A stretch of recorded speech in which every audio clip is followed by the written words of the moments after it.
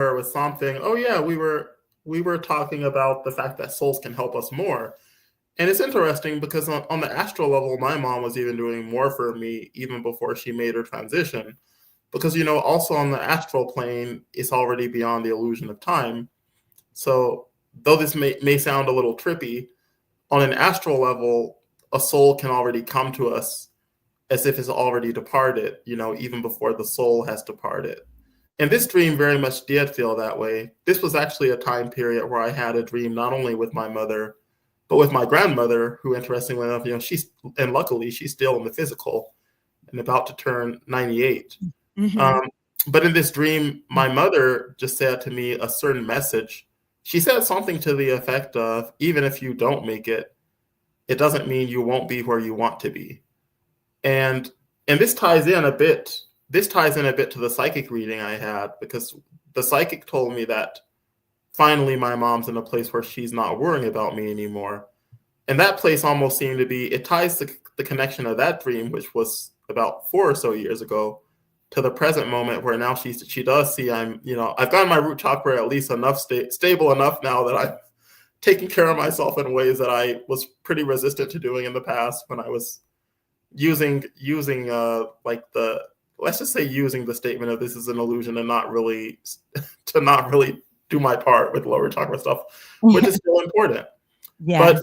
But hearing that from the psychic to me was a sign that message was already coming from her, like almost like more like her higher self. Mm-hmm. And another thing around that really touched my heart is that she said during the reading that she just wanted me to know that my prayers to my spirit guides, for her to be helped from her state of in between to a place of more spirit stability in the spirit world. She said that she wanted me to know that the prayers had worked, and that my spirit team had indeed helped her to now be in a place of more stability and unconditional love. Wow. Wow. That had to bring you a lot of peace. It did, and it's helped me to bring forgiveness too. It's helped me to Yeah. really to let go of some of the resentments I was even up until that point holding towards her character. And that doesn't mean it's like a fairy tale where I don't have any painful memories still of when she was in the physical, but it's also helping me to distinguish the ego from the higher self in that way. Because actually, one thing that even came to me as I was driving and listening to you talk about Neville Goddard, even Neville Goddard had his ego side. Yeah. According to tales, supposedly it was actually complications from drinking, and he was known to have quite a drinking habit that led to his death. Maybe he had an aneurysm while intoxicated or something. And so with that, it just brings it to mind, that there was Neville Goddard the ego, and there was Neville Goddard the Christ. Yeah. In the same way that, that there's myself on an ego level and there's myself on a Christ level, just as there is with everyone, and as is the case with my mom. So I have a newfound appreciation for the Christ in my mom. And it's also interesting because a lot of my spirit team these days, are the ascended masters, such as Yogananda, Jesus also, and also just the lineage of Yogananda's, of gurus, the gurus who came before him, known as the Param gurus. Yeah. And it's interesting because for a while in my dreams, I could kind of see resistance from my mom. There was even a dream I remember of her being like, well, why are you following these Indian ascendant masters, kind of thing. She didn't even refer to them as ascendant masters. I don't think she even gave them that much respect. But it was like, well, why are you following these Indian teachers, essentially? I'm sorry, go on. But it's interesting because with the gradual process, and they've also assured me in several dreams that my family's already taken care of. I've had several dreams where various gurus of the Yogananda's lineage actually will assure me that my sisters are also already taken care of.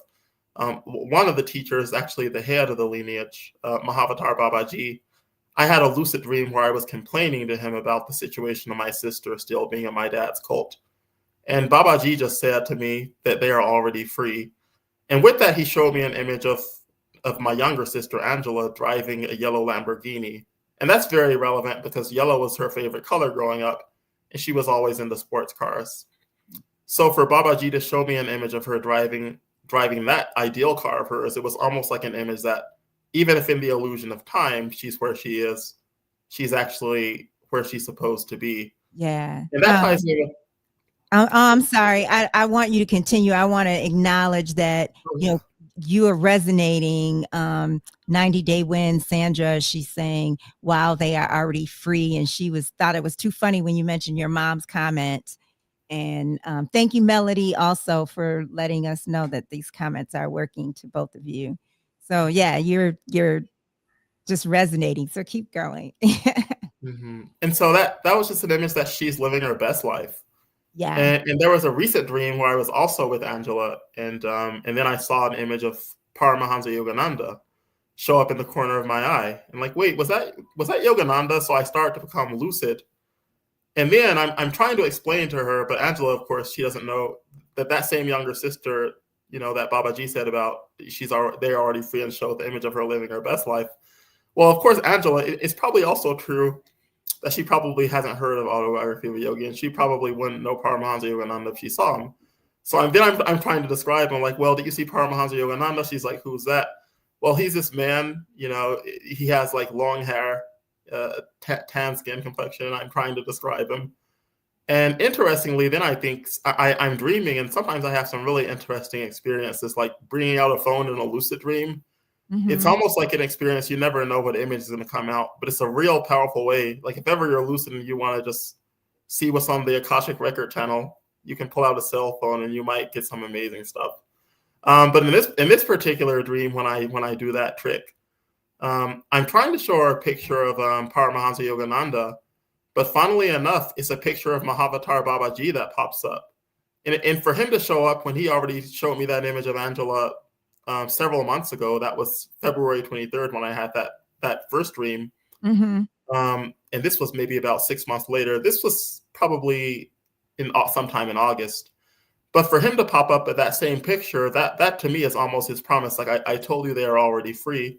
And to me, that's also just a promise that all the gurus are just really looking after my family. And so for me to even hear in the psychic reading when I didn't even ask about it, and for the psychic to just very accurately say, we just want you to know that your prayers really got through to her. Yeah, it's really reassuring to know that I'm so supported by the spirit world, and not just me, but my family too. Yeah, yeah. And when you're her driving the Lamborghini, that's not in a parallel universe, or it could be, or it could be a parallel universe too, because in a parallel, because in my siblings also very much are astral travelers. Yeah, there's this other book. It's called Reality Transurfing.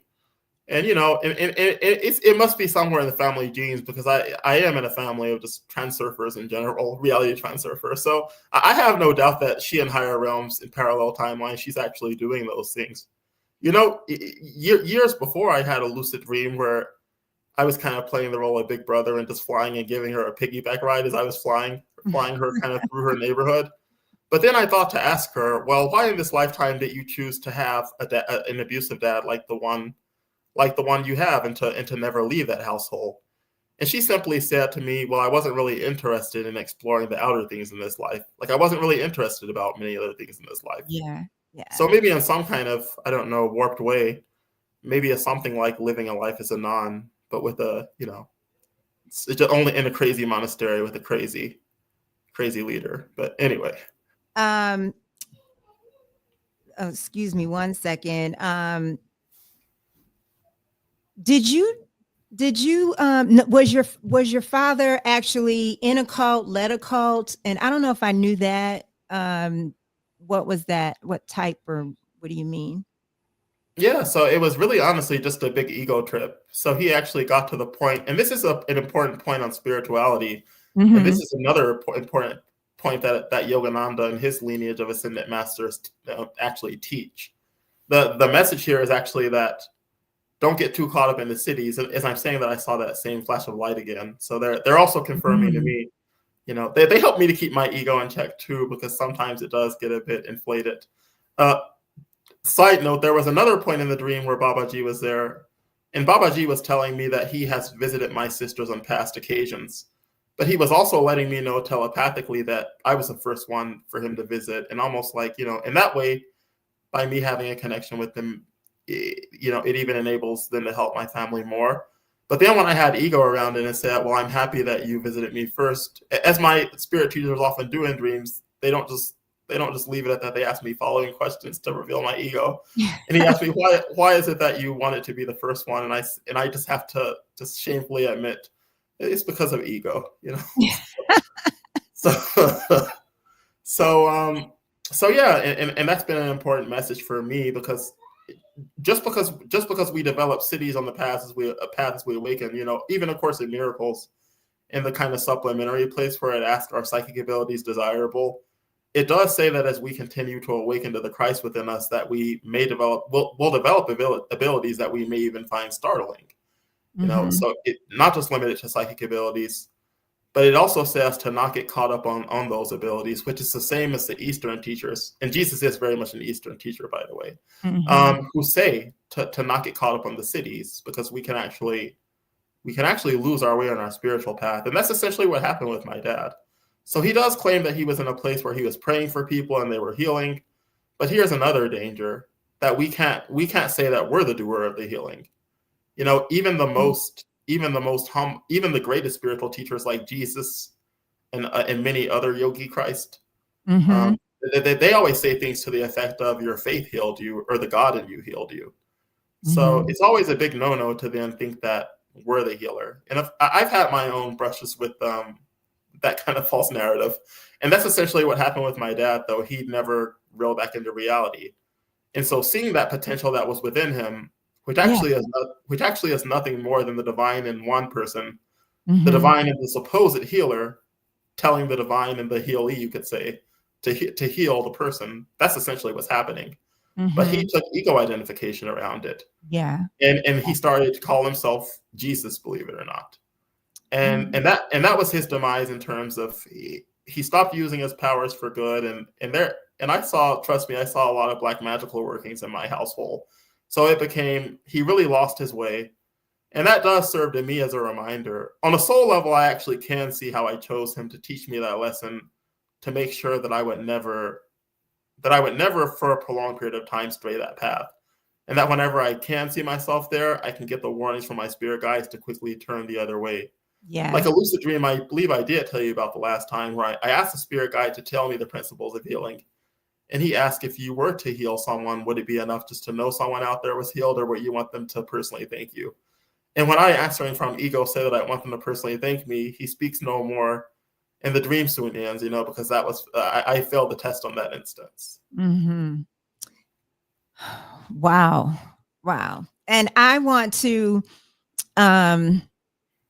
what do you think, in terms of, since I have you here, I want to really ask you more about before we go into your spiritual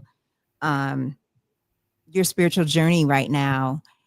What do you think goes on a parallel plane? Like, what do you imagine? Like, what does that look like for you in your thoughts? For me, it looks like things are already done. It's almost like, the things that we've already prayed for are already given. Already done. The seeking that we've put so much work into has already been done. When I touch into my spirit team in that way, it's almost this celebratory audience, where I can see them kind of cheering me and every sincere seeker on the path. Like it almost kind of reverberates, like every time you've fallen, but you've always gone back up. And perfection was never demanded of you, only that you kept the sincerity and the willingness to keep trying. And the best way that I can put it is just that it's already done. The path is already accomplished. And, for old souls, also just almost like even like celebrating our reunification with the divine. And like you said, being at that place where we don't have to come back anymore, which is really something to celebrate. 90-day win, Sandra. It's already done. Powerful.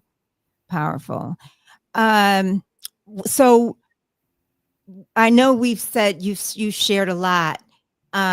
What would you say that you came here to do, in this form, as you, James Sims? What do you think God has called you to do? It's interesting because in large part it's to be of service. It's definitely to be of service. And it's also to work out some of my remaining kinks around ego identity, right? It isn't a coincidence that I chose to have a birthday September 16th. That was just a day before my dad's birthday, September 17th.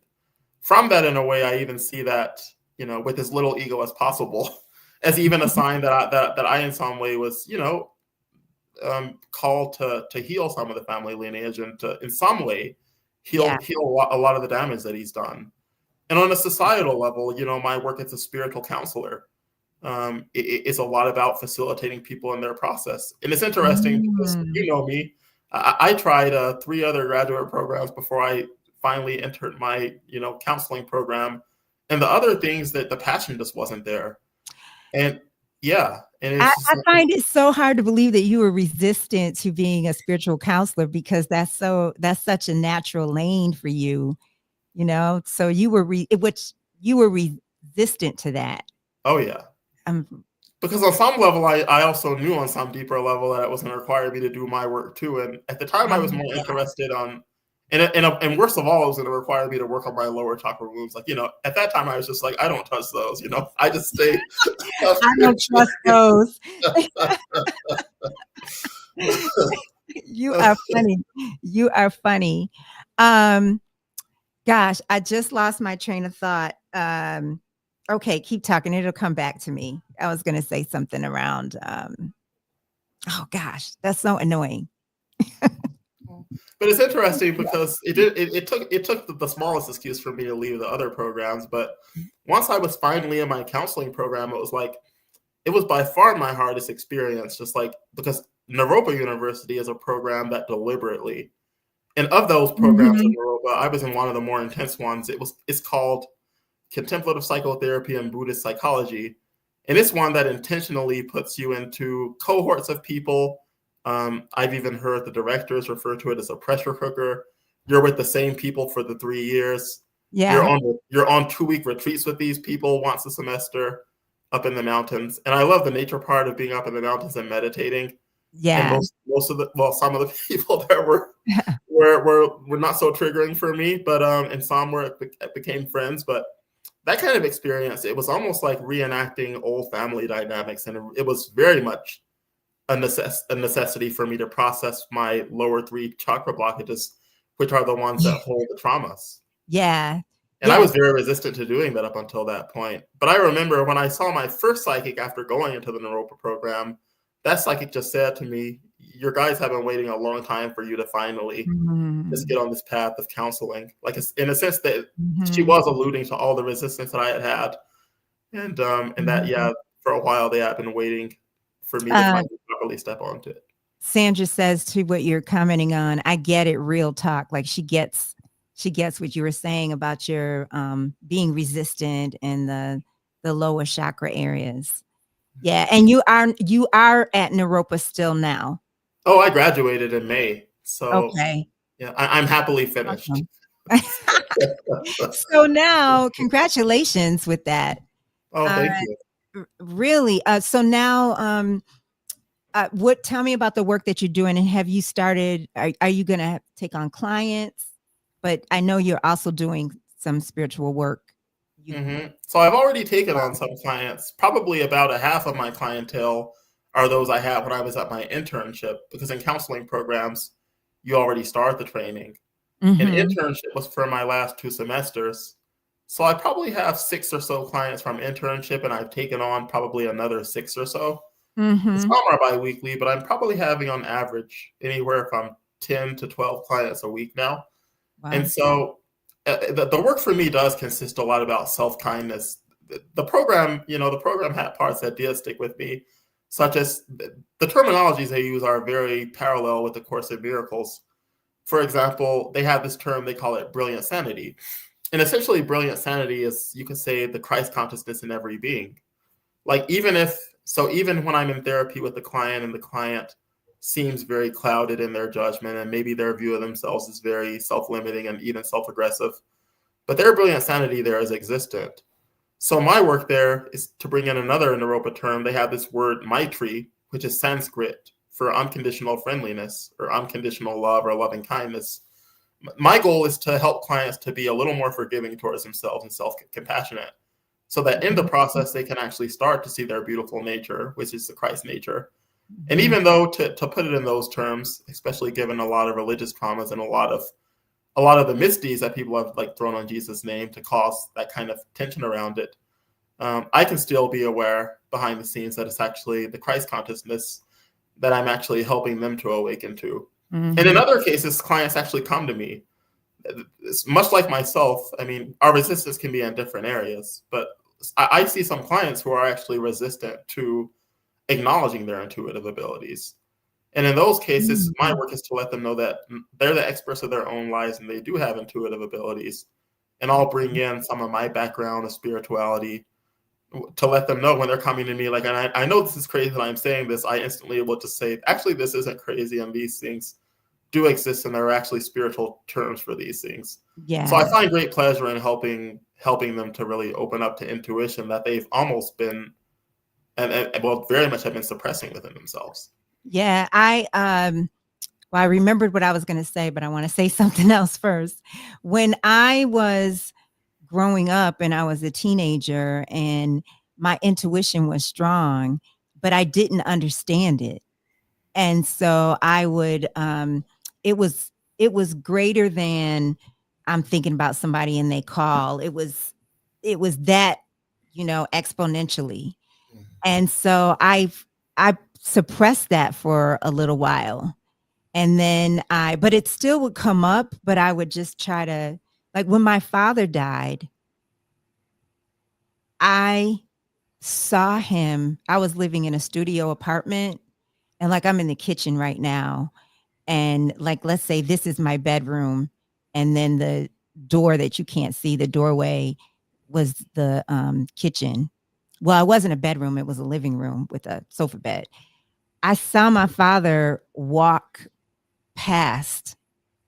It was, the TV was on, but all the other lights were out. And I saw him walk past, but I just knew that I felt weird. I felt so weird. And what is weird?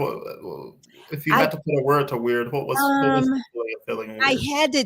I had on a nightgown that I needed to take off. And I didn't know why. I just felt really weird. I wanted to take off my nightgown. Now that I'm saying that, maybe it was like to be an infant or something. Maybe it relates to infancy in some way. But then there was a knock at my door, and it was a close girlfriend. And my mother had called her to tell her, that my father passed, and she didn't want me to be alone when I got the news. Oh. And actually, I had talked to my father earlier that day, him and my mom, and there was a snowstorm. I was living here at that time, and I'm 21, and he was getting on me because I had no food, and there was a snowstorm here, or ice storm, and I had ordered like a steak sandwich, and I'm like, well, I got my food, but he was getting on my case. And so I'm a person that stays up late at night, and I probably turned off the light, like even though the TV was on, I was going to sleep early that night because I was just like mad and couldn't focus because, he just was annoying me with getting on me. And then like I said, my girlfriend came over and she didn't tell me that he'd passed. She was just like, oh, I needed to come over. She made it up about something about her roommate. And then my mom calls. And then, so she's there as my mother's telling me. And then what he had on when I saw him walk past was what he died in. And so that was really bizarre, I mean, it was just really, really interesting. And so things would happen. And then, but I was probably in my 30s before I started becoming willing to accept, different intuitive abilities. Not that I can do anything with them, but, just being aware and alert, to these things. And then they can come up in different ways. It can come up with an instinct, or it can come up with do this, do this now, so it's interesting. Mm-hmm.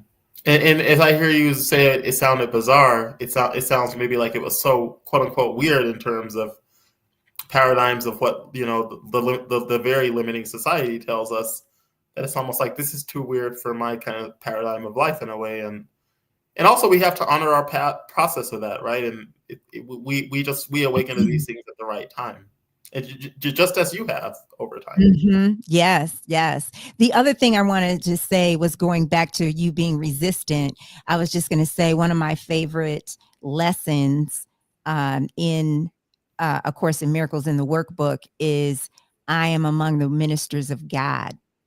And I love that lesson. And it talks about how, we, as you know this already, but, that we have to learn the thing first. We have Mm-hmm. to learn that thing.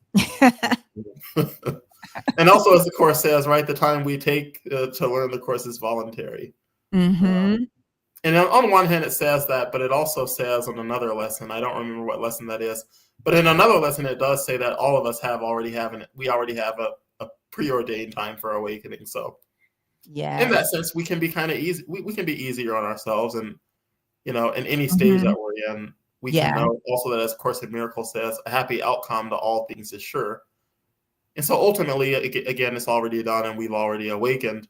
But in that process, we will come up against some curriculum. And like you said, we can't teach it to others if we haven't yet learned it.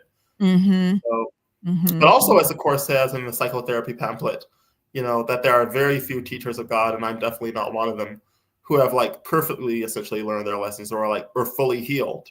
And I think it even goes on to say if they were fully healed, they probably wouldn't even be here, essentially. Yeah. That's, So oh, no, you go on. I won't forget. You go. So the Holy Spirit also uses my wounds in my work, because the Holy Spirit deliberately sends me clients who are healing from things that parallel with my process, right? And even if I've given a lot of awareness and attention to it, it's still, a lot of those things still aren't fully healed in me.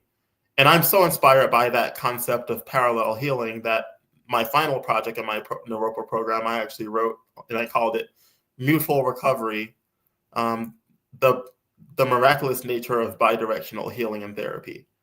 Because I've been able to experience within myself healing that happens for me as I'm witnessing it as in my clients. Yes. And I think, that says it all. I was trying to put that into words with when I was talking with Fran earlier, Perez, because I think that is the ultimate that and that's what I love about this podcast is that, for me, in talking about this stuff, I get healed, and I love talking about God and spirituality and all of that. And so it stretches and grows me, and it doesn't mean I agree with everything, but it helps us to see ourselves and discern, our own truth as we're connecting. Yeah. Yeah. Gosh, short-term memory this time of night.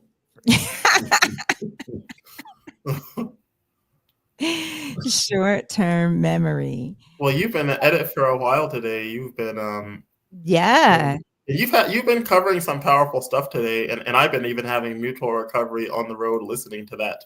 Really? I can't remember which of your friends it is who's a coach, a spiritual coach you met at a place. What's her name?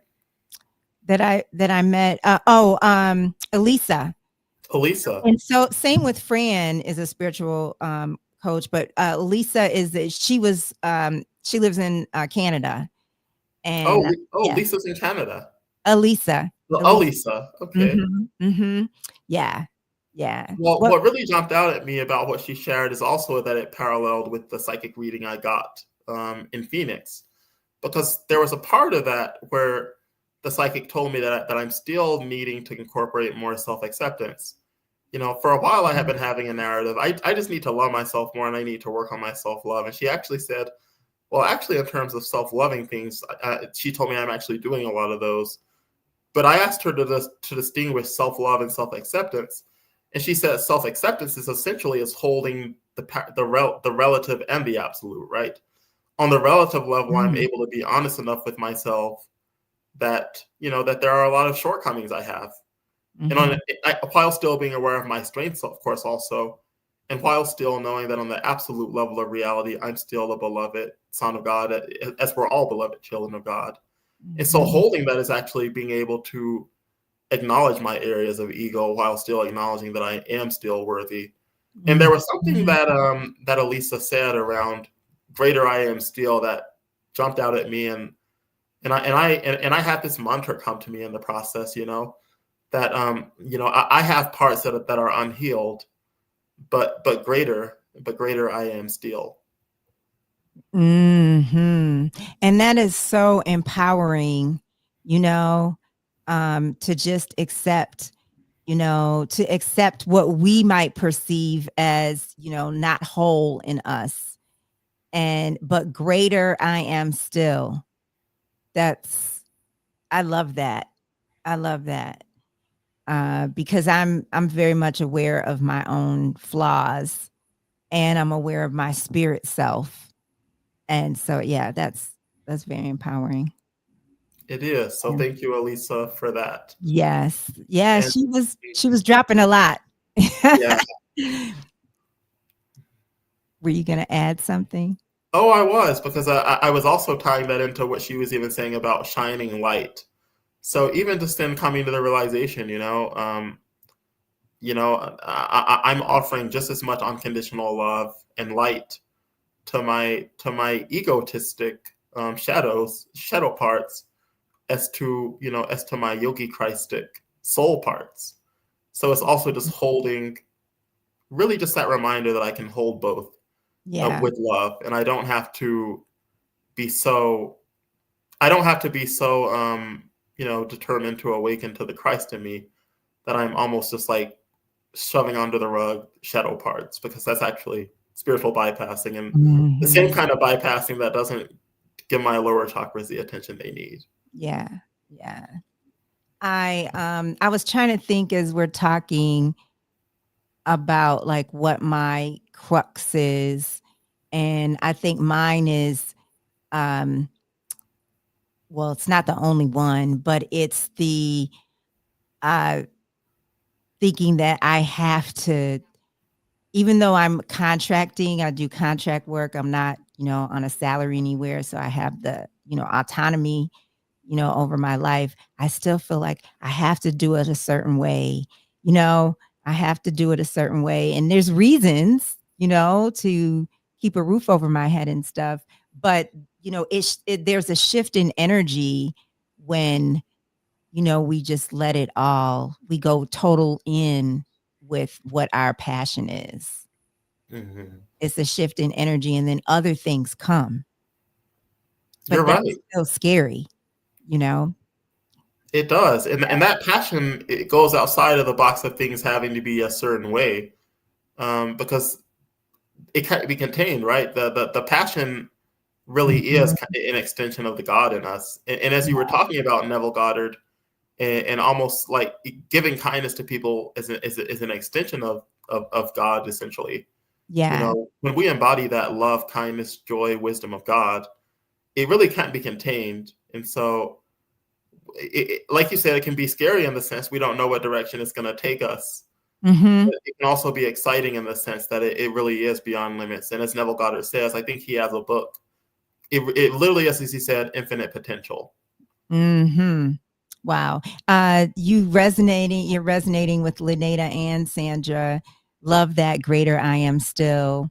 Lynetta says, and then Sandra says the same, greater I am still. That is, it's empowering and comforting.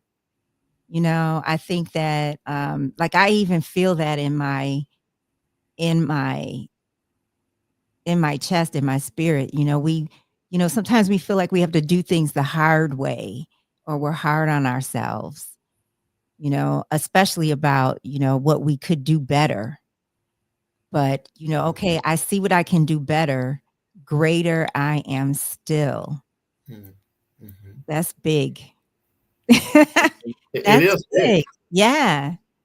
I'm really grateful to have been taught that lesson today, and it Mhm. is big, right? Yeah. And that actually is how the healing happens too. And it's funny, right? Because the things that I can teach to clients, I still can very much struggle with, which is a sign Yeah. that the curriculum they provide me is just as much for me as for them. But it is interesting, right? Because often to my clients, I will say that actually beating up on the parts that they want to change, actually, rather than making them go away, in the same way that yelling at a baby doesn't stop it from crying, yelling at that part and beating that part up, it just really actually more so keeps me in a shame spiral where I go to that very behavior even more. So it's almost like Mhm. it really is coming to the realization to really give love to myself. And there's this Mhm. quote from another spiritual book that I really like called The Law of One. And there's a quote in the book that goes, love yourself, accept yourself, become the creator. And so, well, it's Mhm. actually know yourself, accept yourself, become the creator. But with that, I also feel that love is another word there that isn't quite mentioned, because to know the self is knowing myself on both the relative level, where I do have seeming shortcomings, the absolute level, where we're all perfect. Yeah. But then accepting myself, right? I can accept Mhm. myself as both the divinity that I am, but also accepting, my lower level Mhm. ego traits too. Lower And level what? the lower level ego traits. Mhm. And by knowing and accepting both, when they say become the creator, I almost equate that to meaning actually remember ourselves as the creator that we've always been, because Absolutely. we're all parts of the creator. And Yeah. that's what essentially happens. And that's even why Jesus says in the Bible, right? To some of the people he heals, do you want to be made whole again? Why would he say, do you want to be made whole again? Because we already are whole, but we've forgotten. So in that Mhm. process of being whole again, and so to speak, becoming the creator, we're simply remembering that Yes. we've actually always been one with God and forever will be one with God. Yes. Wow. I have a question for you. I could talk to you forever, and I have someone else coming on in 15 minutes. I want to add before I say what I was going to say that Khalil Gibran, I was talking about him earlier and how much, um, for me, when I first discovered him, I mean, it may sound, crazy or odd to people, but I thought, I didn't think, I wondered, is this Jesus? Like, did Jesus come back as Khalil Gibran? Because, he was so his readings are so powerful, and reading about his life and, hearing his words. And he died of cirrhosis of the liver. You were Mm. mentioning what you thought about Neville Goddard, Mhm. and, just Mhm. speaking to, the humanness of people, so yeah, they can be, um, on a high level, but we're also, in this human form. Yeah. It's true. And it's also even like I've heard a lot of Eastern teachers say, well, essentially the body has to go some kind of way. And it does help me to have compassion for my parts, compassion for those ego parts of others. Um, Mhm. because even awakened souls are prone to making mistakes from time to time. Yeah. And so knowing that, it really helps me to be more compassionate to myself and to others. Wow. Well, let me ask you this. I need to, I'm wondering if you wanna stay on. I actually need to take my dog outside before my, uh, next guest, but I was wondering if you wanna stay on, and talk about, more of what you're talking about with the people who are on for the next few minutes. Sure, yeah. Um, Well, okay. I'll see what comes through. Okay, so Yes. Yeah. I'm gonna let me see if I can take myself off the stage for a second, so it might just show you. Um, I don't know if I want to do that and mess something up. Oh, you don't have to. No Yeah, need to run the risk, right? We don't wanna lose the, don't want to lose system that. again. Yeah. Yeah. So okay, so I'll be back in a few minutes and Okay. see what comes through. Well, I'll Thank you, just yeah. James. Mhm. Oh, yeah, you're welcome. And so, yeah, so if there's any message to you, the viewers, I'd like to get through, just like I tell my clients and like I have to tell myself, is to remember to have that self-kindness. Because there is something within ourselves that's so much greater than we can imagine. If we knew that, our whole life would change. And this is actually something that came through for me in one of my plant medicine journeys that I was doing with some of my friends recently. in an intentional setting. The message came through from some higher spirit team referring to itself as the Universal Love Collective. And it said, if only you loved yourself a fifth as much as we loved you, your whole illusion, your whole world, your whole universe would shift in an instant. And so self-love really here is the key. We all in this society, we already have enough people, right, pointing out errors. And yes, it's good for us to be aware of our relative shortcomings. But above all else, we really need to give ourselves love, not from a narcissistic place, which is actually not self-love, but that's actually what I call a pseudo love, that's overcompensation, but from an actual place of really seeing that perfect divinity in ourselves. And another thing that came through in one of those plant medicine journeys was some sense of self-shame, right? Of having shame around, acknowledging the great I am that's within all of us. And at that point in time, a message came through that essentially, Jesus actually did really love himself. And one of the reasons Jesus had so much miraculous love to give to others is, even as he said, my cup runneth over. So because his cup ran over with so much self-love and the love for what he knew was within himself, he knew that same very God to be within everyone else. So he was actually seeing everyone as a perfect spirit. And so by making people whole again, or helping them to remember, I should say, to help make themselves whole again, he was simply reminding them of the beauty that he already saw in them and that they had forgotten in themselves. And this also reminds me of a story that I really like, an autobiography of a yogi. That there's a story of Paramahansa Yogananda's guru's guru. So Yogananda's guru's guru, Lahiri Mahasaya, there was a story where a blind man came to him to heal him. And he first, the blind man came to him and said, will you heal me? And Lahiri Mahasaya said, well, I can't heal you, so just total humility. And then the blind man reframed it, well, I pray to the God in you to heal me. And he said, that indeed can be done. But interestingly, it was still really the God in the blind person himself that healed him. And he gave him a prescription of a certain number of chants to say a day. And it was still, again, it was really the person's faith who healed himself.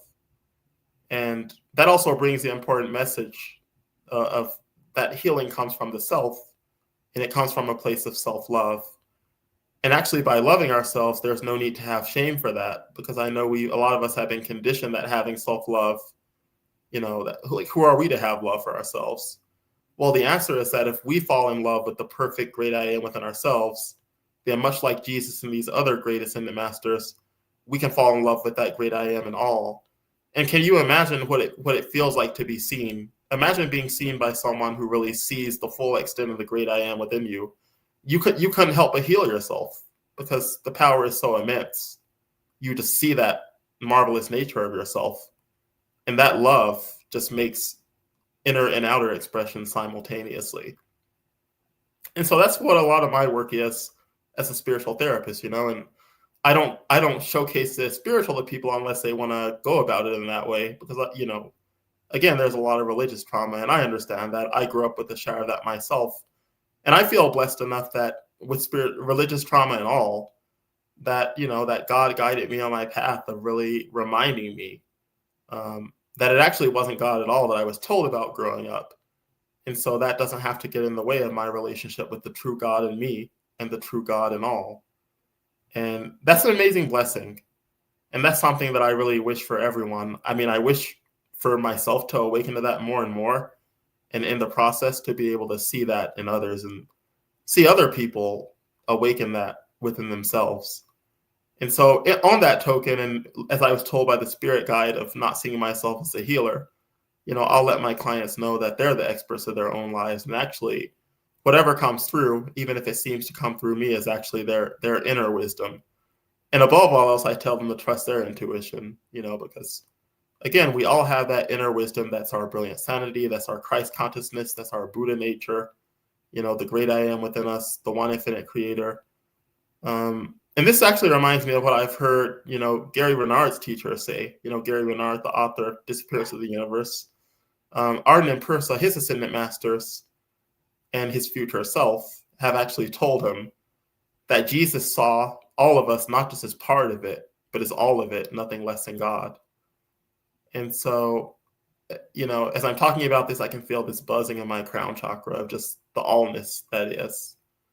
And another message that's coming through to me is to forgive ourselves when we forget. Like, the crown chakra, yes, it does. It can be our reminder of our full potential. And also, again, this is a veiled illusion. So it's a given that there are times that we're not going to see that great divinity, but it doesn't mean it's not there. And it doesn't mean we should beat ourselves up when we forget either. Something about this 3D earth plane is that it really is a game where we come here to not be lucid all the time, but by being kind and compassionate towards ourselves, we can be gradually lucid more of the time. And so in that process of increased lucidity, we get up from our mistakes and from our falls maybe a little more quickly, until one day, we're emanating that love more and more of the time and still forgiving ourselves when we make mistakes along the way. Another story I really like from Autobiography of a Yogi is one where Yogananda's teacher, Swami Sri Yukteswar, where he essentially talks to Yogananda's dad about some of the mistakes that he'd been making in the ashram. And when Yogananda comes to his guru and saying, was it just that you were telling my dad these things about me and in a way that was actually critical? His guru is actually humble enough to look shamefully towards the ground, and he just says, almost like a scalded child in a way. He says it won't happen again. And Yogananda really makes a special point to talk about that in the book, just to give voice to the humility of his teacher, which is ultimately the same humility that Yogananda embodied, the same humility that Jesus embodied. So isn't it something that the most humble of teachers are also the ones who have been the greatest healers? It's not the people who go around saying I'm all that who are actually the ones who are affecting the greatest healing. It's actually those who are aware of what's in them, not as something that's separate, but it's that same universal spirit that's within all of us. And it's that level of humility that actually affects the greatest change, both inwardly and outwardly. James, clients must trust their own intuition. The realization of the true God in me. Yeah, they're speaking to what you were sharing. My goodness. My goodness. What time is it where you are, James? Where I am, it's 9:56. Okay, yeah. So it's mountain time. I'm back in the mountain time zone. Right. Just in case you want to come back on later. Maybe I will. Actually, I was thinking about that. I was kind of hoping you'd give me the invite. I might take you up on that offer. I actually would like to, maybe bring in some prayerful meditative time, because I do like to say a lot of prayers. Oh, and and around the thing, the prayers that I start off with often in the morning, I skipped it this morning and just kind of got on the road. But another thing the psychic said, she said the times when I do come in prayer to my ascended masters in spirit team, she said that's the time that my mom is most with me. And so I would like to have some maybe later time, if I'm still up, of honoring the spirits around us, of just calling in that love, and knowing that when that love is called in, it does give love to all. Yeah. The transcendental meditators have done studies, and in their studies, they found that if even the square root of 1% of the population of a city, if they focus on meditating on loving kindness and just intending for there to be healing, that they've actually found a reduction in violence and other incidents, and just accidents, Yes. crimes. They found a reduction by 16%. And then in those studies, when in the following year, when they'd have in the control experiment that people would not send that same kind of intention, the rates would go back to their previous state. Yeah. So if there's also a message I want to relay, and I know we're getting close to time, it's also don't even doubt for a second that when you will for someone to be well, or when you will for there to be healing, and I know out there right now there are so many temptations to think that we're not affecting change. I say be sure without a shadow of a doubt that we will faith We will faith, and faith will prevail. For beyond the illusion of time, faith already has. Yes, yes. And I'm saying yes, yes, and Sandra's saying yes, yes. So I don't know, like maybe around 1 a.m. your time, if that's not too late for you, or 12:30 your time. I'm up for it. Let's do it. Let's do 1 o'clock, Okay. and 1's good too, because that way we'll hit the 1 too. Okay. So 1 a.m. 1 a.m. for you is 3 a.m. for me, right? Oh, let's do it. Okay. Perfect. So you can use the same link. And Okay. I'm so looking forward to it. And thank you so much. Looking forward to it. It's such a blessing that we've, in my life, and that we've reconnected. Oh, such a blessing. This time we'll stay in touch. And I also want to say, to you, Adrian, and the audience, I bow to the divinity in all of you, and just we do the pray same. that you feel the full expansion of that joy in you. We do the same. And Sandra says she's got to set her alarm. Thank you. Please do, Sandra. All right, James, we'll see you soon. See you soon, Adrian. Thank you so much. All right, I love you. Bye-bye. I love you. Bye. Hi, Nikki. Hi, hello everyone. How are you? And she is in Thailand. Yes, beautiful, beautiful Thailand. I still can't believe it. Yes, and I had to mention, because it's daytime. I think we can see the daylight seeping through. Oh, yes. Sandra says, "Hello, Miss Nikki. What time is it on Saturday where you are?" Right? It is 11 a.m. right here from beautiful Pattaya, Thailand. Wow. She said, "Can I come visit Miss Nikki?" Absolutely. The energy here is so tranquil and peaceful. So if you want to have, like, just once your feet touch the ground and you're landing here in Thailand, you will feel the energy and the frequency. You automatically shift. Wow. And you lived in Atlanta. So she's in Atlanta as well. So yes, Atlanta, Thailand. Yes. So where to start? Would you mind? How are you doing today? How are you vibrating today? Today I'm feeling good, even though this eclipse season is eclipsing. Yes. Things are coming up, but this is a powerful time, because this is also a portal to shift.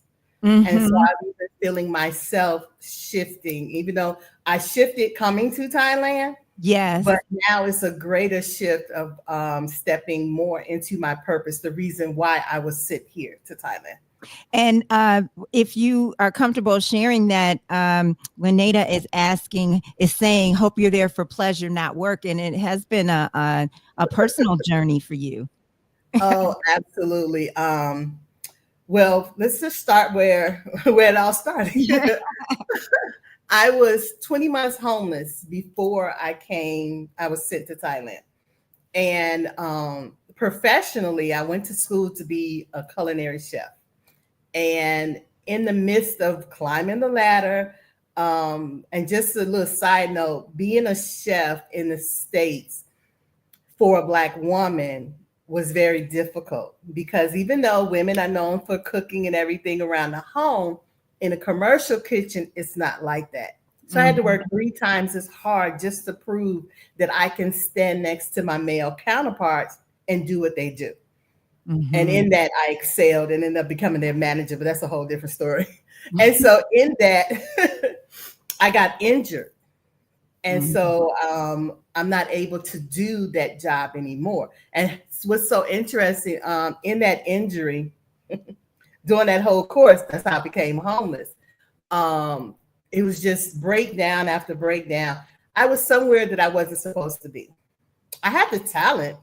I cook with love. And so, but that wasn't my mission. That wasn't my career. And, how long were you in that? How long were you? 20 years. And so it was a growth. Yes, it was. It taught me a lot about me, my boundaries, my strengths, and everything. But it was a struggle as well. And so when I finally got to the pinnacle of becoming an executive chef of a restaurant, running it and designing recipes and doing all these things, I get injured. And so it's like I finally get to where I want to be, that I worked so hard for. And I felt for a moment that it was being taken away from me. But Source had a whole different, he was like, okay, Missy, you're not listening, so I'm going to make you listen. And so in that whole process, not having an income, being denied unemployment, losing my apartment, losing my car, ending up on my daughter's couch, I'm like, how the hell did I get here? And Source started speaking to me and bringing up things that I needed to heal. I knew for a long time, ever since I was a child, that I was spiritually connected. My first guide was Ascended Master Yeshua. And he taught me about the church. He taught me about ins and out. I was an ordained minister, all of that. But I got to see behind the veil and behind the curtains. He led me to see what was truth and what wasn't. And so, yeah, but I also was living my life. And so it wasn't until I actually sat down and was like, all the things that I have done, I didn't feel the joy. I didn't feel connected. I didn't feel any of those things. And so it wasn't until I was sitting on that couch one night and in tears, just asking Source, why am I here? I see all of these things on this side because I'm clairaudient, clairvoyant. I see visions. I hear things. I follow about 85% of the time the instructions and things that I saw. And I'm like, why? Why do I have these things? And it was in that moment of silence that Source started to strip away all the things that I attached myself to. And shadow work ain't no joke, but all I asked for was freedom. I just wanted to be free. And I wanted to be me, all of me, whatever that was. I wanted to be all of me. And so my higher self, I call her Big Nikki. So Big Nikki guided me. And she's funny because she's a no nonsense. I'm not going to let you, lie to yourself. I'm not going to be delusional. And there was a lot of other ascended masters that came in and that did the same thing. Kali Ma, she don't play. She wouldn't let me lie to myself. She wouldn't let me be delusional. She let me see my where I was hiding things, where I was manipulating even myself, and had me face them.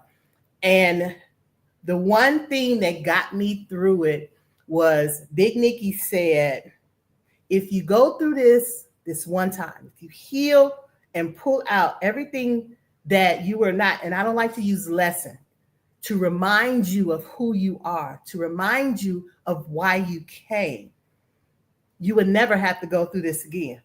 I said, say what? I don't have to go through this again. I don't have to feel this pain again. Okay, let's get to work. Yeah. And that's when I really got to work, got to the core of my pain, got to the core of my abandonment issues, not believing in myself. My boundaries was crap. I had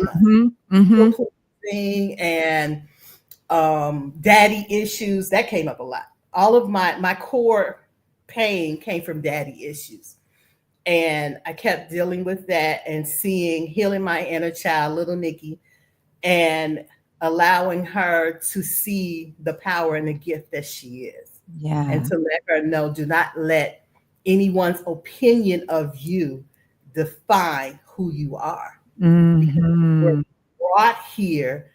You had a soul contract that got everything that you have within you already. So don't let anyone put a mask over your eyes that you can't see it, because they see it. Melody says, come on, Big Nikki. Love you.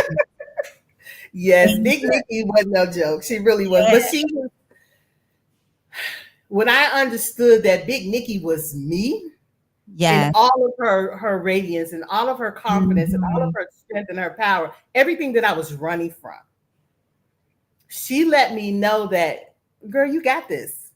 I've Mhm. been where you are right now. Just take my hand and let me guide Mhm. you. Yeah. Yes, Mm. Big Nikki. Sandra says 90 Day Wins. Yeah.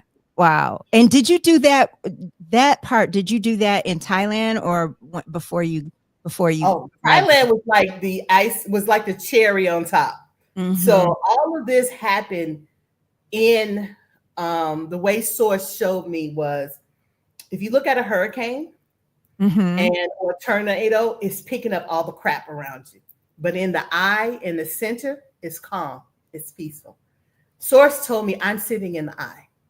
So even though chaos was going around me, I'm getting denied assistance. I'm, no roof over my head, confusion of like, where am I going to be? What am I going to do? Because this is not me. I'd Yeah. never been in that position before. I had never Mhm. been without the ability to make money. And so it's like, why am I being denied? Why are closed doors all around me? And Source was telling me, you're sitting in this eye of the storm. But if you notice, all that stuff that's going on around you, it's not touching you. I'm like, yeah, Mhm. you're right. I still Mhm. got to eat every night. I Yeah. had a place to lay my head. I wasn't sitting outside with the rain on me. So I was like, okay. And Source told me the only thing that I needed to do was picture what I wanted to experience and how I wanted to feel. That was it. Not how Mhm. it's going to happen, not, what I need to do, because I can make businesses. I create Already businesses done. like that. Yeah. It's Yeah. like, no, just sit there, feel. And in that source, because I wanted to move to Bali, to be quite honest. I'm a You water wanted to baby. move to Bali. Yes. And Source said, baby girl, you going to Thailand. I'm like, Thailand? I know nothing about Thailand. Nothing. I've never been here. So YouTube became my friend because being visual, I wanted to Yeah. see, where am I going?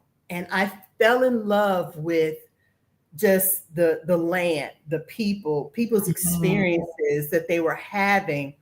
And then I started envisioning me. So when people were showing like the islands, because there's so many islands right off the coast, going to the islands and having fun, I envisioned myself walking with them on that beach, Mhm. touching that sand, the water, going into the water, snorkeling, and all of those things. And the more I did that, and the more I felt like, oh my goodness, I literally felt the sun on my face. I felt the wind blowing. Leneda's asking if you can break down what source is because she missed you. She share what source means for you, who source is for you. Oh, source is the all, be all, the was, the is, and to come. Source, God, universe, the creator, higher power, all is the same thing. I use source because it's sources, that's my everything. Anything and everything that I need, I get from source. Mhm. But it's the same as people who use God, who use spirit, Mhm. creator, higher power, the universe. It's all the same. Yeah. It's just what resonates with you. Yeah. Yeah. So I interrupted you and you were talking about walking on the beach and Mhm. just share what you're doing spiritual work, inner work at this Yeah. time and that's taking you to another level. Mhm. Well, it's manifestation. That's one main thing that I manifested literally my way to Thailand, and understanding that manifestation is more than affirmations. Manifestation is more than just sitting down, creating a vision board. It's embodying what you want, becoming the frequency. See, everything vibrates. The law of attraction is just a sub title, if you might say, of the law of vibration. The law, everything vibrates. Thailand has a vibration. And I literally had to get on the vibration of being here, my frequency equaling here. The law of abundance has a frequency. And if you want to be abundant, you have to be on that frequency. And so what manifesting is, and when I said source told me, source guided me through the whole time. God source guided me and said, you have to be on this vibration.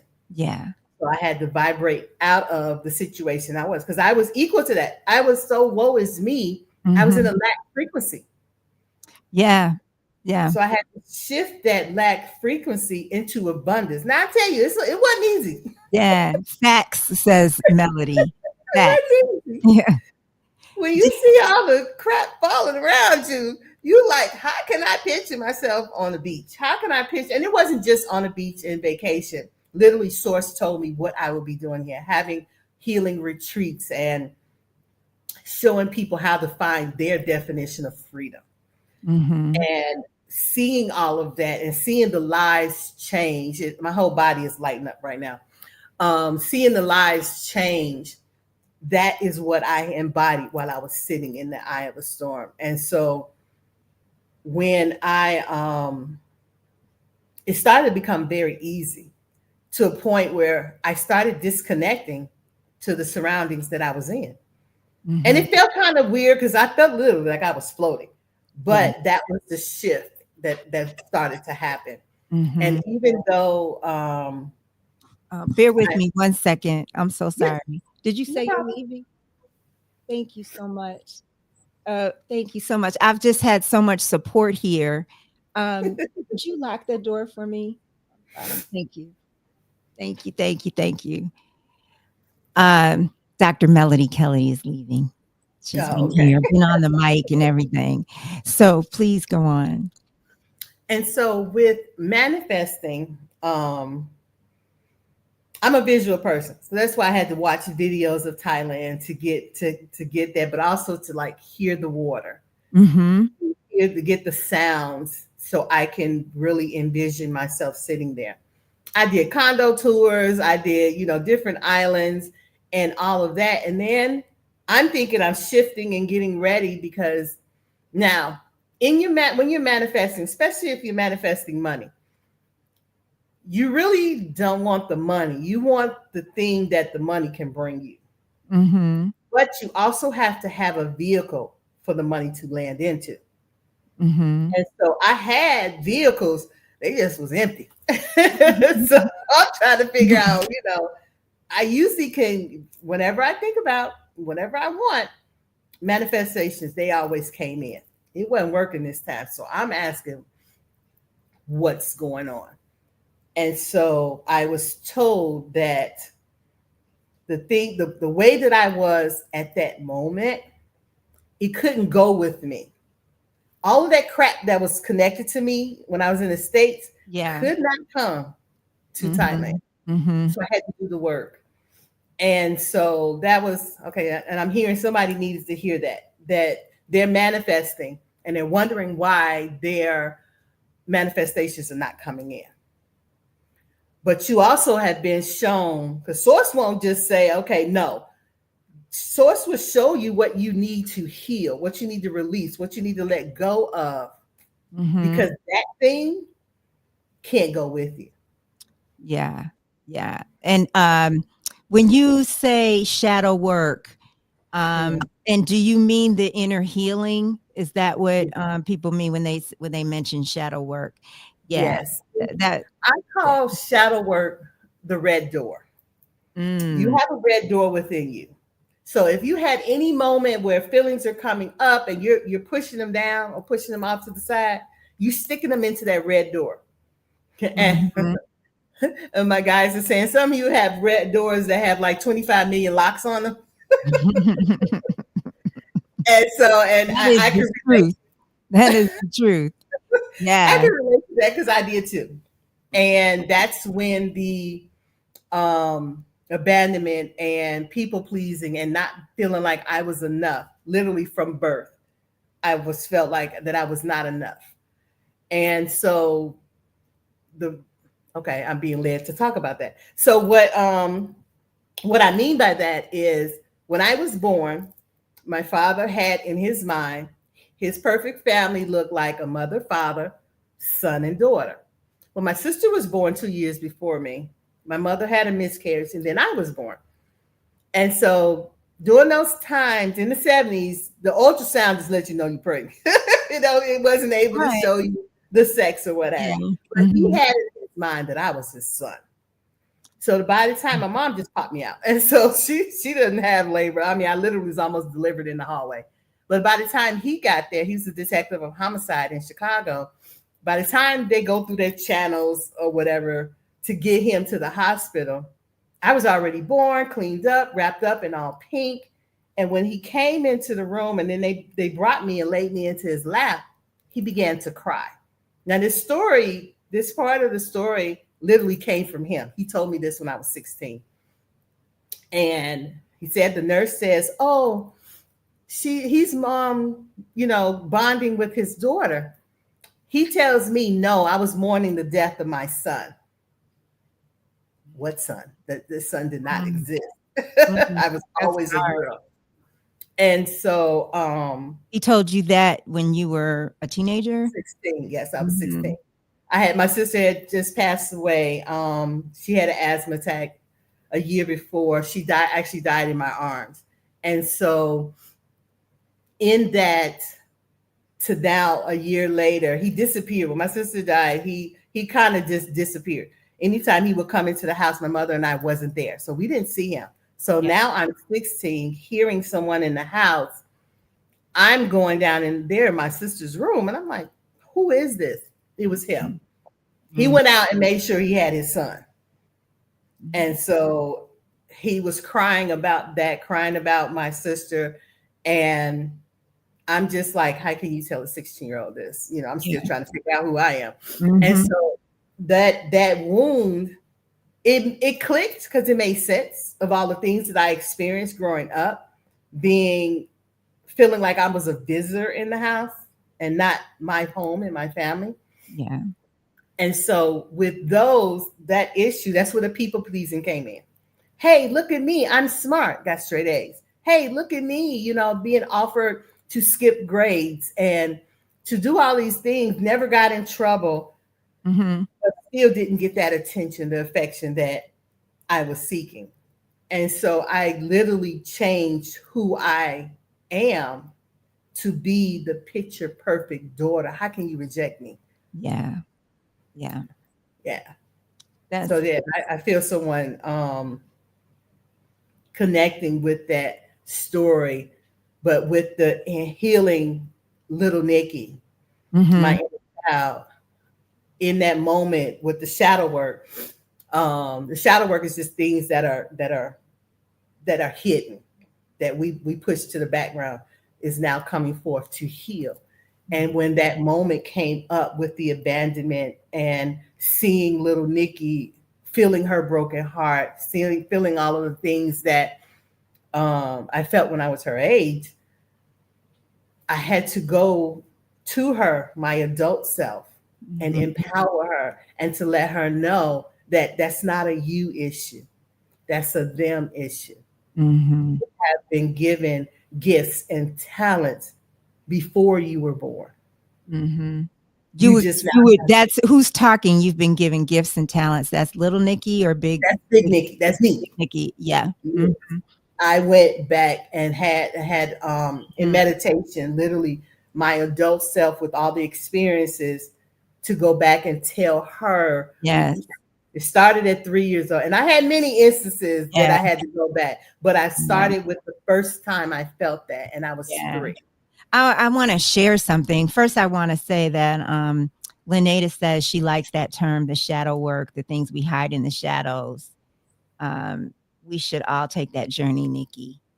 And I was asking you that, and I'm so drawn to that because therapists I've recently been seeing, we did some work a week or so ago, last week, about little Adrian. Like she wanted me tell a story, and she said, who is the audience? And when she was asking me, to tell the story, I was getting confused, because when I hear audience, I'm thinking people, but the audience was little Adrian, and I'm the narrator, the adult me, and so I'm sharing things with her, and it was really um, imparting some healing, because I've often heard of people, connecting with their little self, their younger self, but I was never able to on my own, you know, um, get there to anything, meaningful. And so it was really good. But at the towards the end of our conversation, she had asked me who I was. I think she was asking me about how I was getting my healing, and what I was telling her was that where was I getting my answers from? And I said, little Adrian. And so she said, no, like I'm not, like the adult me is not to put that responsibility on the little me. And it was really insightful as she was, going on about it. And then even when I was thinking about it this week, it was really making so much sense, and that little part of us has so much innocence. Yes. And so just, you just affirmed it. I wanted to be clear about how you were taking it, and you affirmed, and so I just wanted to share that. Yeah. I can walk you through one of my times that I went to because I was confused too when Source brought up the incident that little Nikki had her heart broken and was confused and couldn't understand. Okay, Source is bringing up one when I was 6 years old, and I lived in a split level. So this is it was like a vision that I saw of a scene of what happened. And so in this vision, in the split level, downstairs was like a family room. Some people might call it a den, but you just had a sofa, a TV. My dad's recliner was there. And so my dad is sitting in the recliner, and my sister, who is 8, is sitting on one lap. And I tried to climb in a chair with him to sit on the other lap. He pushes me out the way and tell me there's no room. I'm confused. 6-year-old me is like, what do you mean there's no room? I mean, I was a tiny little thing. So I'm like, I can fit. What are you talking about? And he kind of blocked me climbing into his lap. And so in my confusion, I went and just sat on the stairs and was just trying to figure out what do you mean I can't sit in the lap. And literally I was ignored. And so then I just went upstairs and sat in the kitchen with my mom. And she asked me, what's wrong? And I just said nothing. And so it was that moment where my heart broke and made me feel like I wasn't even good enough to sit in your lap. I mean, and so it was in that moment, Source was showing me that I am enough. That was a him issue. That wasn't a me issue. And then had me to come in and pour into her, to let her know that you are more than enough. You don't let people define who you are.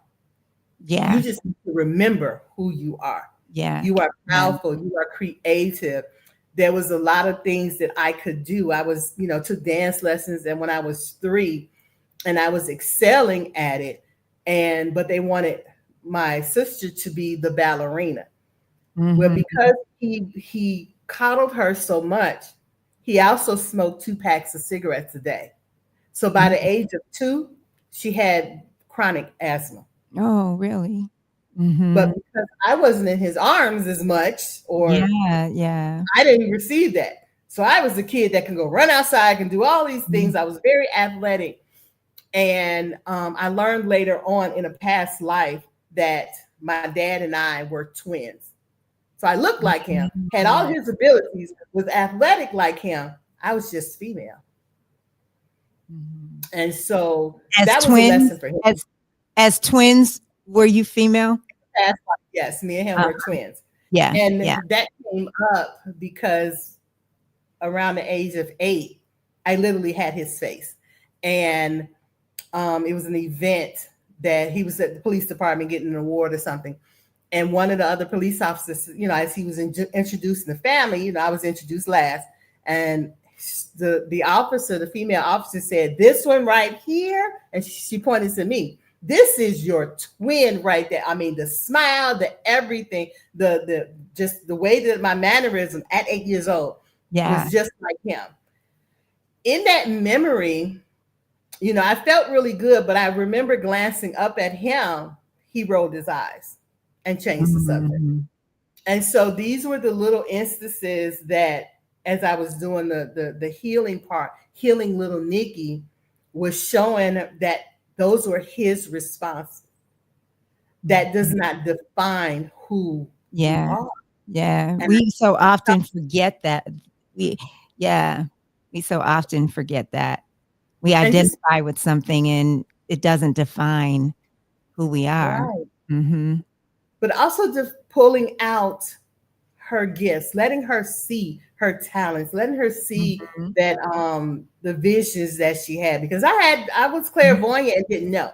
I just had visions. I had a very vivid imagination. I could create things out of thin air and put things together. Very artistic, drawing, and love singing. And so showing her and empowering her of her own gifts and talents. And don't let other people tell you who you are. Just remember who you are. Yeah. Yeah. Wow. This podcast, it's past midnight on in Atlanta on Eastern Standard Time, but it started on my late mom's birthday, and part of it was to honor her, and that was something my nephew Russell says he's jumping in for a few minutes. Part of her thing for me was to say, don't let anybody ever change who you are. And my father would always say, remember who you are, and my mom was like, like I said, don't ever change who you are. So that really resonates. Hey, Russell, I'm glad you're here. This is Nikki, who is in Thailand. She is coming from Thailand. And the theme, everything you're talking about is the theme for our conversation is awakening moments we wake up to a deeper truth. And, that is so much what you've been talking about. Yeah, that was the first question that I asked. Even at 12, my parents never made us go to church. He says, "Hi, Nikki." Hi, sweetie. My parents never made us go to church. So spirituality, it wasn't something that was forced on me. Now, she was made to go to church. My granny bae, my pearly maid, she was like, "You live in this house, you going to church. I don't care what time you thought you came in, you going to church." And so, and even when my granny used to take care of us when my mom was off at work or during the summer, she would go down to the church and at the corner and have like midday service. So I was joined at the hip. I loved my granny. And she's one of my spirit guides now. And so it's like 6 years old, being inside church, listening to the preachers talk about sick and shut in. Well, my sweet little innocent self told Granny, I was like, why people sick and shut in? I thought God was everything. He can't just heal them. Yeah. And my granny just looked at me and she said, "Well, ask him." I was like, "Oh, I can ask God myself." That was it for me. I had all my comments. That was the beginning of my conversation with God, asking anything and everything. And I believe that God will answer me. And I did get my answers. Absolutely. Lynetta wants you to know, she said, it's so sad the experience with your father, but you are such a testimony. Thank you. And it's like soul contract. I'm hearing to talk about that. In my soul contract, I picked my parents. My parents, and that's everyone's soul contract. You picked your parents. And so I'm here like, why would I do that? Okay, so here's the reason why you would do that. It's to activate you. It's to get you to remember who you are. It's to get you to point into the gifts and talents that you were sent here with and what your purpose is while you're here. And so the abandonment and the not feeling enough and to not knowing my worth and people pleasing and all of these things that I need to heal within myself was a blueprint to show other people how to do that. Yeah. Especially women, how to do that. And to guide you back into your divine feminine power. And it's the bigger picture is that the matriarch system, the divine feminine is rising now. Yeah. And you can go ahead. Well, I was going to ask you, how do you see the feminine? Do you see the feminine as allowing, like an allowing spirit? And I'm saying this because I think I've heard, I want to say Michael Beckwith describe it this way recently. Is the masculine more of a fixed power or energy, and is the feminine more of an allowing in a spirit, in the context of what we're talking about? How would you, because you mentioned feminine energy, and I just want to know. Okay, so I'm being shown compare the masculine is the sun, the feminine is the moon. Feminine is what's deeper, what's inside, what's spirit. We can see beyond the veil. We are connected. We create. Whenever you're creating in your feminine. Whenever you take that you created and move it and start working and building and putting it together, that is your masculine. And so that was also something that I needed to be taught. I was in my masculine, but I was in my masculine out of survival mode. So I was always creating either business, making money. What do I need to do to survive? I do not like that word, because you're not here to survive. You're here to thrive. You're here to be in your abundant birthright. Source is the creator of all. And source is within you. So why is it that people feel they don't have that same connection? They don't have the connection to source, who I would call God. Why do people feel they don't have that innate connection? Right. And to feel like that they don't have that, what's the word I'm looking for? That same right to create abundance in their own life.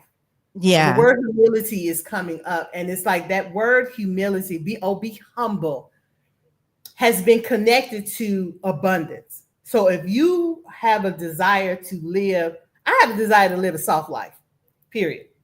I want to do what I want, when I want, how I want, without any restrictions. Right. You know what that's called? Freedom. Absolutely.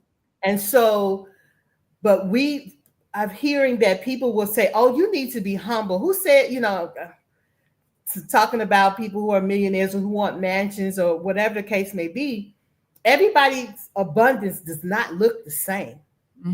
Abundance is not money. So abundance is being able to do what you want, when you want, how you want to do it, right? In peace, in harmony, to have love. There's no lack. There's no feeling like you're not enough. There's no performing. And so that's why being humble, that doesn't equate with me, in that being abundant is your birthright, because you have God, source, the creator within you. You are source. You are a soul that's inside of a body. Your body allows you to be here on earth. Your soul and God sat down and had a conversation, created a contract of what was going to happen when you came down here on earth. Your purpose, your gifts, your talents, everything. Even the moment you were born, the stars were aligned. That energy is Amen, what girl. That's what Lynetta says. Amen, girl. Yeah. you have the power within, and it's the Mhm. programming of the matrix Mhm. that has people believing they're living in lack, scarcity, struggle. Okay, money. Money is a frequency. And she's feminine, has a frequency. So if you think about it, if you're lacking um, money, substance in your life, look at your relationship with money. Mhm. Do you feel like money is hard to get? Mhm. Now, if you take the money out of it and just look at the feminine essence, the feminine consciousness of money, if you feel like she's hard to get, do you think she want to come around that energy? I mean, spirituality Yeah, is yeah. not hard. No, I completely agree. I someone I know, I'm in a spiritual discussion group with, he would say, he had a saying, I forgive money for the way I have used money to hurt me. And that was healing for me, to sit with that. And, I forgive money for the way, and I'm also being accountable. You know, Mm-hmm, I forgive money for the way I have used money to hurt me. mm-hmm. Yeah. Yeah, I had to heal my relationship with money. I never abused her. What I saw, because me and money used to kick it all the time. I had no problems with it.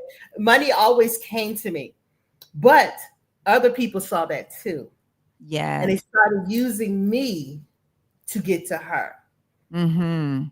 and try to use my gifts and talents to get money to flow to them. Yeah. And when I saw that manipulation, I kind of pushed money to the side because I didn't want Mhm. them to abuse me or, trying to take money from me.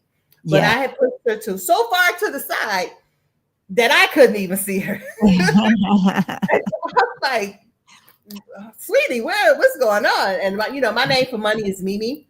So I'm like, Mimi, Mm. we got to have a relationship, and I apologized to her because it was never anything against her.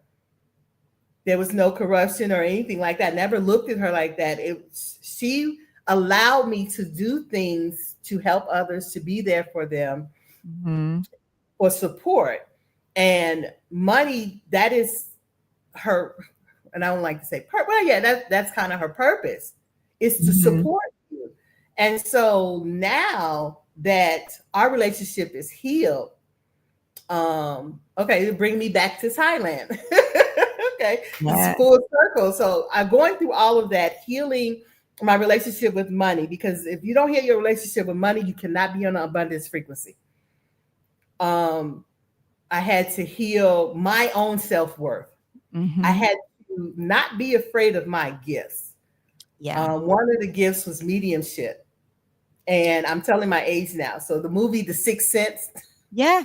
Yeah. I was like, I don't want to be him, because his mediumship was he saw the moment the people passed away and how they Mhm. passed away. And it was always tragic deaths. Yeah. But that was his section. But when I dropped the fear, because fear is false evidence appearing real, it's fake, Mhm. to prevent you from stepping into your power. When I learned that and understood that, I was like, oh, I would never, ever let anyone or anything keep me from what's mine.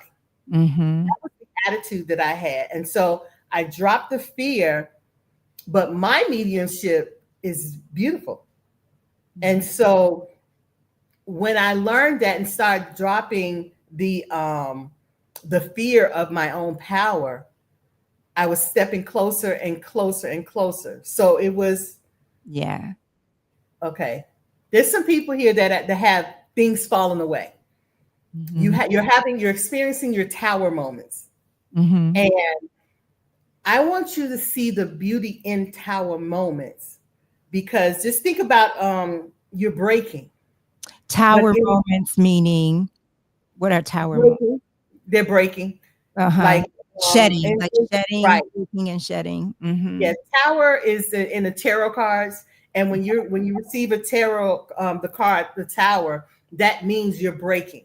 Things are breaking down, Yeah. but it's in the breaking, you get to remove the crap that was stuck to you. Right. That's what Source is doing. It's Yeah. breaking down all the things that weren't yours anyway. So when I realized that all this stuff that's breaking, and I was in the moment of chaos, literally what was in that tornado that I was sitting in was all the crap that wasn't mine. So it was easy for me to release. It ain't mine anyway. It ain't doing nothing but messing me up. So be gone, go away. Yes, yes. And when I got to the moment where there was people too, and the people who assisted me, I was brought into their life to help them heal, to help them, discover who they are, remember who they are, and to help them with some of their shadow work.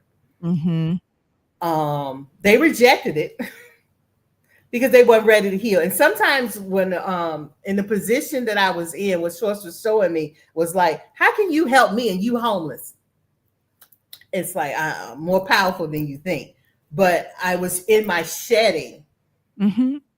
Okay, and so that's what it is. Don't look at the messenger, look at the message. Because they felt the message, but then they judged me of where I was. I was just transitioning into where I was supposed to be. Right. And the messages, they felt it, but then talked themselves out of like, well, what she know? She can't even help herself. They didn't see what was going on the inside. Yeah. What was going on. And in that transition, when I was able to leave the places that I was in, and I stayed living in a hotel a month before I came, was it a month? No, 2 months I stayed into a hotel before I came to Thailand. So in May, June of last year, I'm sorry, May and June of this year, I was living in a hotel. But it was in that moment, everything that I had been waiting for to come in finally flooded in. Yeah. And I asked us, why did it take so long? Because it shouldn't have. I mean, really what I was waiting for had no reason to take so long. And Source told me, if I gave it to you at the time that you thought you needed it, you would have given it away. And I wouldn't have been in Thailand. Were you in Georgia at that time when you were in a hotel? I was in Chicago. You were in Chicago. Yes. Yeah. And what was the opportunity again that opened up? What was it that happened? Was it made me leave from Atlanta to go to Chicago? No, from Chicago to Thailand. What opened up? Well, my settlement for my knee was one. Right. That took 3 years. It shouldn't have. It was a lot of postponement. The lawyer went MIA from the other side. They were getting no answer. So 2-3 months without even just getting a simple answer. And then when they get an answer, then it's 2-3 months just to get a hearing date. And it was just so prolonged. And I'm like, what is going on? Well, Source told me that I had to shift before the money hit my hand. And so that was for someone that's on that. Yeah. If you were giving the manifestations that you're seeking right now, this moment, you would mess it up. You would give it away. Yeah. So take a step back and look at what needs to be healed. Is it relationship with money? Is the people pleasing? Is it that even your self-worth? Because if you got money in your hand and you're feeling, you're not enough, you're going to start giving away the money to people who don't give a crap about you anyway. They're just there to try to get, because they see your power. They're siphoning your energy. And money is energy as well. So if that money hits your hand, they're going to siphon that from you too. And you're going to be back in the lack mentality. So Source will not set you up to make you fall, if that makes sense. So yeah, no, I was just going to ask you, What are you doing in Thailand now in terms of your spiritual path and your spiritual work? Well, first thing, when I landed here in Thailand in July, that I was to have my inner child play. Mm-hmm. So I did a lot of things. I petted a tiger, I rode an elephant, I went out on the water, went on a boat trip, went to visit some islands. And that was to allow little Nikki to play. Yeah. But it was also allow me to calibrate my energy, my frequency to hear. So I got to visit people, okay. So it's for me to talk about how I got my condo. When I got here, even when I was watching all of the condo videos in Chicago, Source asked me, what do you want? That's also a key to your manifestations. If you don't know what you want, you're never going to get it. Mm-hmm. So Source told me to be specific. And so and I'm looking at my view right now. I'm always in awe at it. I'm a water person. And so when I landed, I spent some time in Bangkok. Did you say you're Pisces? Did you tell me that? Yes. Yeah. Pisces sun, Virgo moon, and Taurus rising. Mm-hmm. And so, that's key. Source had me say that because that's key. So I guess I'm going to come back around to that. But in Bangkok, picture New York and Chicago on steroids. Bangkok is beautiful. If you are a city person, yeah, Bangkok is beautiful and you will love it. Mm-hmm. I needed to see water.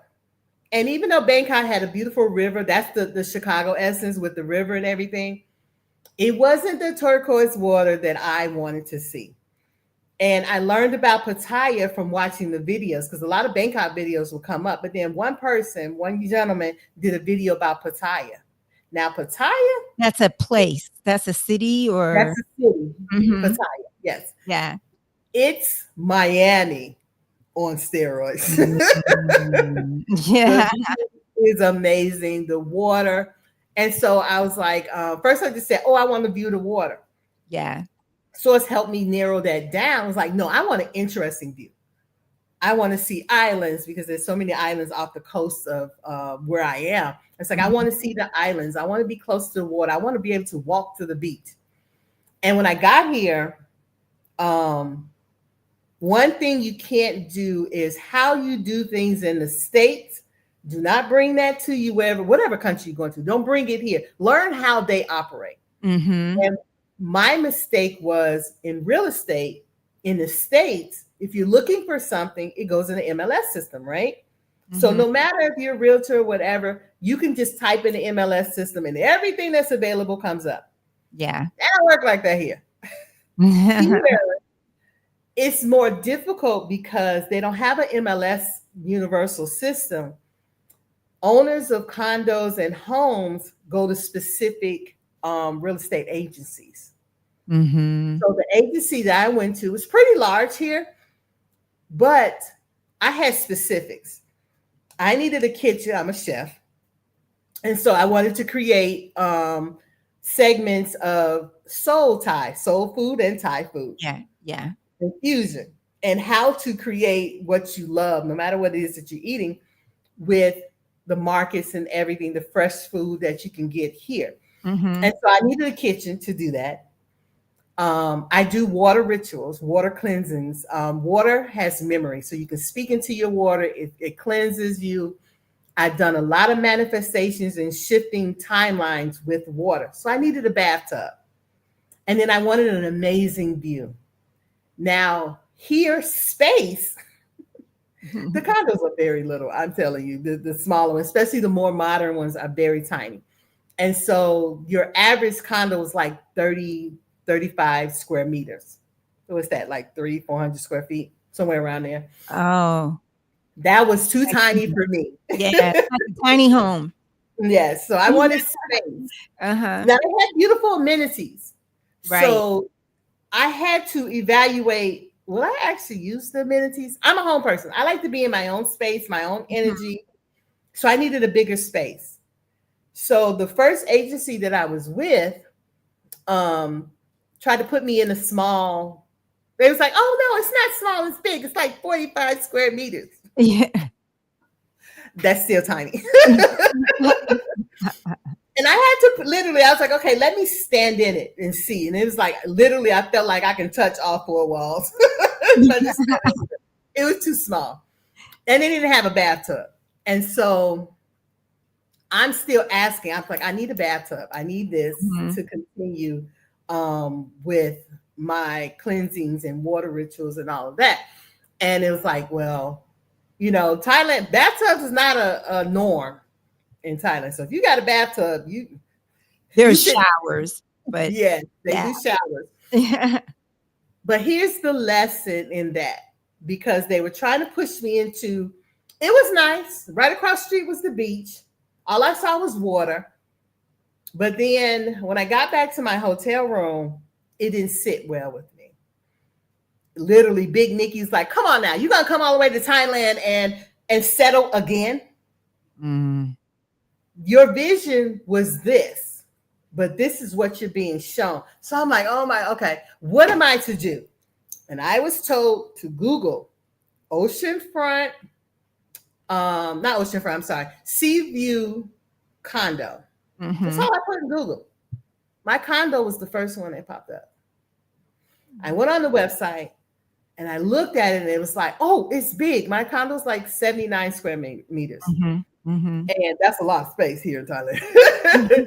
And so I got on a chat. When can I see this? And so my owner, she lives in Hong Kong. So it took a day. But when I got in, I was like, okay, space was the first thing that I saw. And then when I went into the bedroom, oh my God, it's a garden tub.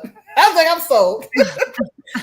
And then when my agent opened up the window and I saw the view, that was the view I envisioned. And so when you're manifesting, be specific, but don't be, it has to be just like this. If that makes sense. So I love boats. And what Source did for me, I'm at a marina. So every time I open up the window, I get to see not just no tiny boats. I get to see yachts. I live at a yacht marina. Wow. I get to see islands. And I don't know, as soon as I figure out how to turn this around so you can see it, but I have islands. I have actual view. I have this beautiful garden with a lake downstairs where I can just see it. Yeah. That is the powerful part that I didn't even notice. As I was coming from Bangkok, it's like a 2-hour drive to come down here to Pattaya. I was seeing 888, 555, 444. Source was telling me you are supported. You're about to change your life and you're entering into your abundance frequency. I literally saw 888 on billboards, on buildings, their address, on cars as their license plate. I was in tears by the time. I was just so messed up by the time I got to my hotel. I was like, I hear you speaking to me. So when the agent, I didn't know where I was going. The agent picked me up. It wasn't until the day I signed my contract, I realized my building is 888. I live on the 8th floor. Yeah. Now, do you think that with infinity also? Yes. And it's like, I heard you have entered your abundant frequency. And it was the embodiment of, I know I'm abundant. I just need to step into that frequency. So as within, so within. If you don't feel it within, you will never see it out. So if you want to analyze, go ahead. No, I think that what I was trying to think about, like for people who may not hear this, you know, all the time, it sounds like you were listening, you were open, and you were listening and you were following how you were being guided. Right? Oh, that's a simple answer. I was like, when I did it, I jacked everything up. So, because I was allowing my ego to guide me. Now, here's the thing with ego. Ego will protect you in a negative way.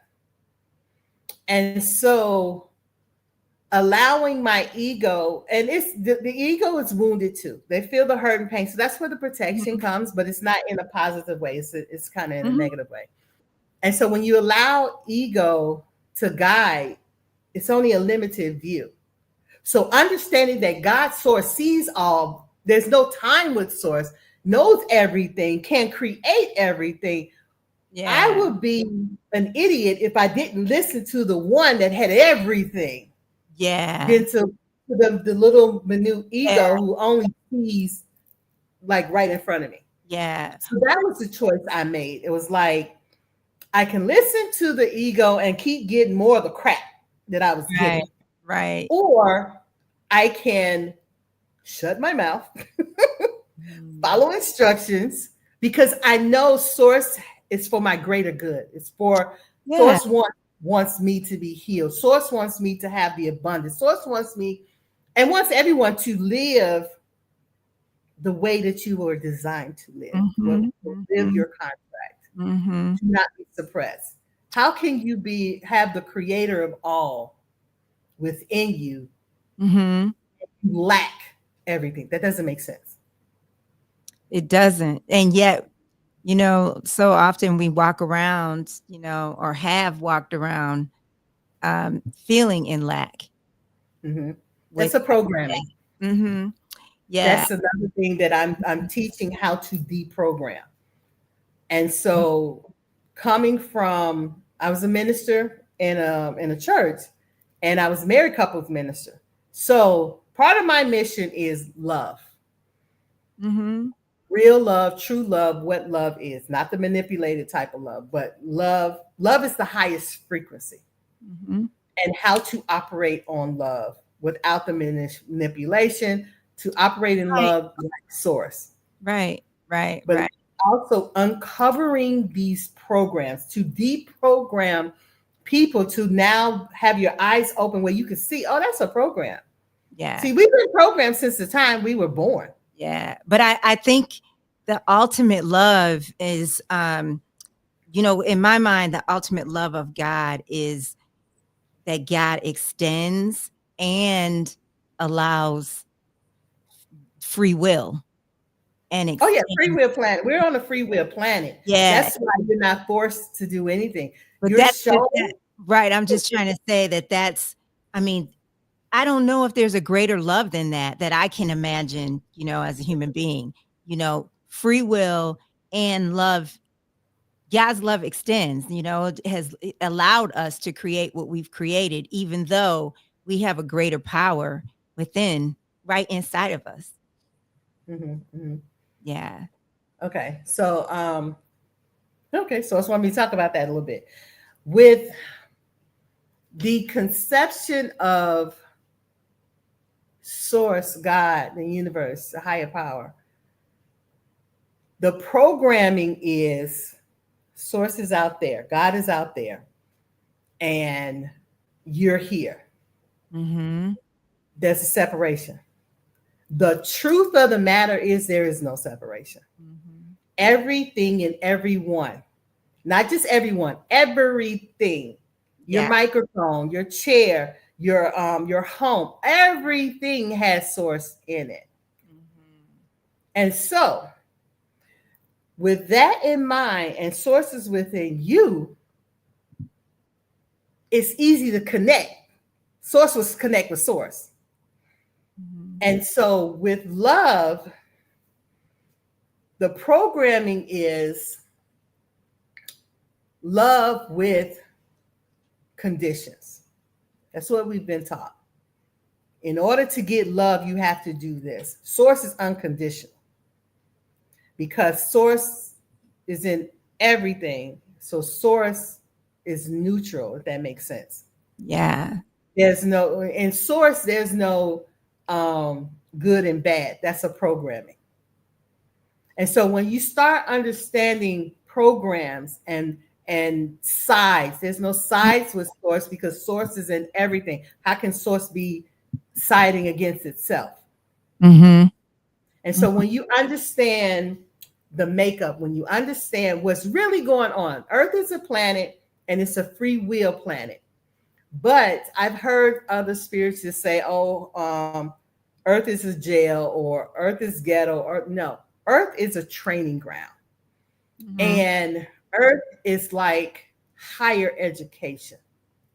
Souls that are here. Now, this is how you know that you are meant to be here, because newer souls can't come here. We're so dense. Earth is very dense. And what I mean by dense is the heaviness on the lower frequencies. When you say newer souls, Mhm. I would think, I want to know what you mean, because I would think that newer souls would mean not as advanced as our souls. And to me, this is the lowest form. It must be. It's not. See, that's programming. It's Yeah, not. because So when I say your soul, so newer those of souls. us, right? Those of us that are here, our souls have experienced other lifetimes, other planets, other dimensions.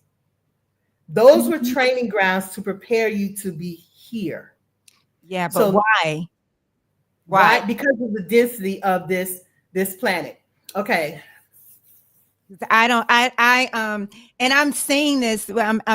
I'm saying this because I don't even know why the spiritual teachers want to be here. I mean, I'm changing my mind about that. You know, my nephew was kind of hard on me when I brought this up. I'm like, why do they want to be here? Like, why would anybody want to be here? It's such a powerful, I mean, Earth is such a powerful planet. This is why there's such a fight for it. And so the manipulation, the programming, just like you were saying here, why would teachers want to be here?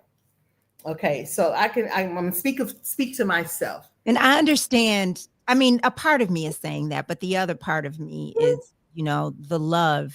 And I think our purpose is to serve. Our spiritual purpose is to serve each other.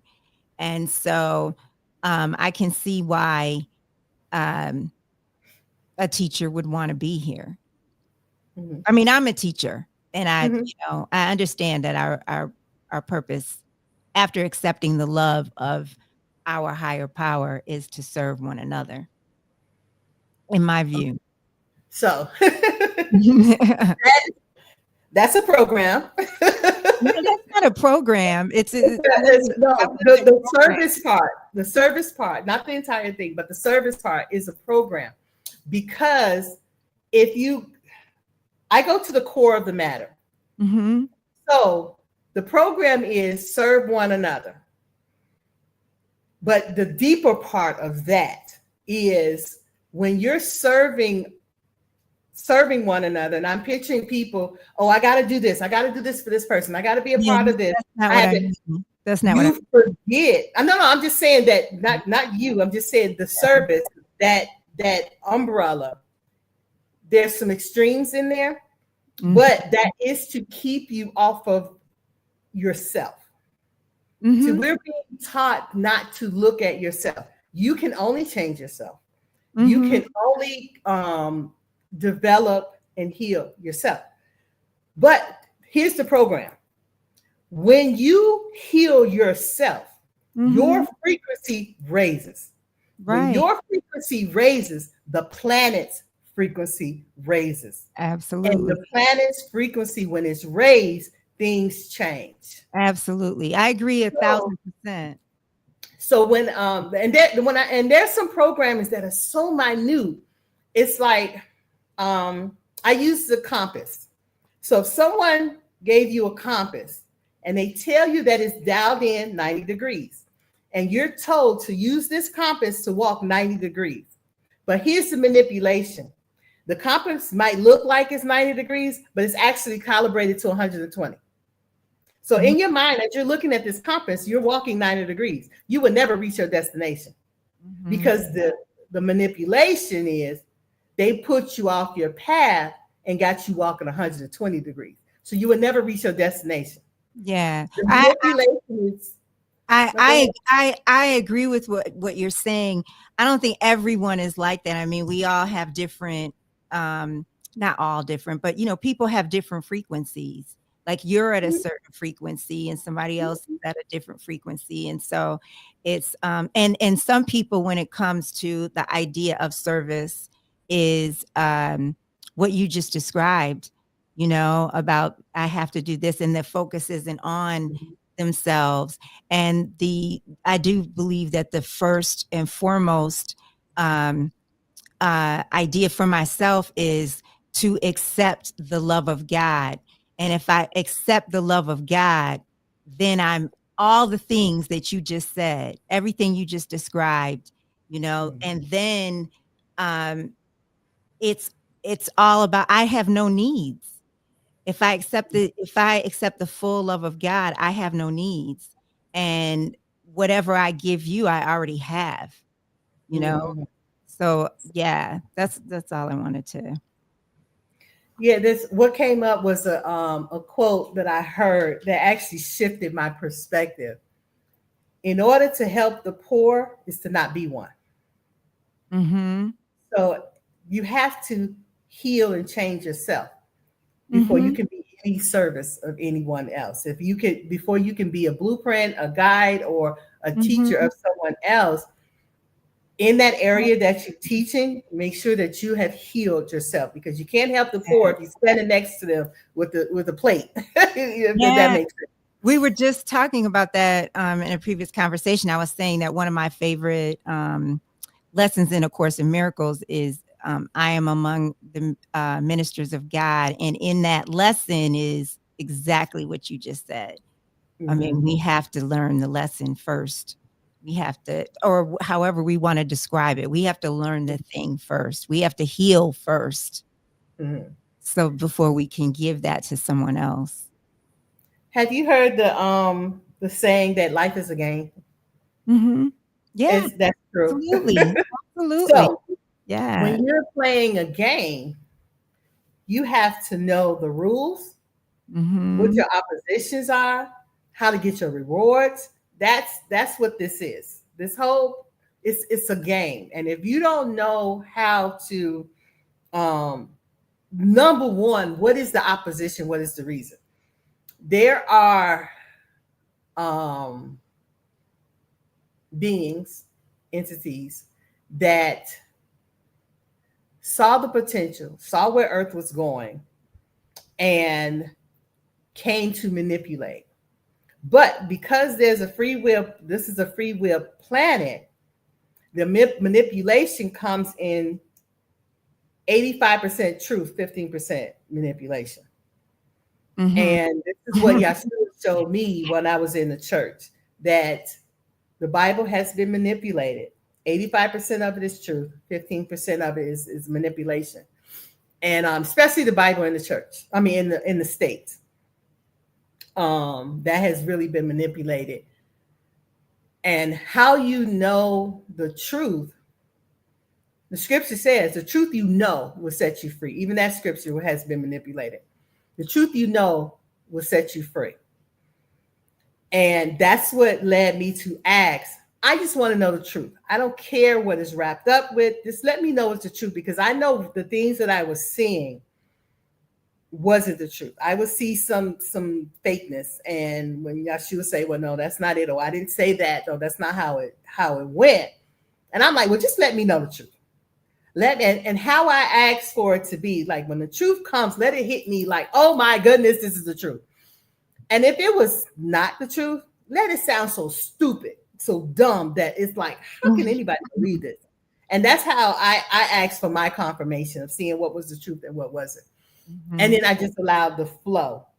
I didn't allow, I knew that we were being manipulated, so I didn't allow the programming to come in like, oh, I was taught this, or I heard this, or someone said this.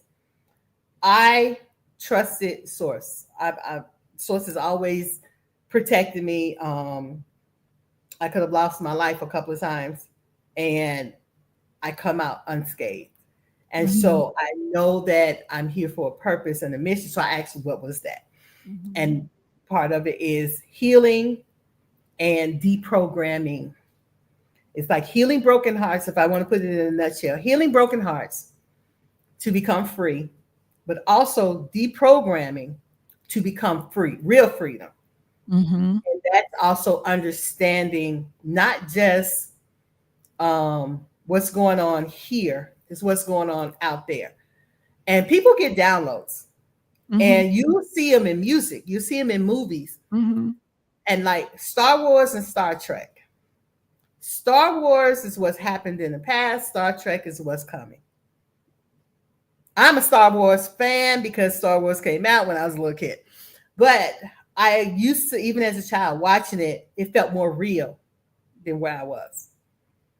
Mm-hmm. And so understand that we are a planet in a galaxy of millions of galaxies. You will understand that there's a bigger picture. Mm-hmm. There's a lot going on. So when you come back to Earth and figure out, okay, why was I sent here? Earth is a powerful planet. Earth has high frequencies. Mm-hmm. So this is what the fight is for. The fight is for the actual planet. Mm-hmm. And because this is a free will planet, the inhabitants, us, have to give it away. They can't take it. So in the giving it away is the manipulation. And so if you're in lack, survival, nothing's going to work out for me. And if you're in all of that, you feel heavy with that. Mm-hmm. But in that feeling is a frequency. And Right. that's what they use to keep creating chaos. So Mm-hmm. law of attraction, all the propaganda that you're seeing, all the like I'm from Chicago, born and raised, and they talk about how deadly Chicago is. Oh my goodness. It's like, one, there's crime everywhere. But if they keep you in fear, if they keep you in oh my goodness, if I go outside, this is going to happen and this is going to happen, you're letting out a frequency. Yeah. Yeah, I don't do marches. What do you do? What do you share what do you have a spiritual practice that Mhm. you when you feel like you're in your quiet time with God, and what does that look like? Okay, so mine's a little different because I'm always connected. Mm-hmm. I talk to Source. I talk to my Starseed family. I talk to my guides all the time. I don't disconnect. Yeah. And so I was a little confused when I first started my spirituality. When people say, okay, I sit down and I meditate and I connect with God. And I'm like, I never disconnect. When I connected when I really got my connection with Yeshua when I was 12, that was it. I never disconnected. Yeah. When I got my connection when I was 6 years old and I could talk to God and ask questions, when I got connected, I never disconnected. Yeah.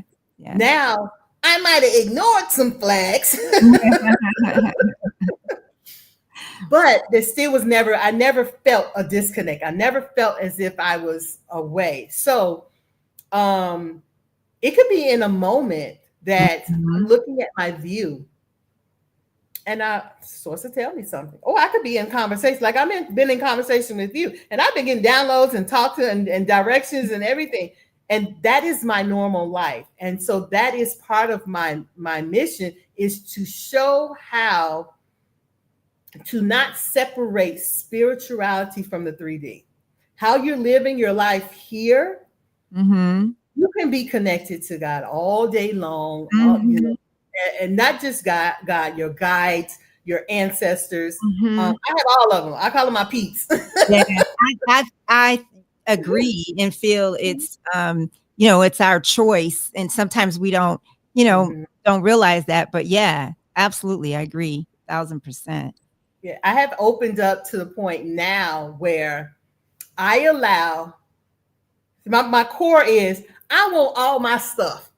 Period. Everything that belongs to me, I want. If it ain't mine, I don't have nothing to do with it. So I have opened up my channel to, it doesn't matter. I could be cooking and then an Andromedan would come in and we're having a conversation. Andromedans has actually helped me with my music, my healing music channel. all of my albums in my Yeah. darkness. In 3 months, I did like 9 albums. Share your music. It is very beautiful. Tell folks about your music. Okay, so I've always wanted to sing. And growing up, I've always gotten blockage. Literally, my voice was taken from me. I was silenced. And how I communicate with Source within me was I will be silenced, but then Source will say, well, no, you got a powerful voice. You got, you got things that you had to say. So it was always that inner battle. And I thought everybody had that. And I thought it was me just motivating me. But now I realized it was a higher thing. And so it wasn't until I was in a basement of my so-called friend. I consider her a friend. She allowed me to live in her basement. And I'm like, what the? I just left the couch. Now I'm living in this basement. What? Source, what are you doing? It was in that where Source was told me I was in the void. I was in the in-between because I felt like I was floating, literally. And it was then I met my Starseed family, the Andromedans, and they are frequency, voice, sound, frequencies, and technology. Yeah. And so Source told me, okay, so you're going to write music and you're going to put out. And I'm like, what? I have no clue. Okay, shut up. You're told that this is what you're going to do. Source will give you all the resources. So I just allowed it to happen. And one of my songs that really changed the trajectory of where I was going was I Choose Me. And in I Choose Me, I pretty much was choosing me in my situation. Anything, I have to choose me first. Yeah. And in that, Source has also taught me, my human design and my astrology chart. Everything is relative. And so in connecting those dots, I channeled my music through my situation, being in the void, being in between. It's not that you're lost.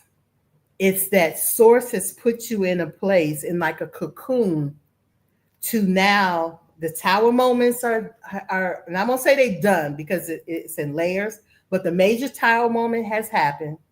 You're in this cocoon. So now you're in the void. You don't feel connected to where you were, but you're not connected to where you're going. And it was, I felt so lost. And it was like, Source said, no, you're not lost. It's in this silence. We are directing you, redirecting, recalibrating you to where you're now the frequency of where you're going. And so my music, you don't listen to my music like you would, turn the music on in the car and you keep going. No, my music is embedded with light codes. It's embedded with frequencies, activations. And so when you listen to it, you listen with your soul. Yeah. And what comes up, I have songs about daddy issues. I have songs about activating your DNA, about your soul tribe, about your soul family, your calling, being lost in your shadow work. You're not lost, you're being guided. And so you might feel like you're in a dark, but then there's this little speck of light that's guiding you out of that mess. And so I have a song called Lost in the Shadows because that's what I was. And I was looking, it was like, no, Source says, this is me. Just follow this light, come towards me. You're awakened. And go ahead. No, someone just gave a heart, showed a heart. When you're awakened, what does that really mean? Being awakened is now, the rose-colored glasses are now off. You get to see the BS that's going on around you, but you also get to become and step into your authentic self. So you're awakened to the mystical veil that has been put on earth to keep you, to siphon your energy. Thank you. To siphon your energy. And so now that you're awakened, now you can call your energy back. I have a song called I Call Myself Back. And so when I learned that was channeled, I call myself back. not just my energy that I have dispersed here on this planet in this space and time, but also across dimensions, across timelines, across time, lifetimes, Yeah. bringing all of my power back to me. And this is what and I call them the overlords of the matrix who created that whole programming system do not want you to do.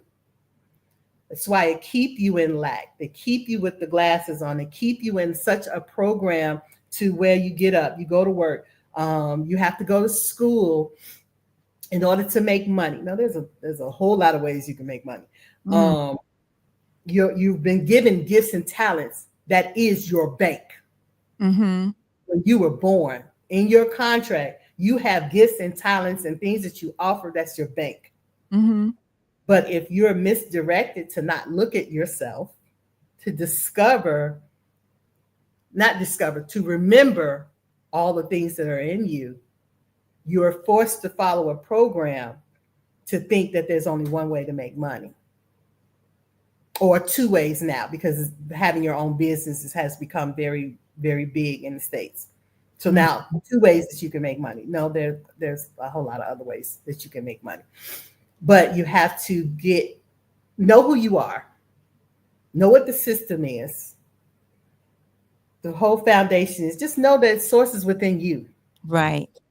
That everything that you need to know, to have, to create, you already got it. You got it when you right in your mom's womb. Because it's in your contract. You got it. Where can people tell them the name of what's the name of your album? Is it Divine? Like, what name are you under the moniker? It's on the screen, Miss Nikki J, Divine Mystique. And if you go to my YouTube page, you'll see a tab that says releases. And I also have some playlists that I have organized some of the songs to what you're going through. And so you can find the music to help you with your healing and to be activated. Yes. Wow. I am so grateful for you. I'm trying to take a screenshot of us. I am so grateful for you. Are there any parting words that you want to, or pieces of wisdom that you want to share with people? Well, actually, what's coming up right now is light language. And it's an activation of remembering who you are. You are safe in source. So that is one place where you can now let go, to open up that red door, break down those 25 million locks that are on there, to finally heal, that you may be set free and live free.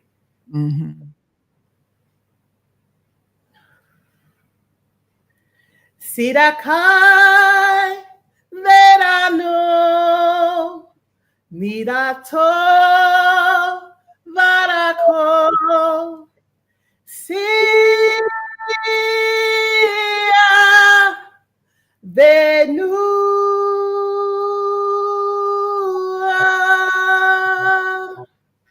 neana toana keana me vitu kai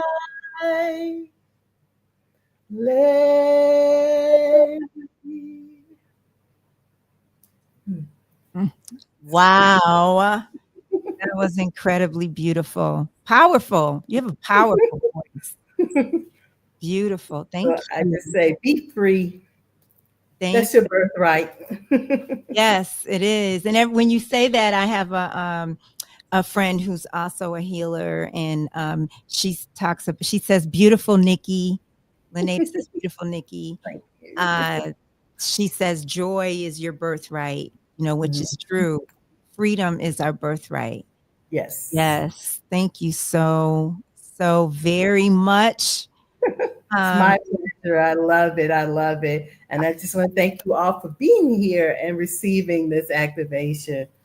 Yes. And is YouTube how can they email you? Do you want to share your email if they want to connect? Yeah, everything is on my YouTube, my website, how you can connect. I do one-on-one healings, activations, transformations. I teach you I assist you in quantum leaping. I've done that. That's how I got to Thailand and where I'm going, how to collapse timelines. So all of that is on my YouTube. Mm-hmm. And it's guidedportals.com is the website where you can schedule. Yeah. Can you speak to, before we go, the collapse timelines? Would you let people know what you mean when Oh, you absolutely. describe that? So you have a million timelines that are in front of you. And whatever decision you make, you jump to that timeline. So in order to collapse timeline is changing your perspective. And when you say timelines, because we were just talking about alternate universes, is that the same or is that different? That's a little bit different. Timelines is like, okay, so like this morning, when you woke up and you were looking for whatever clothes that you were looking for, the outfit that you chose, everything that's connected to that outfit is on one timeline. Had you changed and picked another outfit, it's connected to something else. So every time you make a decision, things that would transpire in the day if I wore this versus things if I wore that. Okay. Exactly. Okay. And so these timelines are happening simultaneously. How you collapse and jump timelines is to intentionally choose what you want to experience and how you want to feel. So this is why that programming is to not look at yourself. Because if you're looking at yourself, you figure out what you want, you figure out how you want to feel. And if you don't like how you feel, you can jump timelines. I've done it several times. Yeah. I've done it. And so with the intention that you have, you now can jump and go towards your desired life. Like choose again. That's a phrase that I'll use, from my teachings, not teachings, my study is I can choose again. Yes. Choose again. Yes. Yes. Mm-hmm.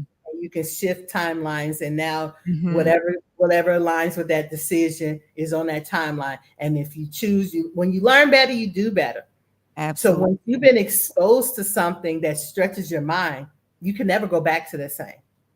That's right. That's the definition of jumping timelines. Mm-hmm. Because when your mind was like this, you're on this timeline. But when you start learning and expanding and evolving, you jump timelines. Yeah, because it has to be aligned. Yeah. And to me, that's also healing. Absolutely. Yeah. Especially when you do it with intention. So you can jump to a timeline where lack does not exist. And see, that's what I said. Yes, Pat, life and death lies in the tongue. Scriptures, like I said, is 85% true. Life and death lie in your tongue. So when you're speaking, I don't like this. This is not what I want. I am going to the timeline that aligns up with what I want to feel and how I want to live. Right. So it is said, so it is done. Right. You now have some timelines. You just have to believe the scripture that says, ask, believe, receive. No, it's the other way around. Believe, ask, and receive. Because you don't believe what you're asking, you will never receive it. Melody says, so true! Exclamation point. It's a powerful thing. The little tweaks that you make has a powerful impact in your life. So just make a decision to live in freedom, live in abundance, and do the work. Because you can't drag an anchor from your other timeline into a new timeline. I was just about to say that. That, you have to do the work, especially right now. You have to do the work. I mean, period. But it's just, the energy is so intense. You have to do the work. And I just heard, no one's coming to save you. That's connected to you have to do the work. And it's like, Okay, if you got a few minutes, I just want to share with this. This is something that is so funny that it was a story that I heard, but it literally changed my perspective. It was a man that was out in the sea. He was shipwrecked, and he was praying to God and asking for to be rescued. Source brings a cruise ship to rescue him, and he's like, no, God's gonna rescue me. Okay, scratching the head, cruise ship going head on. One of those shipping container, big cargo ships come past. Tried to rescue him. No, God is going to rescue me. Like, okay, well, whatever. They went on. One of them little tugboats, little small fishing boats, came by to try to rescue him. No, God is going to rescue me. Right. Fishing boat went on. He got ate by a shark. Was confronted face to face with God and say, look, I asked for you to rescue me. God said, who you think sent the cruise ship? Right. Absolutely. I come give you the resources that was way beyond what you thought. You thought you were being rescued. I'm trying to put you in luxury. And you rejected me. Like, okay, so since you didn't want that, I sent the container. You'd have been rescued. It was still bigger. You still would have had a place, your own cabin and everything, food to eat to get to the destination you were going. It just wouldn't have been as fancy as what I was trying to give. I was trying to give you abundance, but you rejected that. So I'm giving you something maybe you'd be comfortable with. You rejected that. I gave you a little stinky fishing boat, but you would have just had a little corner on the side. And you still rejected that. And so that was in expecting God to come down and pick you up out of the water. Yes. To save you. When God sends you resources that will blow your mind. Yeah, we decide what we make the decision of what it's supposed to look like. Right. Yeah. Stephanie said, live in freedom and abundance and do the work. Love it. Just want to. Yes, absolutely. So that was the key to me picturing what I wanted to experience. It was more so about the feeling, like with my view. When I look out, I'm in awe. And that was another thing. I asked Source, blow my mind. I want you to blow my mind every day. I love that. I love miracles and magic. I want to feel it all. And literally, when I open up my curtain, I get my mind blown. It's such a beautiful experience to have. And so, what you want to feel. Lynetta says she's preaching over there in Thailand. So you're going to have to look out.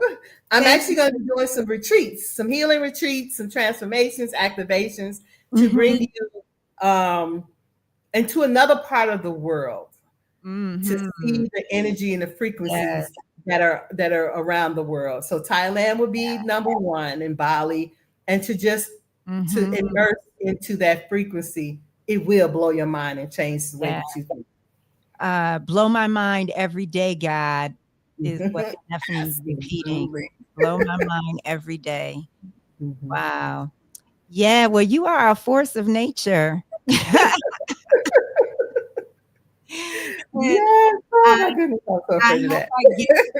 I hope I get to meet you in person one day. I would just love that, in Thailand or in the States, Okay, so it'll be in Thailand. My mission and my purpose is connected to this land. And what a beautiful place. The people are beautiful. It's the land of smiles. It's actually what Thailand is called, the land of smiles. The land of smiles. So whenever you see me do this is actually how I'm greeted. Yeah. Everywhere they bow and they say hello or Swati Ka or thank you is Kopen Ka. And they smile everywhere. I mean, it's like I have never felt so safe, especially as a Black woman, to just walk around and just feel so safe. That's what I've heard people say. Well, you're the first woman I've talked to in another country to make that comment, and that I even can think of. But I've talked to men in other countries and Black men, and we'll just talk about just the difference, just the difference in just the energy and the way that they're experiencing their life as a human being is different. Absolutely. I was on a boat trip, the only Black woman, Black person on this trip. And literally, I got adopted by this Korean group. They just loved me and they just invited me in. And it was so interesting. This is how your soul worked. A couple of them were speaking Korean. I could understand them. Don't speak Korean. But when they cracked the joke, I just knew it was funny. And Yeah. it was like, you speak Korean? I was like, no, it's the soul connection. And Mm. we had much fun. Yeah. They brought me in, and it was so warm, and we had a ball on the beach too. It was wonderful. Wow. So Well, Nikki, thank you so much. And thank I you. hope you come on the podcast when we do a regular recording, just on a regular, not a 24-hour event. But you definitely making this special. And just thank you so Oh, much. thank you.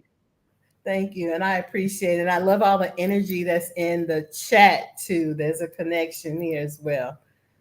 So I Yeah. hope you received everything, be open to receiving from source and from God, and allow your life to change.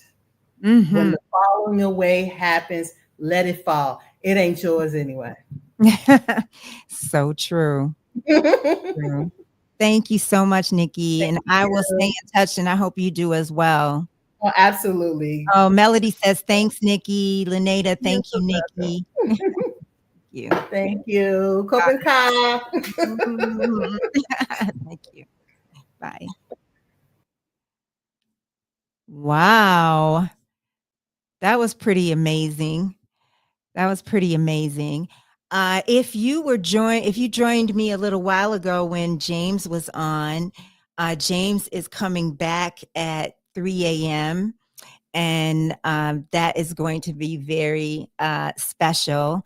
I believe that Tanya is coming on at 2 a.m.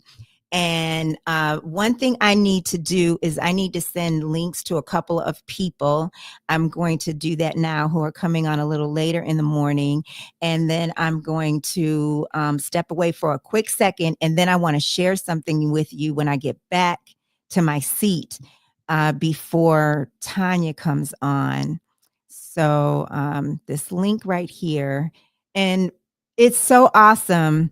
Oh, Jody, I was just getting ready to, you said that was powerful.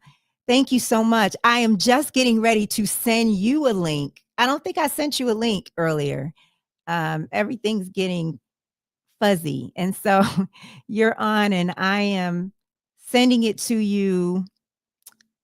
Give me one second. And we're on the same page.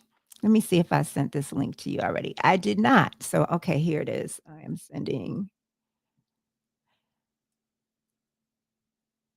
I just sent the link for our conversation in a few hours. So hopefully you see that and you got that. And Netta Faye, I need to send you a link as well. Who is coming on this morning. And Stephanie, I believe I sent you a link. Let's see, David says, got it. Thank you. I'm so glad you got that link, David. Okay. Netafe, I need to send you a link and make sure I sent Stephanie a link.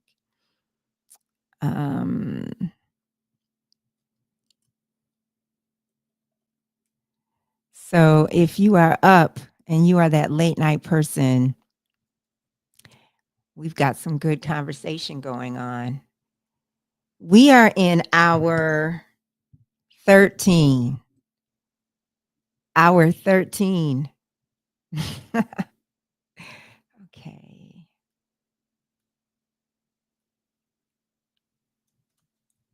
And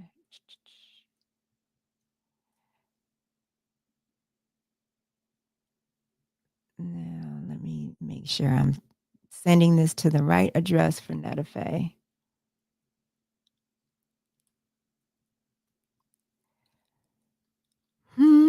Hmm.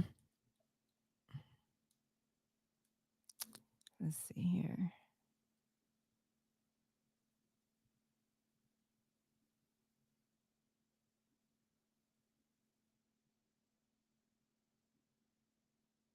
Yeah, I feel like I have two. Okay, correct. Correct, Amundo. And Stephanie Dean, did I send you a link already for later this morning? Let me see here. I believe I did. Let me check.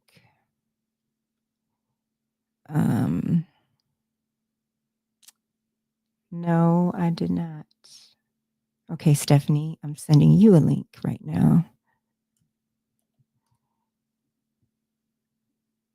And I think I have covered everyone. I think I have covered everyone. Let's see here. Okay. So I will be back in just a moment. I'm making sure I sent everyone a link. And I will be right back. And then I want to share something with you.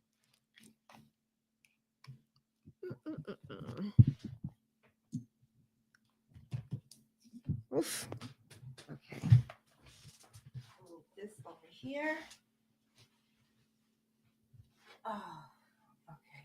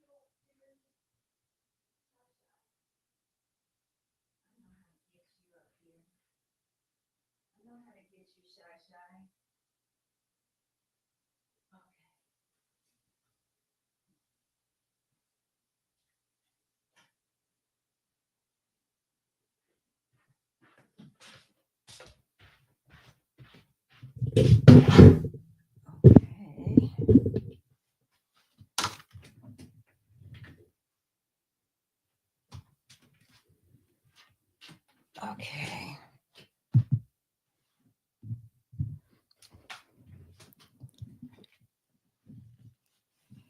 Okay.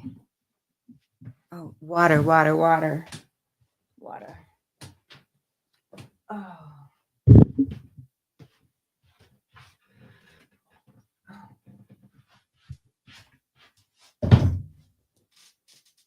Oh, there it is. So delirious. Oh.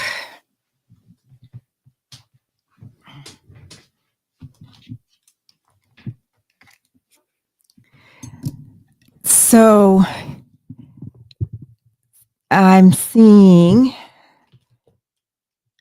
the Dean family, woot, 57% done, coming from a numbers person. Yes. 13 hours and 40 minutes. Hey, everyone. It's been great being on the cheering squad with you. Thank you, Lenada. You are probably turning in. Unbelievable how you guys have hung in here with me. I mean, beyond what I could have imagined. Just thank you. Thank you, thank you, thank you. And energy is real. Teresa is here. Teresa, I so wish that she would, there's still time.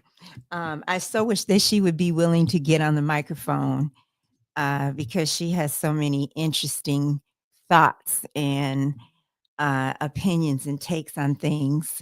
And just thank you, Melody, Lenada, Stephanie, so many people.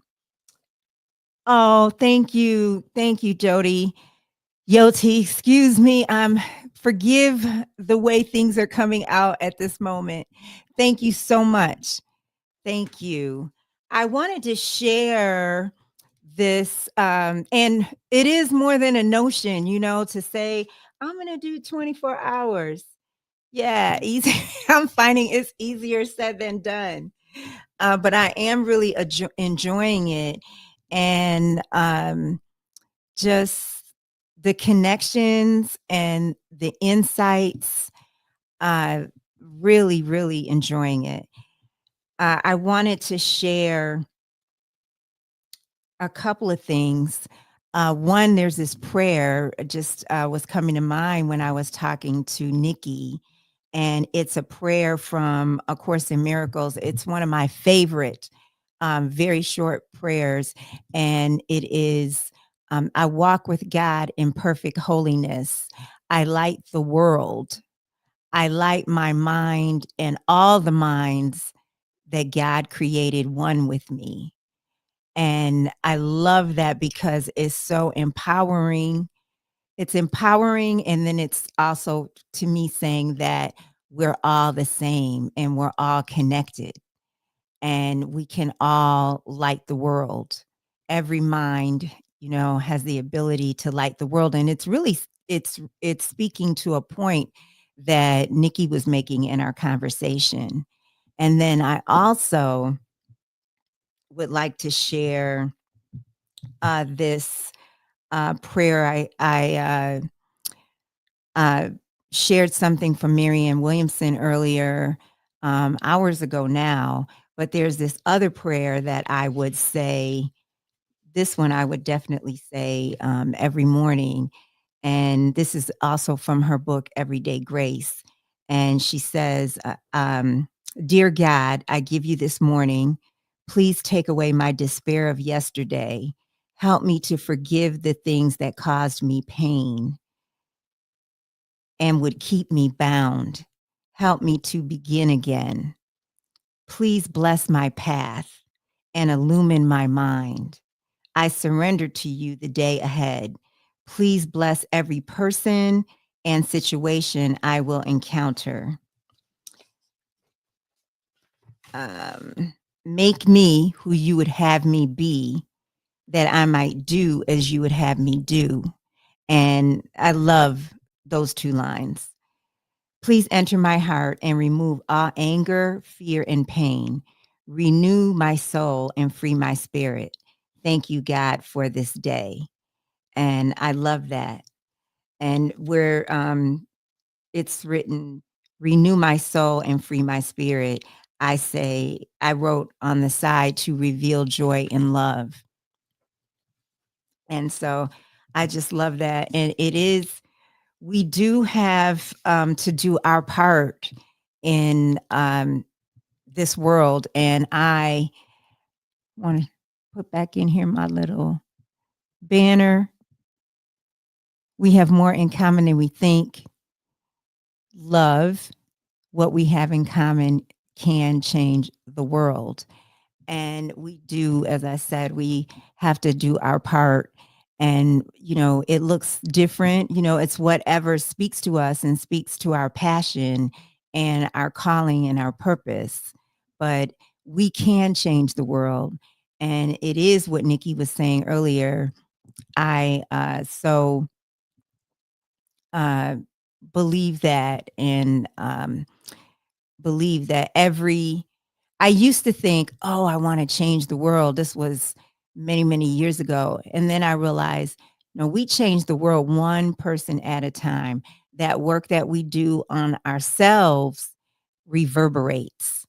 That reverberates, and that does um, raise the frequency around us.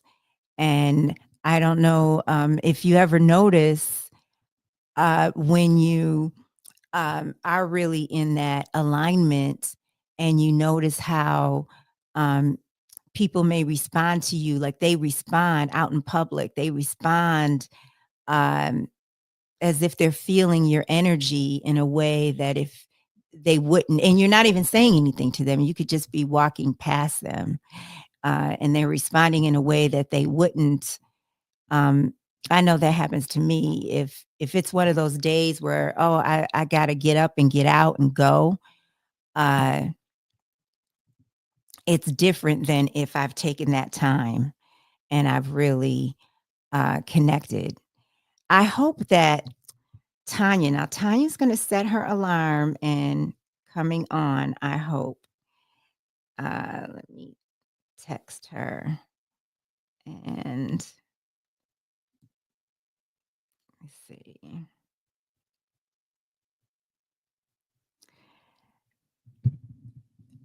And I'm wondering if um, you ever have experiences, and I really like to ask people if there's a miracle that has taken place in their life where they say uh, that I had nothing to do with that.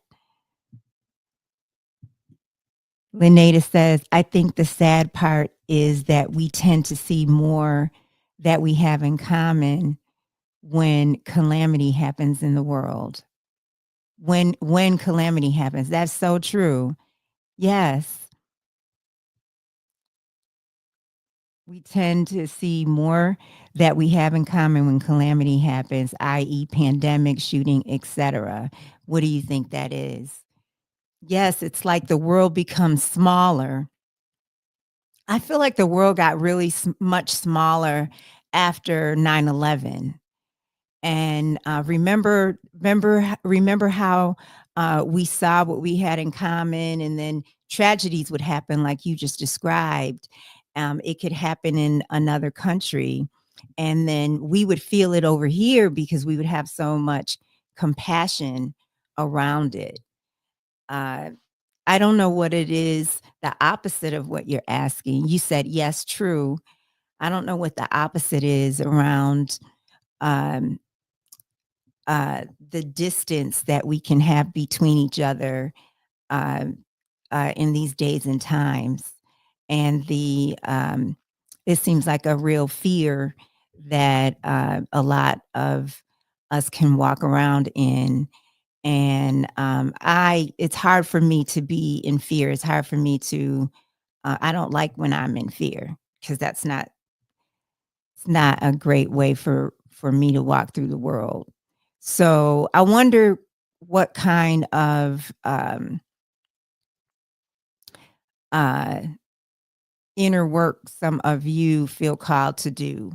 And when I say inner work, I wonder what that, how that resonates.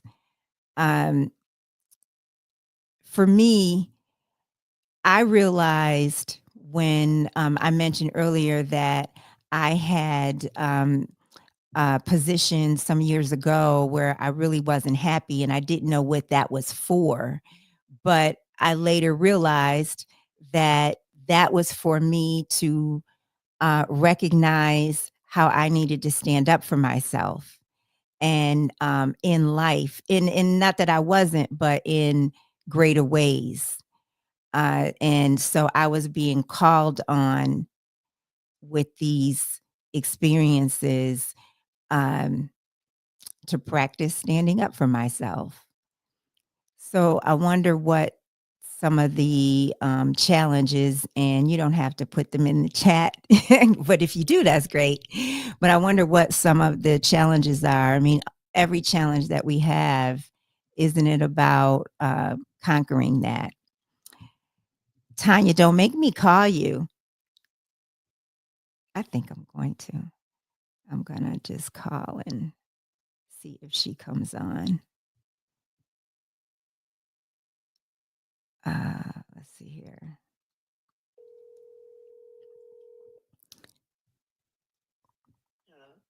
Hey, are you coming on? Mm-hmm. Did you get the link? I seen it earlier. I'm just logging out right now. Oh, okay. I'll see you in a sec. Okay, bye. Okay. She sounds wide awake. So, yeah. So often I think that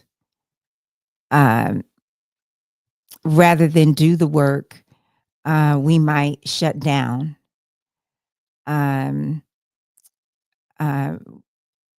We might just have a lot of resistance around something. And when I have resistance around something, then I know that that is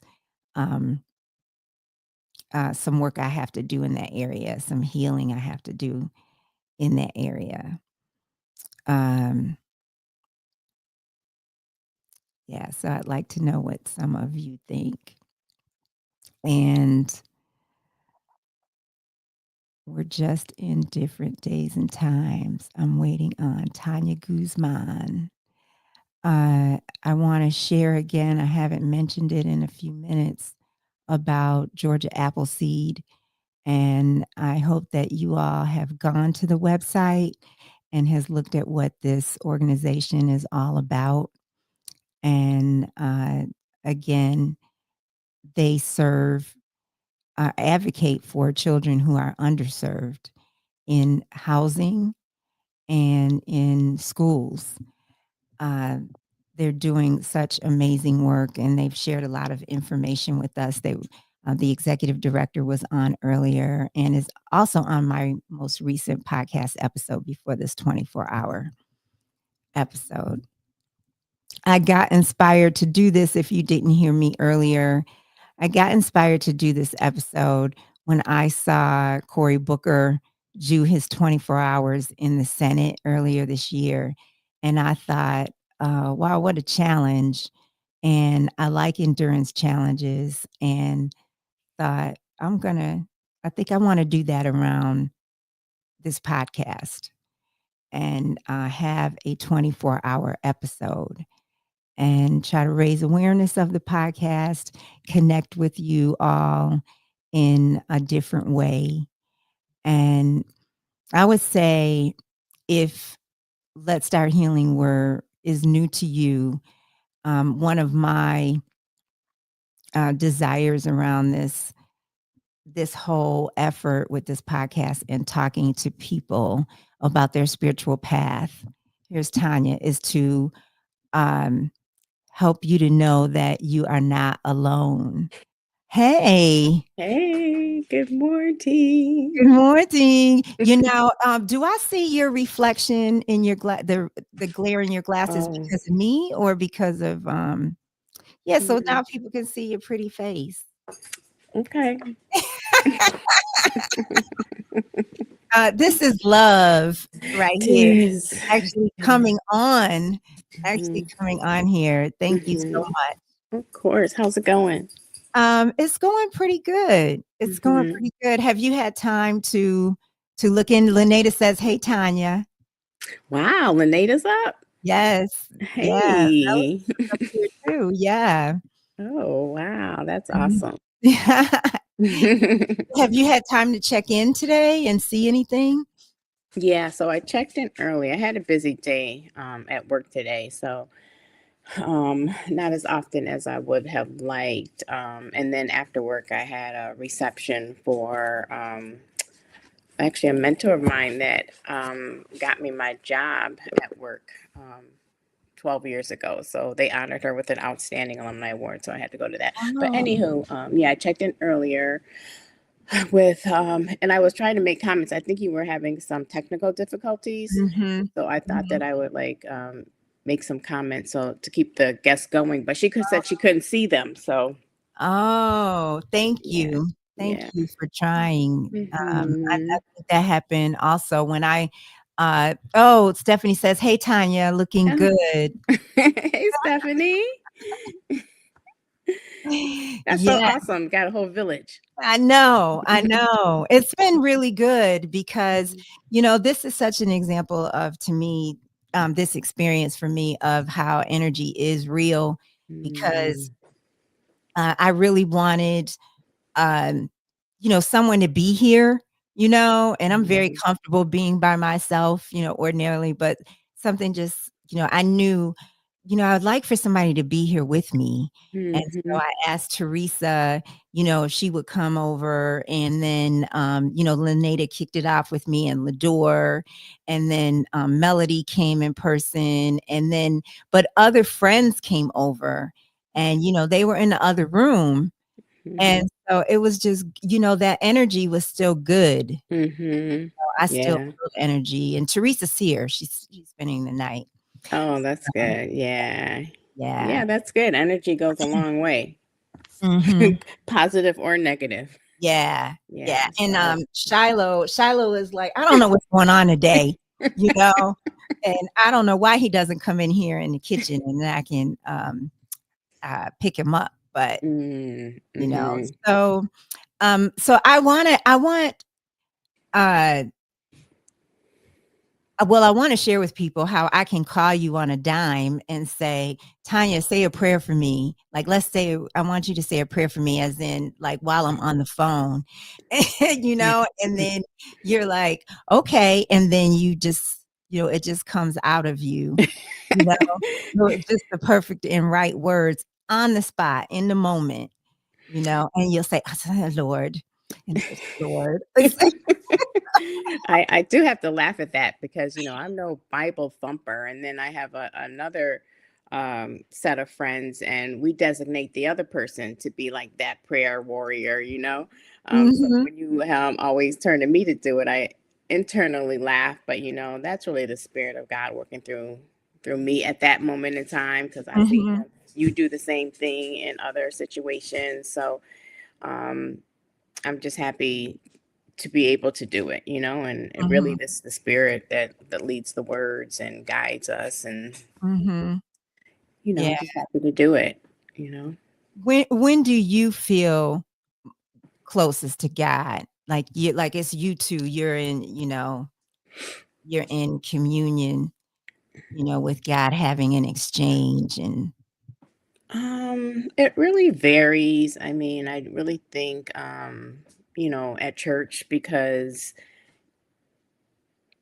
I probably don't, well, I know I don't read the word like I should, but just being educated there and just feeling the presence of God in church, and um I really have a whole lot of stock in our pastor who's so just authentic, like, instead of pastors who come off as like the perfect people, like I'd rather just you be authentic because nobody's perfect. So Mhm, I think there, and then I think probably when I am in prayer, when I'm like visiting my mom, um, but I think most times, honestly, I'm just every day so grateful. Like I just tell the Lord, I am so grateful for everything, like for the tiniest things that maybe people think about, maybe they don't, but just to have, you in my life, just to have a healthy Luna in my life, Your to granddaughter. to be able to, pay my bills and go play pickleball, like just the little things. I am so grateful to God, and I tell him throughout the day. Um, Mhm. so it really depends, but usually it's like in those little moments in the car, it could be Mhm. 5 minutes alone at my job. Yeah. So different times. It varies, but Mhm. yeah, it depends on the day. I don't know if I've shared this when you've been on the podcast before or if I've shared it, on the podcast period, but one thing that, is remarkable to me about you, and I remember thinking this when you might have been on vacation out of the country. I'm trying to think where you would have been because you weren't around. And I was like, you don't have you love beautiful things. You love nice things, right? You love really, really nice things, but you Do don't have I? an attachment to things. You don't Yeah. have, which I think is No. like so, um, uh, it's such a high vibration for lack of a better, phrase. Hmm. 'Cause I was like, now like I'm attached to things. I get sentimental, I get attached, and you don't. And I think it's so That's so true. then as a result, I feel that you don't carry things that I might carry, you know, Mhm. because you can let things go and keep it moving sometimes, you Yeah, know. I think that, you, there are certain things that represent emotions for you. And, you hold on to those dearly. And I just think that's, um, a different, personality, that we have. And, Mhm. that's fine. And where I think I can just hold that emotion internally. Um, it's often like I think, different personalities where I see people like you may post something, about your parents where I generally won't do that. Mhm. Um, and I just think that that's a different way of expression. So, Mhm. when you talk about things, it's just they um, represent something different to both of us, but we both could have the same emotion. We just True, carry it true. differently. Yeah, like, especially if it's, like, parents right. That's a good Because example. I'll come to your house and be like, girl, you don't need this. Yes, she How old is does, this? but I've gotten way better. You have, When I yeah. moved here, I got way better, but Mhm. still, even now, I'm finally in a place where I feel like there's things I don't need, and it's just about Mhm. the energy that it takes to, actually send them wherever they're gonna go. You know, Just let it go. whether it's Part the with it. garbage or, there's things that I don't need that I might have attachments to. Let me tell you something. Mm. I have these pajama bottoms that that, um, uh, my mother bought or I bought, when she was, it was her last Christmas week, New Year's, something like that, right? We went and she bought, some pajama sets, right? And these pajama bottoms of my mom's, okay? I, I would start wearing her pajamas after she passed away. Oh, So yeah. so these pajama bottoms, they're cotton and they have split, okay, in the behind. They're Oh my right? goodness. I cannot throw those things away. I went last week. I Mhm. said, "Hey, now it's time to put these in the garbage," right? And I went to put them in a garbage bag and I had to take them out. I cannot. Stephanie and Lene, go get those pants and throw them in the garbage. They're downstairs. I put them in the washing machine today. Mhm. I Oh put my them in the God, Adrian. washing machine. I'm like, what am I supposed to do with these? Sew them up? They're not even ripped in a way that they can be sewed up logically, you know? I mean, because they're kind of ripped in two places. It's just, Well, I think the other thing is that, your memory is a lot better than mine. So, Adrian might say to me, don't you remember in 1975, Pookie Bear bought that for you at 10 o'clock in the mall? And I'm like, no. So that helps me not hold on to things because I don't remember where it came from. right. Lena's saying like mirrors. She thinks I have a lot of mirrors. People are going to get the wrong impression. Mirrors, that's funny. Yeah, people are going to. I do have mirrors, but mirrors open things up. And Erna gave me a mirror that I have here in the kitchen, and then there's a mirror. Literally, it's been in my life my whole life. That's in. It was. Yeah, it was. It was in our living room, at home. Yeah, and there's other mirrors, but so yeah. I don't really think about that when I come to your house. A lot of mirrors. I know. I think Lena's impression is a little extreme. I do. And there's nothing wrong. I mean, one of my friends that was over here today, she kept looking in the mirror that's here in the kitchen, and I couldn't comment because I was here. I was like, yeah, it's in a convenient place, right? Everywhere you go, a mirror. So, so the title that I have of this episode is what is your why? And so I was just wondering if you could speak to what drives you, in life. Is it your family? What drives you in the way that you live your life?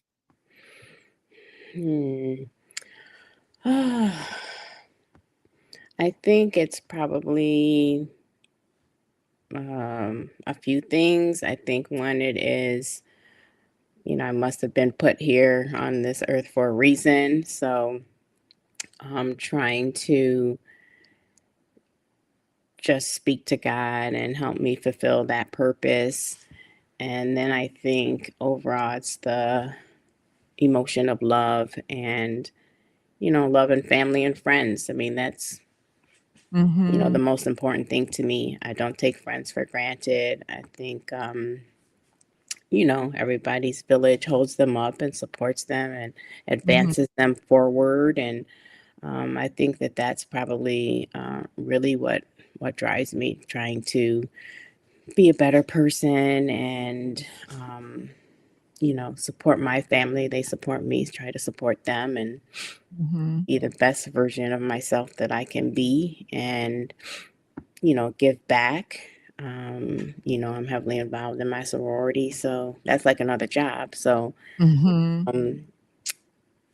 it feels good to give back, even though sometimes it is a lot of work, but that is part of the reason that we're here. It's not just about us, it's to give back. So and what do you see like with this your sorority, like who's receiving, like who in the community is receiving, and then you think this is what I'm doing this for, like moms, like single moms or young kids or yeah, so there's so many different facets. It's just a matter of like which piece you tend to which piece you lean into. So for me, it's different pieces. It could be my students. I'm on the graduate advisory committee, so that's where we work with our undergrads.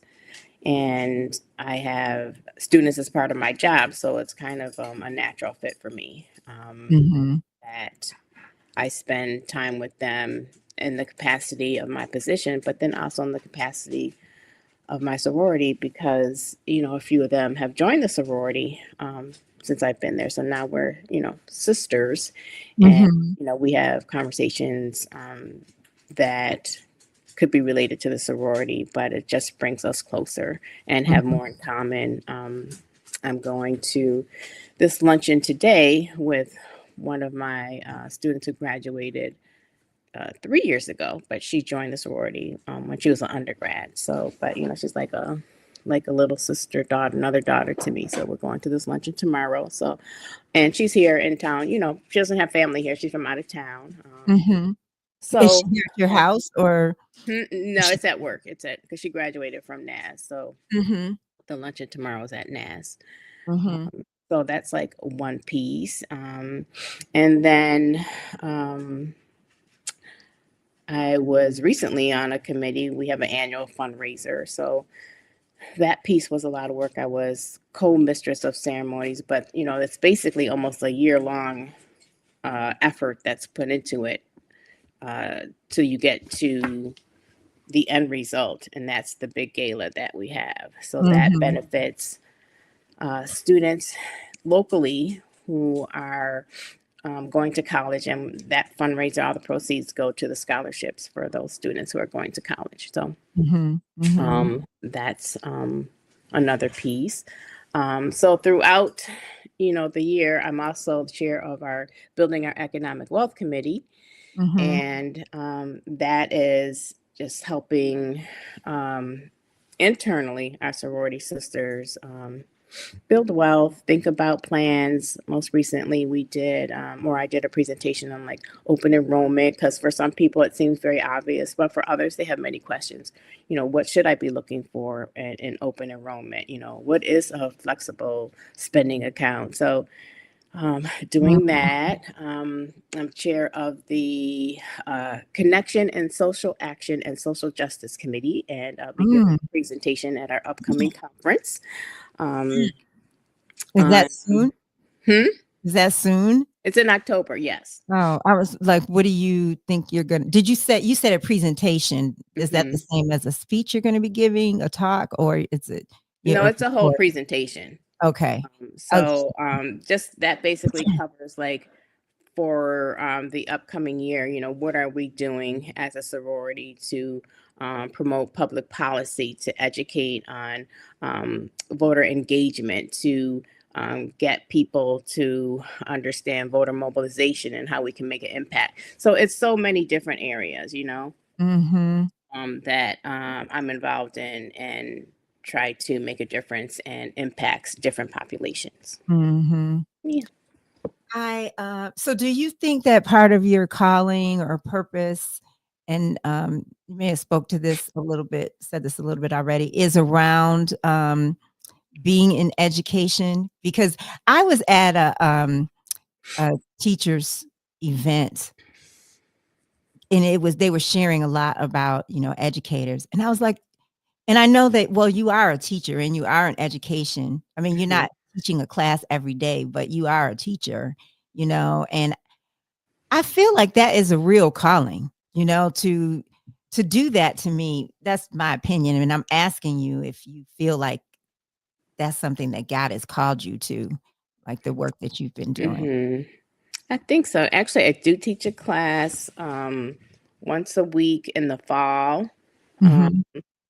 And I wouldn't have necessarily thought it was something God had called me to do, because I really initially didn't have a big interest. But, having been asked to do it, I do enjoy it. I don't think it's something I want to do full time, but, doing it one semester is something that I do enjoy. I have done a summer class before, and I really like that because it's a class that I put together the syllabus and structured. So I did like that because it's on something that I have an interest in, and something I'm knowledgeable about and can educate, my students on. So I do like that. But I think in a way, yeah, not always in the classroom, but in different spaces. Yes. Yeah. I was earlier, I think I cut my own self off when I was bringing this up earlier about just, miracles and blessings that we sometimes receive. And I was just wondering if there's a miracle that you or blessing that you can think of that you'd be willing to share, where you said, I had nothing to do with this. This was just the Lord that did this. Honestly, I think almost every day. I was listening to Shannon Sharp interview Steve Harvey, and he was talking about like all the things that have had, like he was homeless, and Mhm. although I feel like if you have a parent with a house, are you really homeless? Because you always have somewhere to go. I was Um, thinking about that. Were you talking about the pivot or a long ago? Because he was just. Did you just watch that one? yeah, I That just watched it. was the Yeah. pivot. Yeah, Yeah. but But he literally said he was homeless. for And I 3 get it years. because, Yeah. his father had said, once you leave the house, you, you're out of here. Mm-hmm. So, he was like living in his car. But anywho, I kind of felt the same way. Like, I feel I've just been so blessed. And I think that's why I'm so grateful. I've never had to deal with homelessness. And Cody is just getting into stuff over here. Cody. Yeah. So I don't know if it's like just one blessing that I could call out. I just think when I think about the milestones, I think about what other people have been through. I've had a healthy life, made it to this age. I had healthy kids. I have a great husband. I pretty much lived the life I've wanted to live. It's really nothing that I've wanted that I haven't been able to obtain. I had great parents. I had a great grandmother. Um, Mm-hmm. that's a blessing in itself. And I think Yeah. being able to go to private school, being able to, move to New York City, saying, "Hey, Adrian, come to New York City," I could pay my rent when I was there, but I knew if I couldn't, I could get it.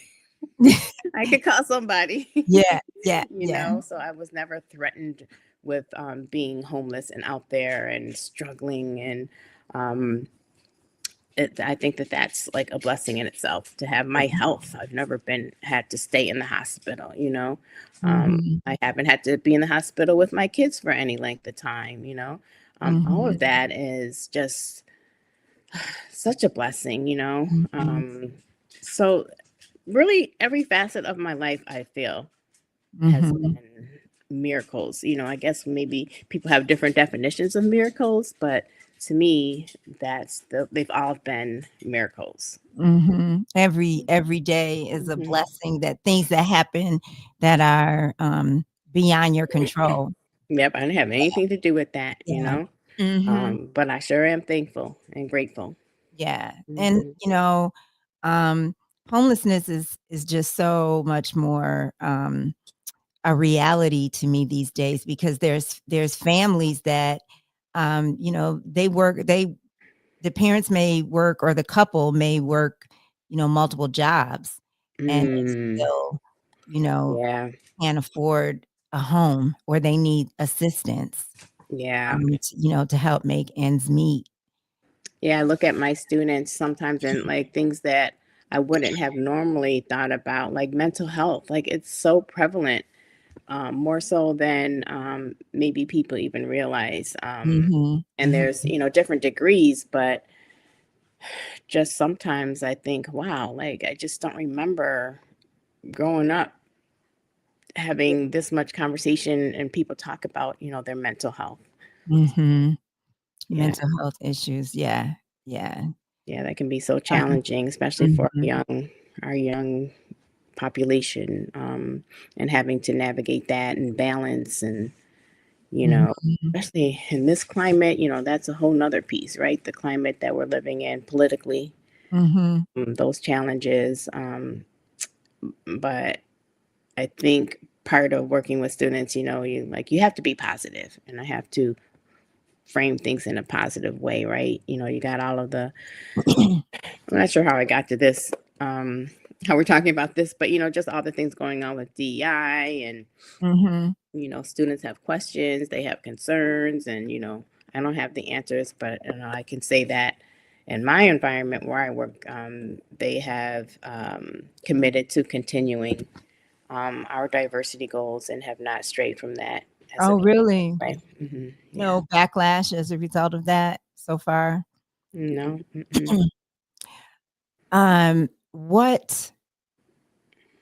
What brings you peace?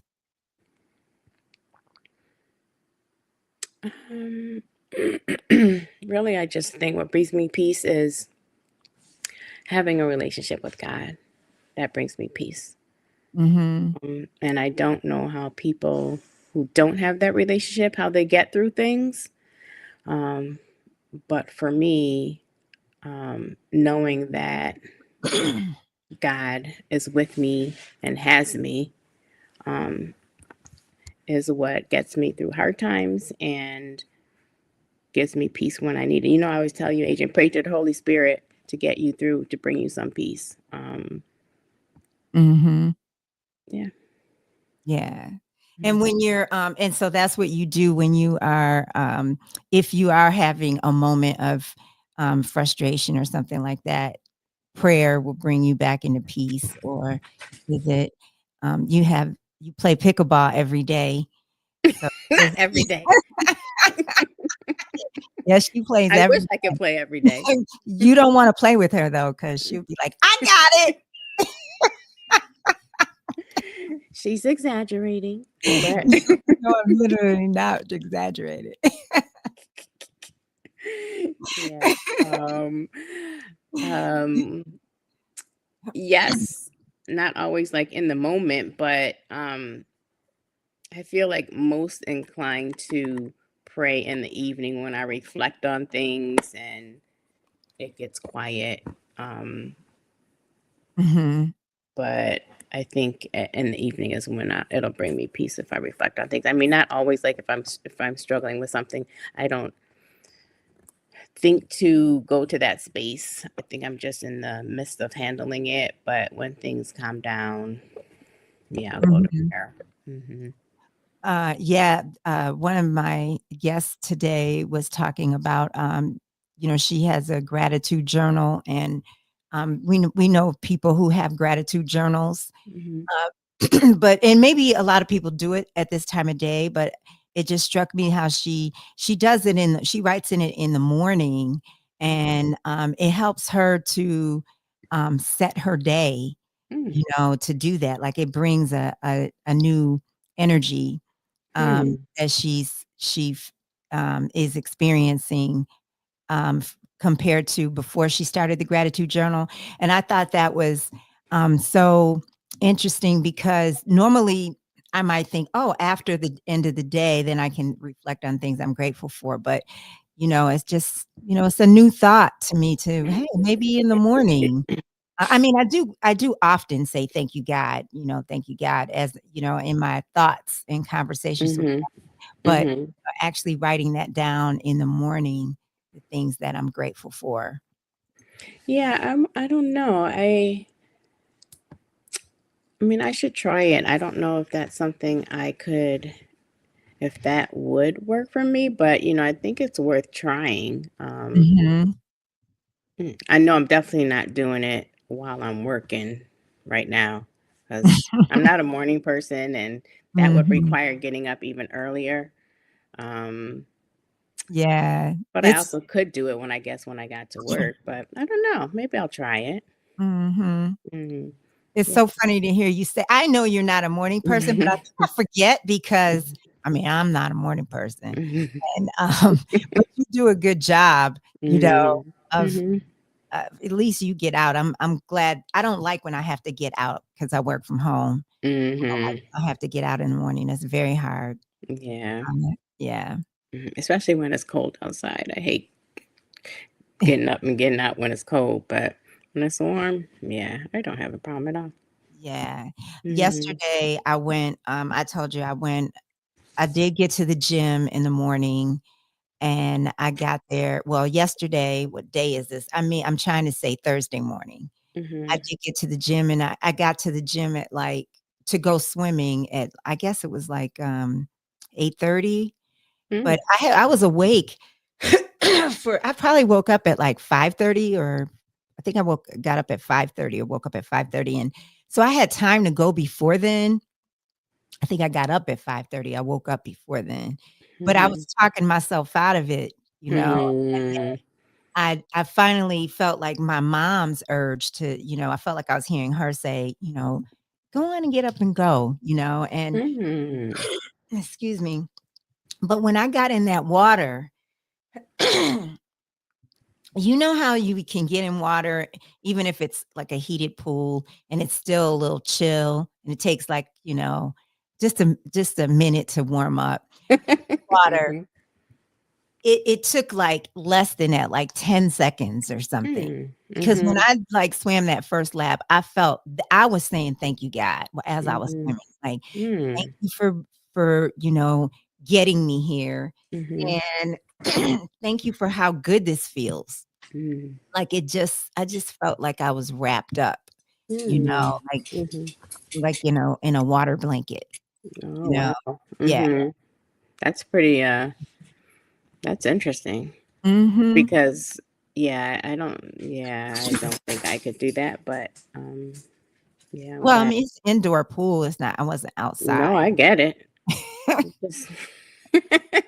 I do have a question though. What do you think about one of the things that I just thought of this that really will make my spirit feel good is when I listen to like praise and worship. So it'll be like even before I go to church, like I'm really setting the mood, and I love me some CC Winans and Leandria Johnson, and is that something that you turn to at all?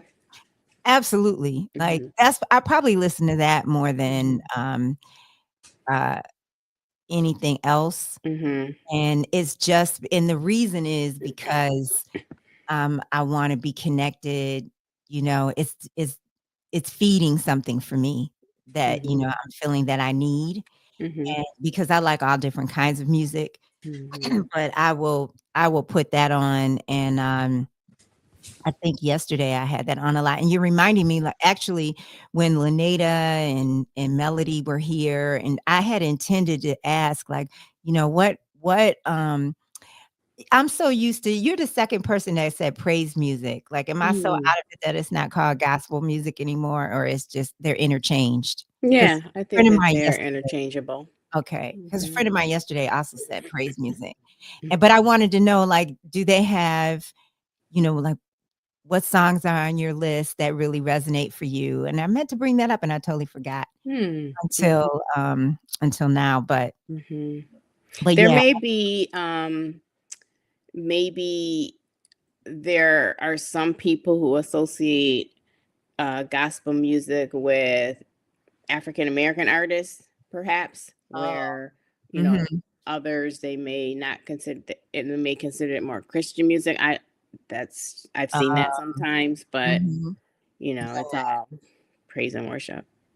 There's a song, and I can't think of and you may know it when I say it. I can't remember which song it is. And towards the end of the song, he said I love the song, right? Love it. And then I don't know if it's Hallelujah. I have to like look and see what the song is, but love the song. And then you know how songs can drag out in the end. You know what I mean? Where they pull it out. You know what I'm saying? And then, but the singer says, yeah, like I feel like he's causing separation at the end of the song, and it just bugs me. And he'll say, yeah, Hare Krishnas can't say that, like, and he'll say other things. So it's like people who basically he's saying like people who don't believe in Jesus, can't say this. And that sounds like something Kanye West would say, but I'm not sure what song that is. Yeah. And I'll have to I'll probably text you tomorrow. But he said he mentions Hare Krishnas and now I can't even remember. It's like 3 different groups, that he mentions. So and so can't say that. I can't say that, and I'm like, why are you ruining this song? What? That is just so, it's so awesome for me. Mhm. And you're just like, you know, Mhm. yeah. It's not Kirk Franklin? No, it's not. Okay, just wondering. I'm pretty positive it's not Kirk Franklin. Yeah. Um, Hmm. so yeah, maybe I'll scroll, but yeah, most definitely I do. Um, were you gonna say something? I'm trying to look as we're Oh, yeah. Yeah, I can't say who that is. I think on my probably playlist, I have like Byron Cage, Leandria Johnson, Kirk Franklin, definitely CC Winans, uh, Shira Clark Heard or Kira Clark Heard, I think it is. Mhm. Her mom. And then I just have a few songs. Like if I hear it, I'll just like soundhound it and then download it, but not necessarily be familiar with the artist. Mhm. Um, Martha Manuzzi is a favorite of mine I too. wa I was just about to bring her up because Mm. Sam, your husband, is the reason that, I got into her because I was visiting you guys Mhm. and, was like, uh, after the Walkman, there was something like after the Walkman, Mhm. and he gave me this little thing. I don't know what it was, this little gadget, and it had music in it. It wasn't Mhm. a Walkman, it was something like the next day. I don't Mhm. and, I was like, "Wow." I just fell in love with her. I Mhm. fell in love with Mhm. her. When I'm listening to her, I feel like I'm in church. I can see that. Yeah, for sure. She's Yeah. definitely anointed. Yeah, Mhm. love Yeah. her. Mhm. Oh, Fred Hammond is probably one of my top three. Mhm. Um, who else? I don't know. You like Top of my head. Yolanda Adams, don't you? I do like Yolanda Adams. Yes. Uh, Do you know this song? And I can't even tell you. So often, a lot of gospel I have gotten from like Pandora. So like mhm. if I liked it on Pandora, then I would save it and go put it on my playlist, Mhm. on my Apple playlist. Mhm. And so now I gotta go see who this is by, but it's I See the Lord. Do you know that song? I see the Lord. I See the Lord. I love it. I will just like sometimes I have to play it back to back. Mhm. Trying to see. It, Marvin Sapp. I'm looking at my playlist now. Is definitely top 5 for me. mhm. Um, I have Jacqueline Carr on my list. Tasha Page sings that song. Well, Oh, no, okay. Jason Nelson sings the song, but Tasha Hmm. Page is featured. Yeah, I don't know it then. Okay. Mm-mm. Do John you P. Key is another mhm. favorite. John P. Key is another favorite of mine. How do you say his name? John But the P. His middle initial is P, and then Key, Key. Okay. like Kee. Oh, okay. Yeah. I'm wondering if the person I'm talking about is now I don't want to throw him under the bus if it's not him. I have to check this tomorrow. Mm. But it's Stephen Hurd because I Mm. like a lot of his songs. He have Mhm. several on my. Do you know him? No. Um, several of his songs on my playlist, but Hmm. I don't know about the whole separation thing. Hmm. And I was at this funeral and I heard this song. I'm trying to find it, and the whole congregation was singing this song. Actually, it's when I found it, Cece had a version of it. Mhm. And I was like, "Oh my God," I'm like obsessed with this song, but I could barely remember the words. Mhm. So to look it up by the time I left. Mm. And let me see. I want to see if you know it. I found it. Oh my goodness. I feel like when it comes to spiritual music, so like going to church with my grandmother was definitely um music from a music perspective, like something I had never really been around. Like they definitely was a Baptist. How can I describe it? Just a Baptist church, very, loud. Mhm. Definitely the spirit was there and Mhm. very Mhm. expressive. Uh, Mhm. Yeah, where the spirit would hit him.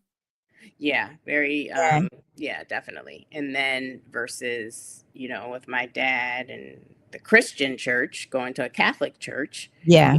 very different, more like,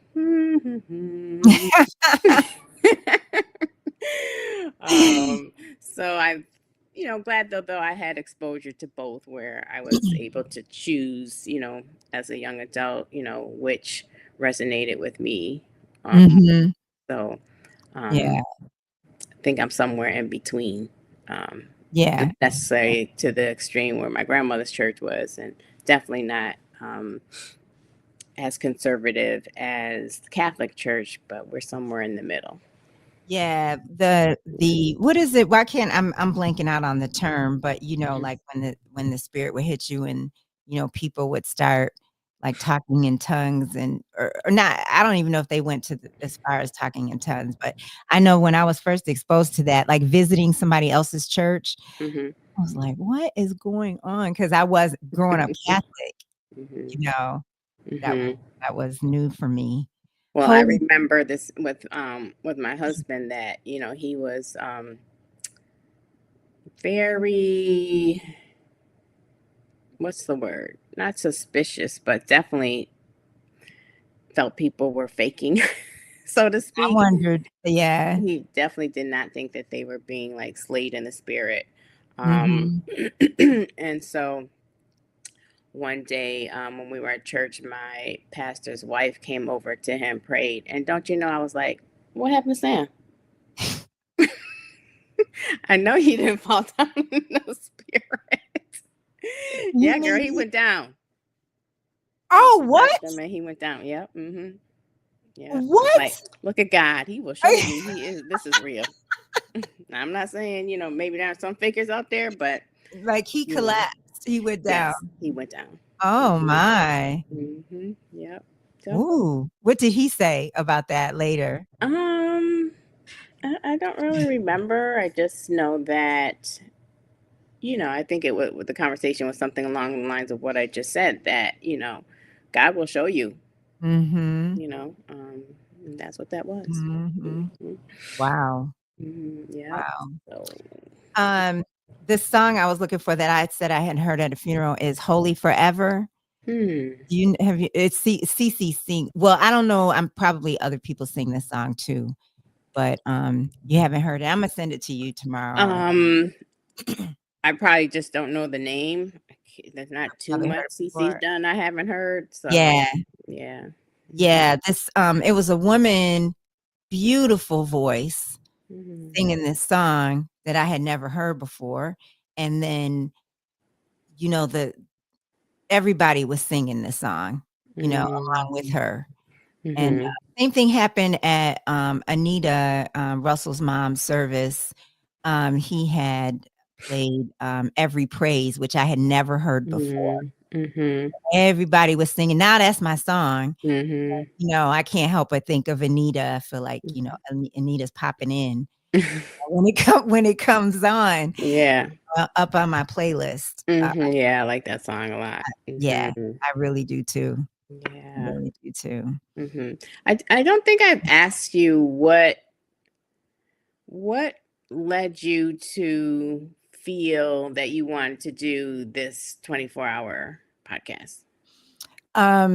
Yeah, I was sharing it earlier. Mhm. I saw Cory Booker do that, his 24 hours Mm. in the Senate. Do you remember when he did that earlier this year?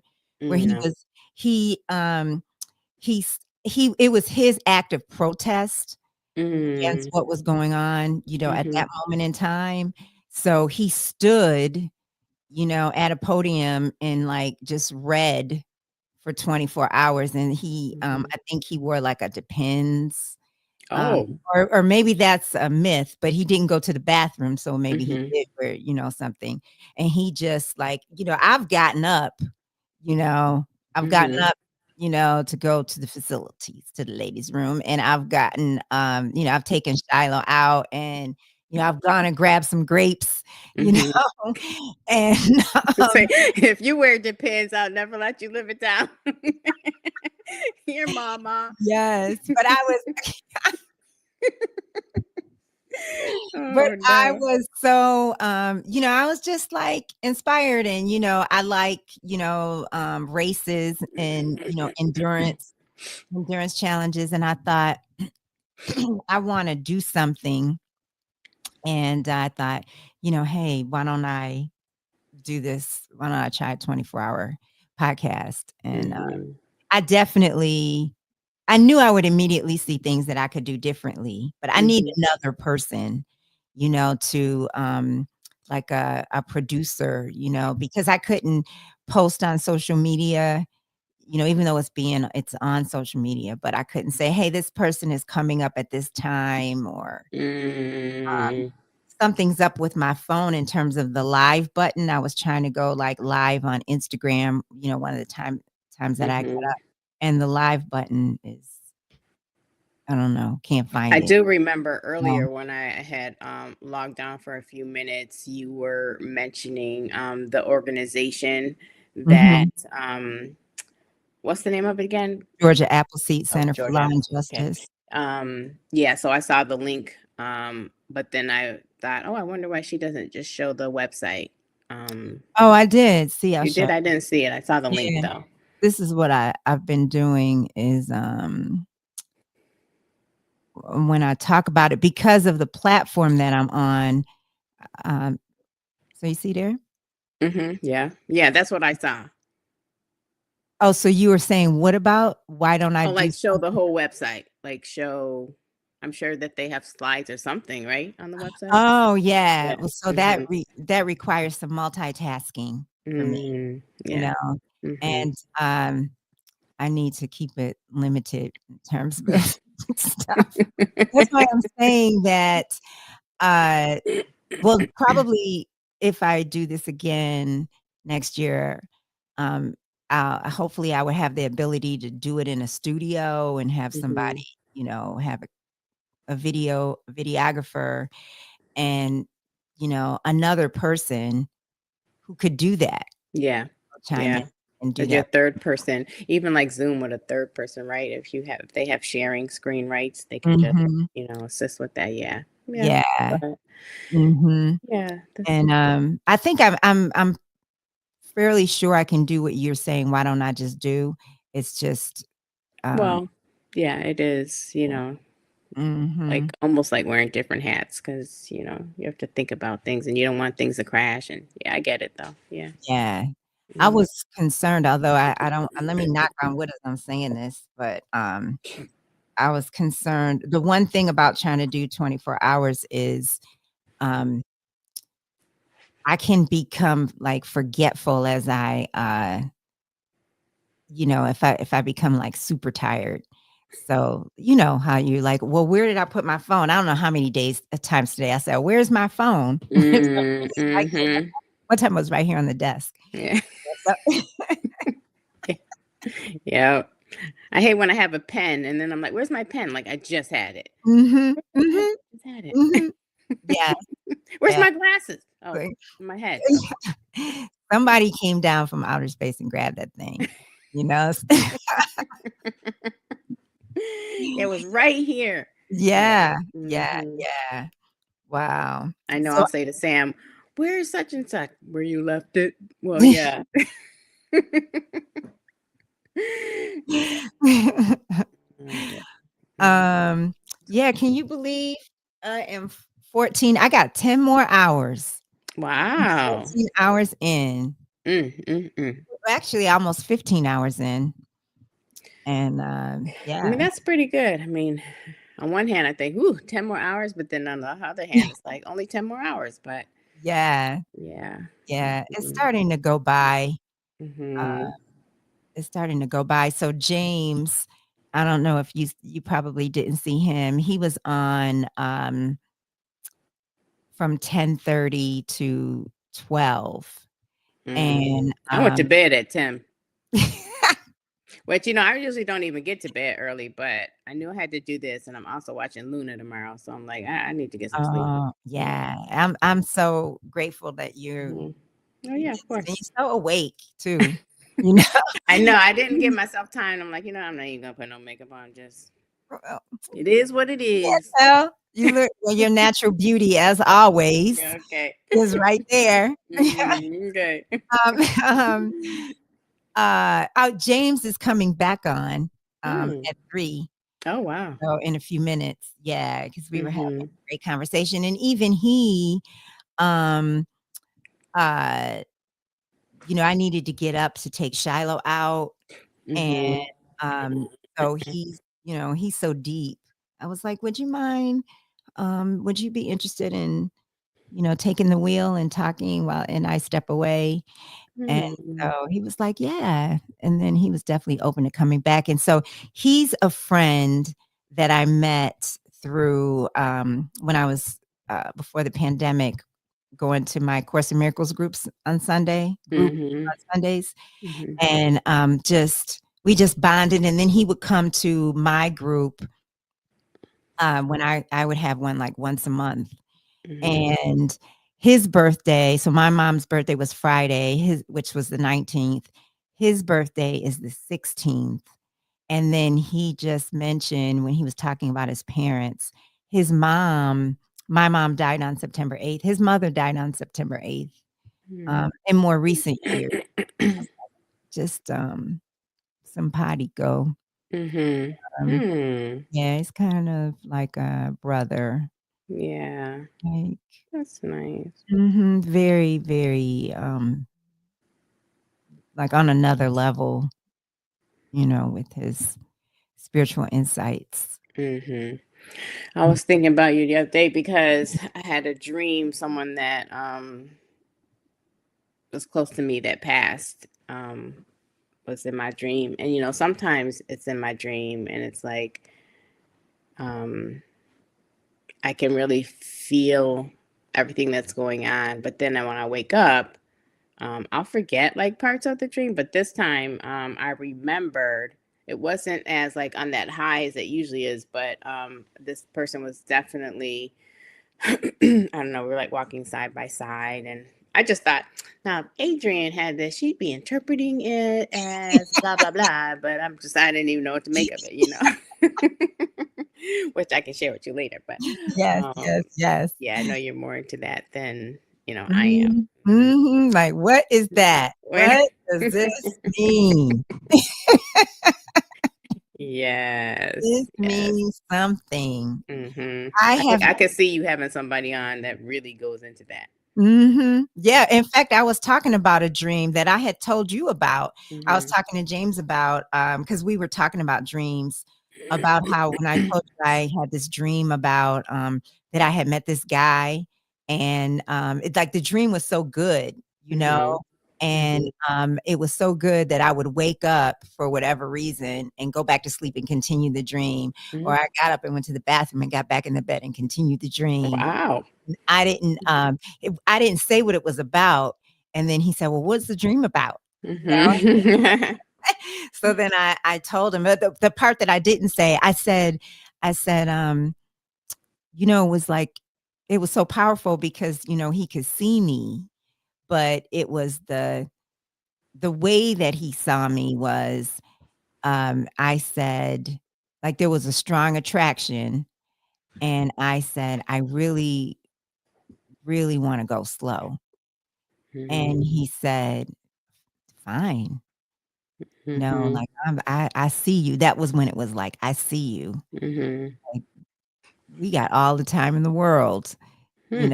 and it was just, uh, I don't know. It was just It was powerful. I felt so good all day long. Yeah. That dream. Yeah. And I kept looking around for a week or so, but no. I was thinking too today, your next go round that my sorority sister, who was also my pastor's wife, but not your typical first lady, and in a good way. Mhm. She's a talker. She would be a great guest Mhm. on your podcast. Just she has a great story. I'll just say that she has a great story Oh. growing up, and Mhm. not really being raised by her mom. It's a whole thing, but Oh yeah. my. Yeah. Wow.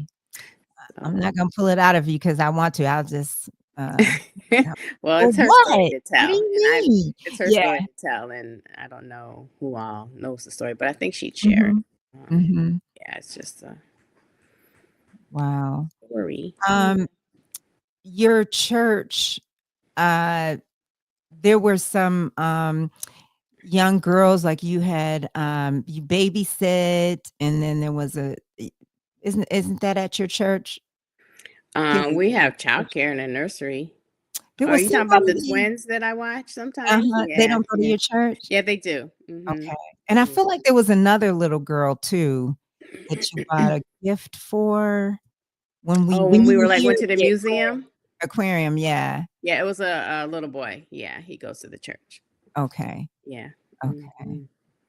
Wow. Yeah, he's a little bit on the spectrum, but he's like so friendly, and I don't know, I just guess I thought of him. Is that the James you were talking about? Yeah. Oh, okay. Um, your camera's not on, James. Okay, there we go. Oh, I did see him earlier. Yeah. This is Tanya, my best Hi, friend. James. Hi, Tanya. How are you? We've been friends I'm since good. we were kids, like young.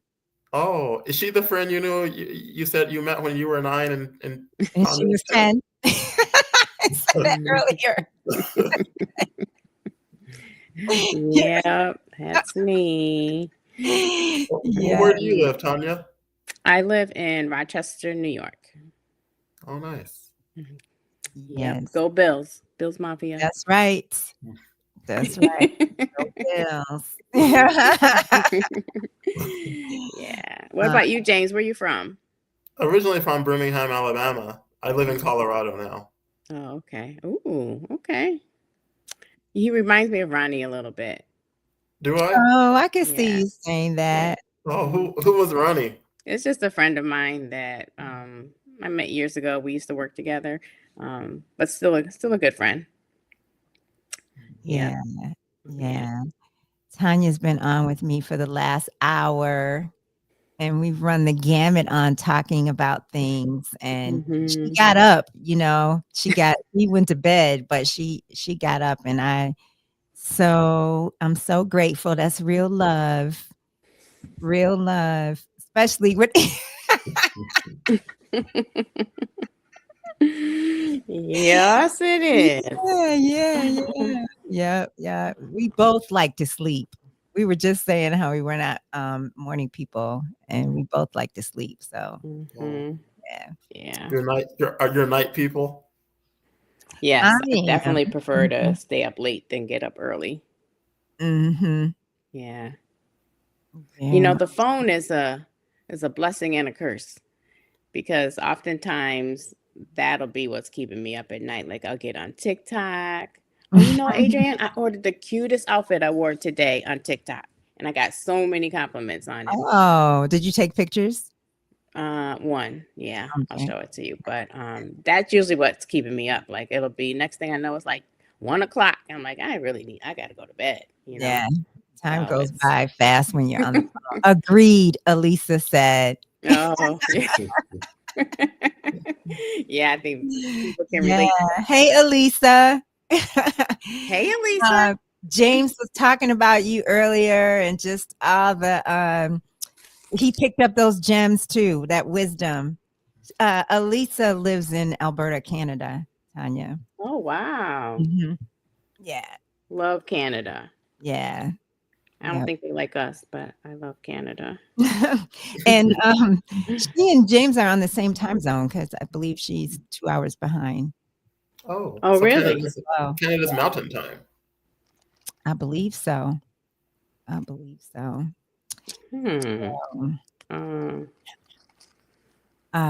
James is going to. Are you going to stay on, Tanya, or you gonna? I gotta watch Luna tomorrow. I know. I just.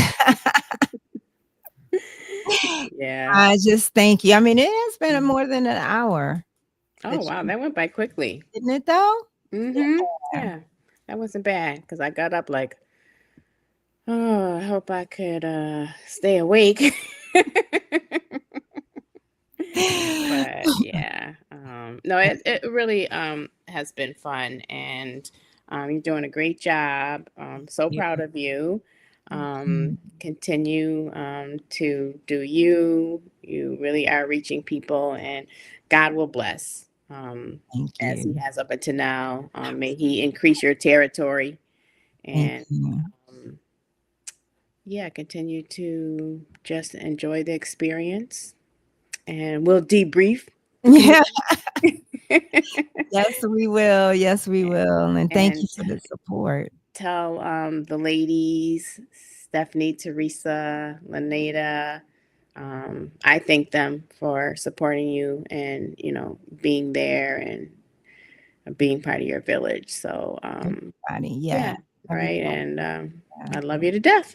I love you too. I love you too. Yeah, thank you. Get some rest. Okay. Have a good night. Thank you. Bye, James. Okay, now I gotta get out of here. Bye. She said, now I got to figure out how to get out of here. Pull your screen down for me a little bit so we can see more. Sure. Yeah. There we go. Good. Yeah. How have you been the last few hours? Been good. Yeah. I have a side gig of doing just Lyft. So I've just been, since it's supplementary in addition to the therapy I do. So that's kept me busy for the last few hours, lightly busy. So in a casual way, not super busy. It went by fast. I was sharing a little about you with Tanya before you came on. And yes. So I didn't know what you were sharing, but it definitely moved people when I stepped away, and you might not even remember now, but you really were moving people when you were just talking earlier. Do you remember what you were sharing? It was something to the effect of seeing ourselves. Oh yeah, seeing the beauty in ourselves and learning how to love ourselves. Actually, something that came through in one of my plant medicine journeys that I do with some of my local friends in Colorado. Something that came through was if we loved ourselves, or they said from the perspective of if you loved yourselves only a fifth as much as we love you, then your whole illusion would shift. The whole world, the whole universe in an instant.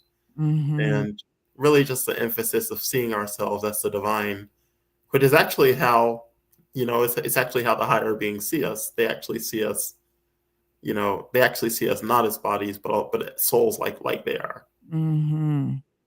Yes. I don't want to go down a rabbit hole with this, but I almost brought this up to you earlier, but now I definitely want to bring it up. Do you know the Monroe Institute? I've heard of it. It's where is it located? I don't want to get to making things up. I have to go look. It's in the UK, right? I think that's the one that's in the UK. Oh no, I thought it was here in the US. Or is this one in New York? No, I know it's in the US because I had a guest on who was talking about studying there for a week.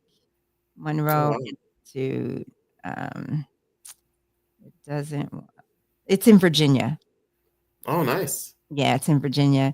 But I was asking because I somehow it was on social media at first, where I saw something about the Monroe Institute was asked by I think so. I hope I'm not blending things, but they were asked by the CIA to look into like I guess extraterrestrials and different types of spirituality, and uh, and the report is online.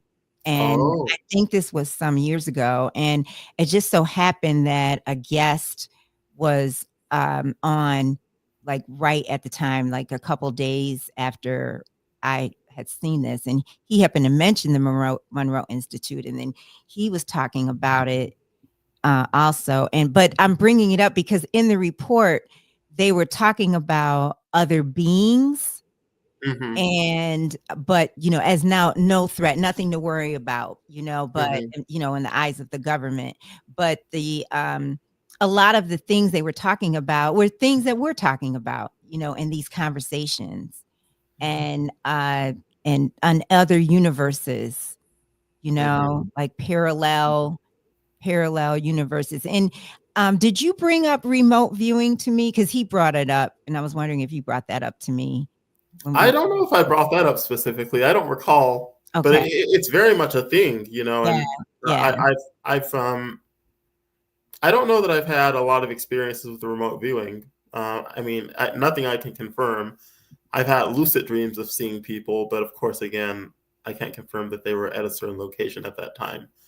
But it's I know it's a thing. And actually, on the topic of remote viewing, Project Stargate, the CIA actually studied the ability of remote viewing, and they declassified some of the information now, but of course they redacted a lot of it. And That's exactly what I'm talking about, what you're mhm. talking about. And this was called, I guess it's probably the same thing. What I was looking at was called Gateway, I think.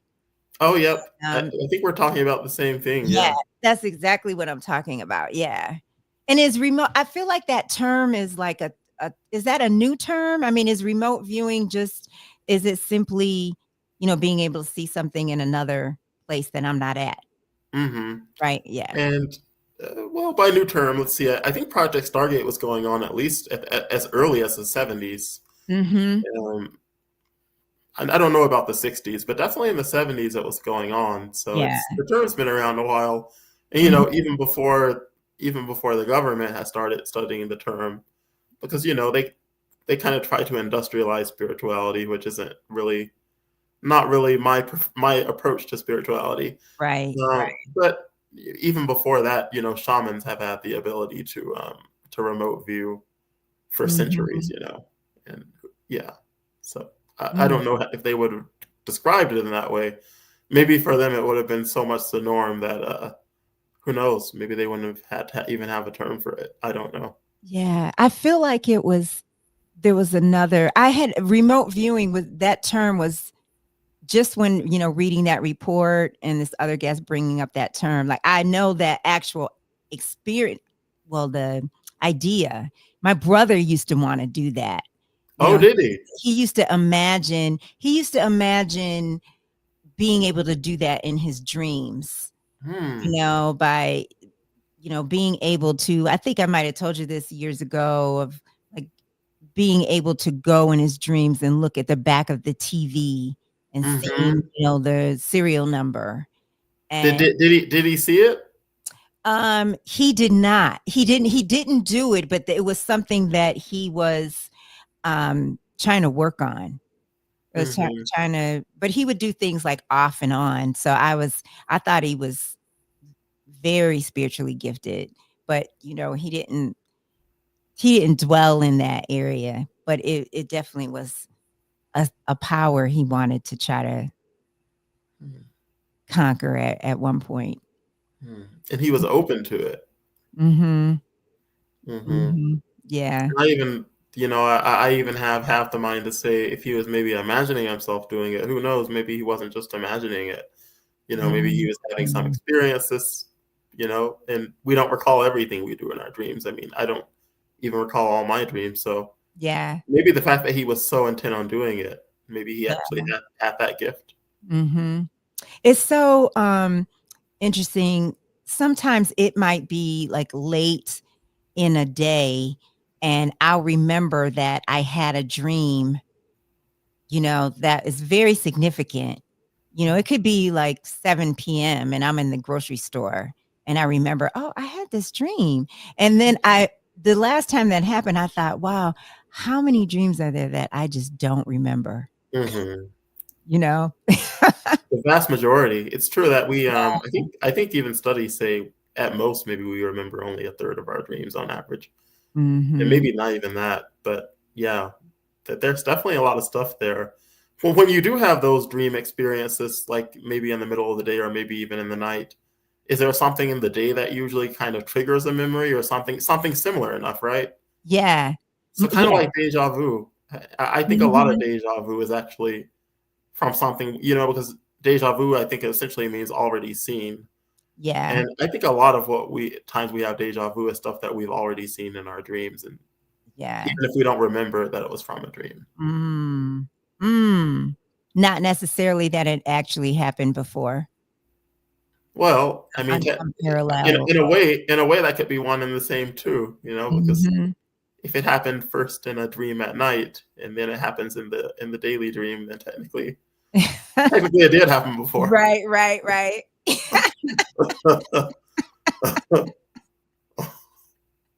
James getting smart over here.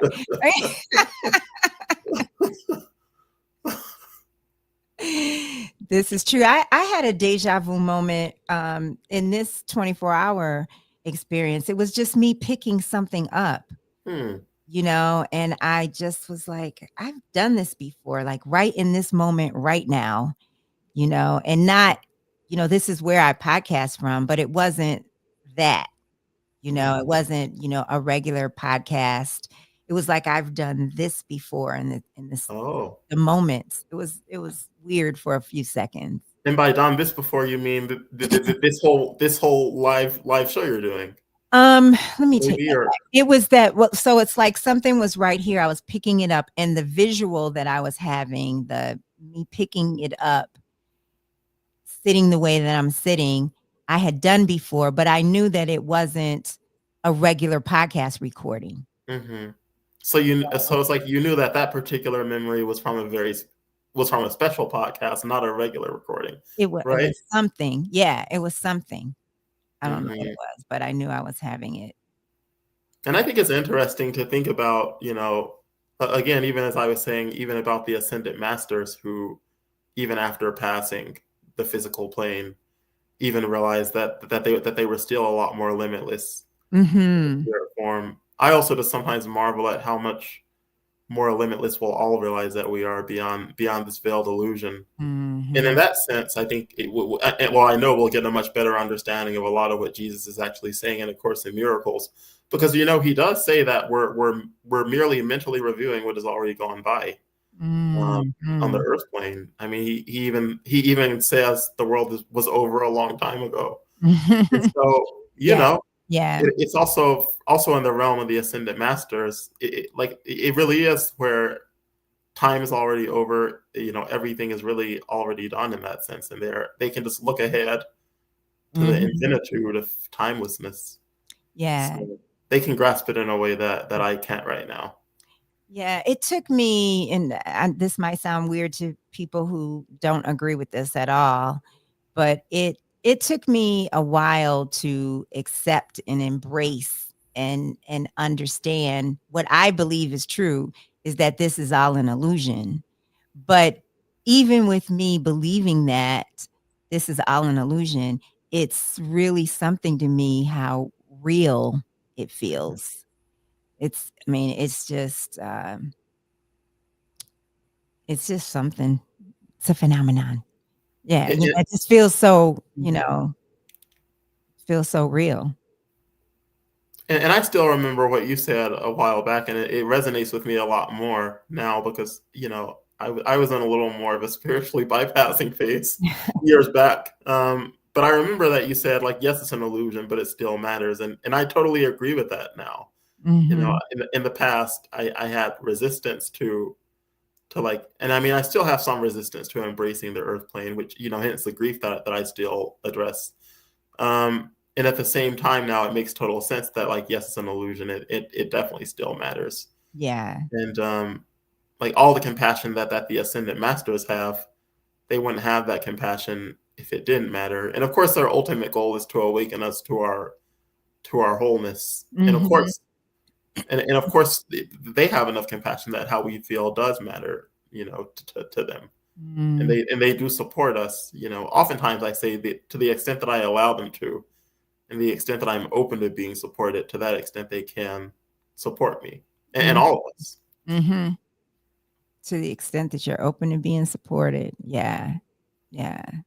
How do you I definitely don't want to go down a path of talking about politics. I don't want to do that. But I want to know how you experience the world in the on the path that you are, and feeling especially like the heaviness of the world right now. And I want to say the word that's coming up for me, although the heaviness and all the negativity is there, the word that's coming up for me is confusion too. I feel like there's a lot of confusion in the air for people. And how do you experience it with everything, in context of everything we're talking about, of your awareness and your spiritual path, and your coach, and yeah. Well, a lot of it is actually, it's hard as an empath. It is hard for me also to distinguish the grief, right? I know a lot of the grief is also just the grief of these times, and there is confusion, and it's painful. It's painful for me to experience, and it's really just a thing that there are just so many injustices and dehumanizing people, and I mean, I don't mind talking some about politics if you don't mind, but should we avoid it directly? Yeah, I don't really want to go down Anyway, that. Yeah. I'll honor that. Yeah. But really, it's a time where there's a lot of aggression right now, and also at the same time, I also do hold steadfast to, that there being a shift right now. The law of one material is really big on the shift from third density to fourth density, and a lot of the channeled entities from the law of one and the related beings all say that actually the Earth has already transitioned. So Mother Gaia, they say, has already transitioned to fourth density. But there's also a lot of disharmony, because the disharmony is coming from people who aren't yet at that density, and people who haven't yet reached fourth density, and who are still very much struggling in their lower chakras. So in fourth density coincides with the level of the heart chakra. But we have so many beings who really aren't yet really vibrating at the level of love, and if they don't vibrate at that level, they actually find it very threatening. So it's undeniable that we're progressing in a lot of ways, and it's also undeniable that for those who aren't ready to step into that degree of love and light, it's being seen as a threat. Yeah. So it's like the clashing of fronts. It's like, we're going into a warm front, we're going into the spring, but it's also having clashes of winter air. Yeah, and I'm so glad that you say that, because I think that's what I see, what you were saying, the resistance and the way that you described it. And the thing that I think sometimes I can get discouraged about, and then I have to, give it back to God. I know it's my human self, is that for me, negativity, hate requires a lot of energy, whereas actual love is a different type of flow. It's more of a free, buoyant, abundant flow, actual love. And so I would think that hate or negativity, I know that it can't last. So it seems like it's lasting a long time, is what I'm trying to say. And so, but I guess that's perception, or what do you think about that? That is a good question, and just like the question of how long hatred can sustain itself. Yeah. I'm co-leading I'm co-leading a Law of One book club right now every other Sunday. And we actually talked about the effects of hate versus love, because I don't know what experiment this was, but you may also recall an experiment where they had grains of rice, and on one jar of the grains of rice, or a bag or whatever, they taped the word love on it. And on the other container of rice, they taped the word hate. Well, the one that had hate taped on it, the rice actually turned black. It died and turned black rather quickly, whereas the one with love written on it, for whatever time span they did the experiment, it stayed preserved and stayed healthy. And so, in a sense, there's kind of the question of how long can hate sustain itself. While I don't have the answer, I can speculate that, much like love can feed on itself, hatred can also feed on itself and kind of manifest different branches from that.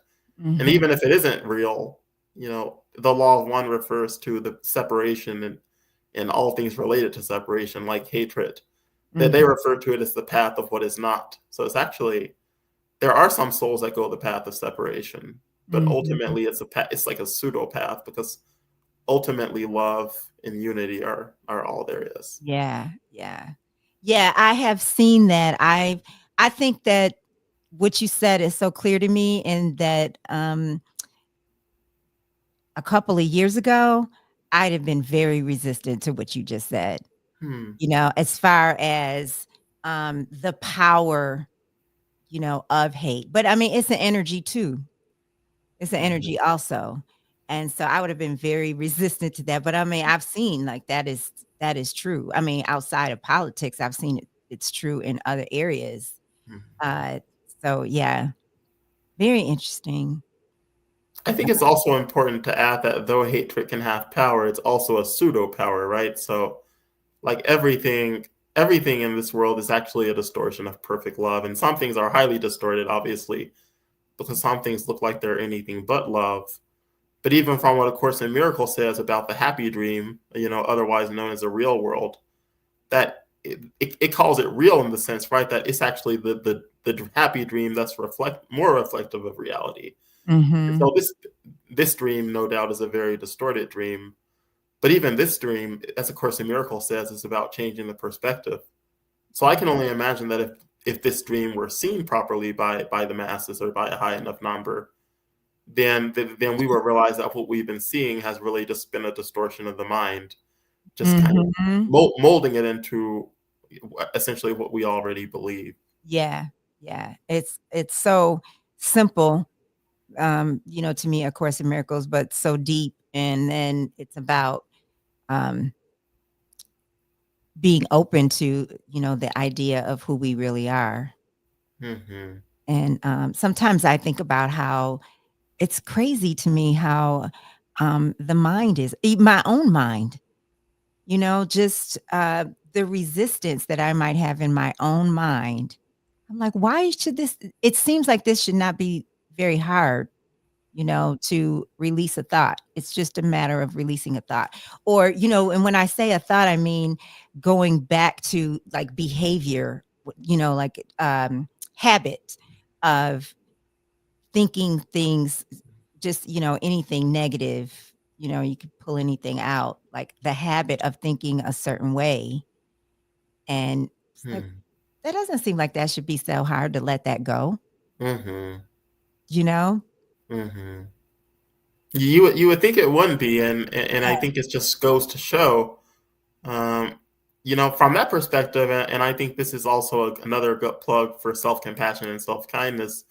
In that perspective, I really do get a lot more solace from what A Course in Miracles says about we're mentally reviewing what has already gone by, and it also says that all of our time for awakening has already been determined.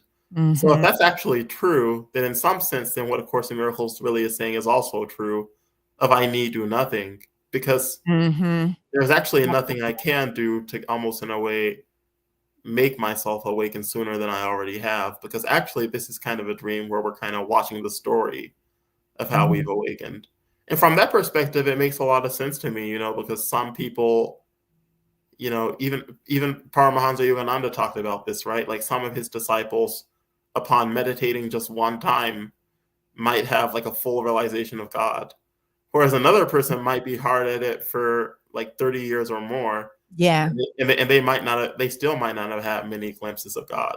Mm-hmm. And so from that perspective, I really do like to look at it from the perspective of need do nothing. And, we follow our hearts and we effort to the degree that is already in our hearts. But in some regard, from that way, maybe a bit of a mind twister, but what if our effort and our zeal to find God is really just reflective to the extent that we've already found God in a way? Because it's maybe like the lightning thunder phenomenon. The lightning is actually maybe already that we found God, and then we're seeing it as a secondary effect of having a lot of zeal for seeking God. But this wasn't really new for us, we came into the lifetimes this way. Yeah. And it's interesting that we even say found God, because it's like, it's not about finding God because we already have God.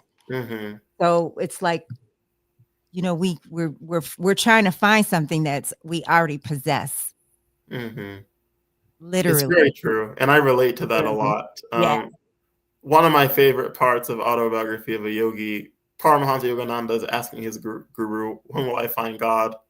And his guru simply answers, you've already found him. And he starts arguing with him. He says, I don't think so, mister, and I don't think so, sir. And he just has all these arguments as to why he hasn't. But it is true, right? Like, we can be so resistant to realizing what we've already found. I mean, we don't even have to find, right? It's already within us. Yeah. So, Yeah. What we already have. And even what we already are. Exactly. Mm-hmm. Exactly. And I love I Need Do Nothing, because I have found that often if there's something I want, or especially around if there's work or something, like it's about if I'm just on the path, then the thing actually happens by God. Like it doesn't happen from me trying to do the work to make the thing happen. Mm-hmm. But if I am trying to do the work, I see where God does it out of left field. Mm-hmm. Yeah. And that for my life, that's I need do nothing. Like that's an I need do nothing experiences. Yeah. Mm-hmm. It's almost as if, if it's already done, there's nothing that can undo it. It's like it's already meant to be. It will fall into place. And maybe sometimes when you are working towards something, it's because it already is. And then you're just, because in this world, we also do have to make practical steps, right? So if it already is, and we feel compelled to work towards something, that's just because we do also have to implement our free will. But in those cases, it's like we do the steps, and like you said, and it's like, and really God does the rest, Mm-hmm. Yeah. Yeah. Do you have a vision for where you see your work going? That's a really interesting question. I definitely see myself as I go along into my career going more and more explicitly into spiritual counseling, because even the way Spirit has sent me progressively more clients within the first 3 to 5 sessions, already bringing in topics of spirituality. Whereas kind of my first wave of clients would kind of not talk about spirituality at all in a lot of cases, or at least very little. I can definitely see that the waves are progressively going more towards that direction.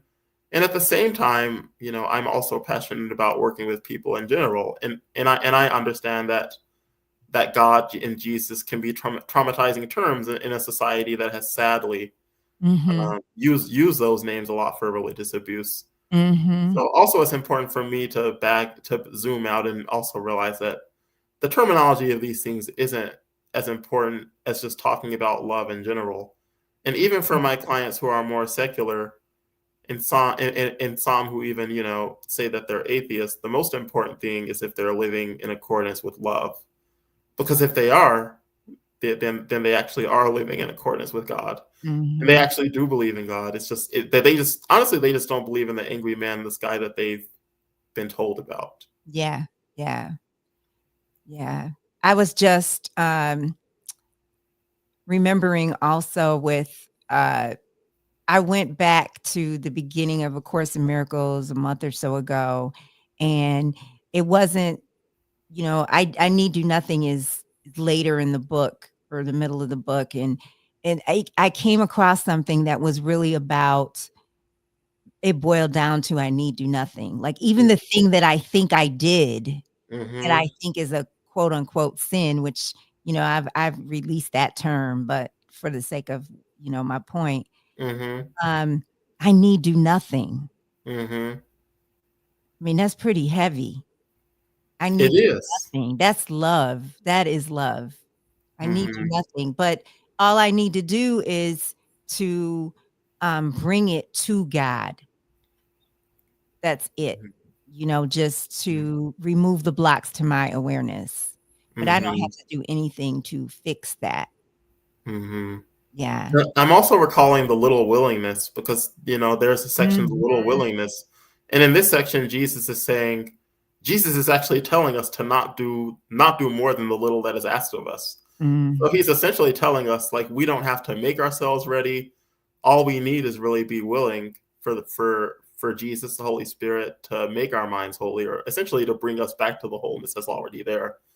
And essentially, if I make up a story then from my ego, like, well, it can't be that easy, and I must actually have to do something to earn this salvation, then I'm actually doing more than the little that is already asked of me in that case.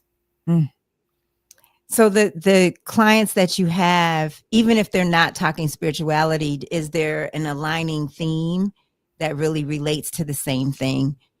There is, in a lot of ways, because a lot of it comes to self-compassion, self-kindness, self-forgiveness, and through that self-forgiveness, being able to give more kindness to others, and also release themselves from the past.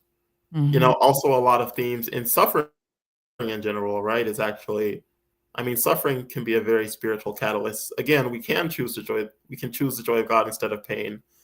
But we've all been down the road of suffering, and sometimes I still choose suffering.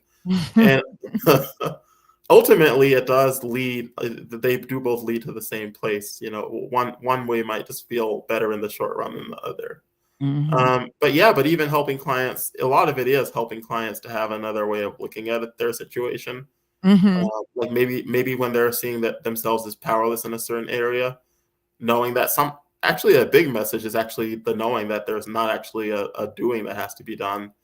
Because, as part of my contemplative counseling training also at Naropa with the mindfulness meditative retreats and stuff like that, sometimes I guide my clients through meditations where I will walk them through visualizing themselves giving acceptance to parts that they may be struggling with. And to really just see those parts as younger parts of themselves and to give them acceptance. So rather than asking them to change or asking them to be different, that love really is a way of seeing it differently. And it also does go to needing to do nothing. Like those parts don't have to be eradicated. They merely need to be accepted. Wow. And so then when you visualize, do you see a shift in them? When you visualize on their behalf? Yeah. Oftentimes I do. And of course I'm doing it with them, right? I can usually keep my eyes open, but after I walk clients through these kinds of practices, they often do report feeling lighter. And so it is the thing. It also is kind of Neville Goddard in that way, right? Because Neville Goddard says that we can imagine things for people.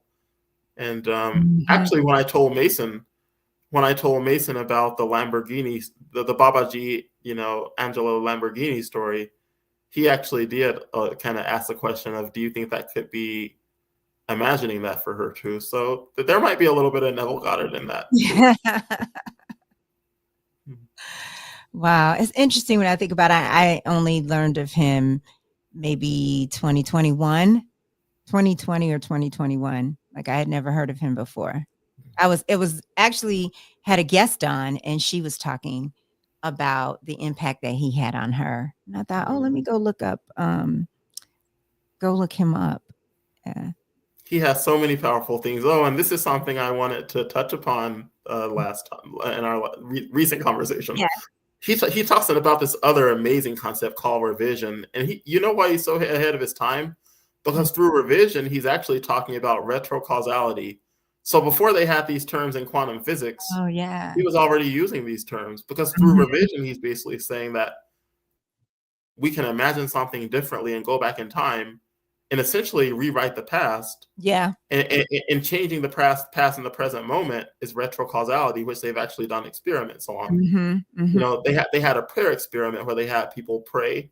Yes. They had people pray for people who had been in the hospital 10 years ago.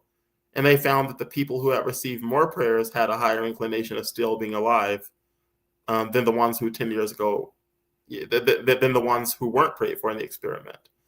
So, no, I want to understand that, because that's changing the past. That's where I get the praying for two different groups, but the changing the past part I don't get in that example. Oh, it's changing the past because they had these people pray for the people 10 years after they had been hospitalized. And so that changed the outcome of how they were. So there was a slightly higher percentage of people who had been prayed for.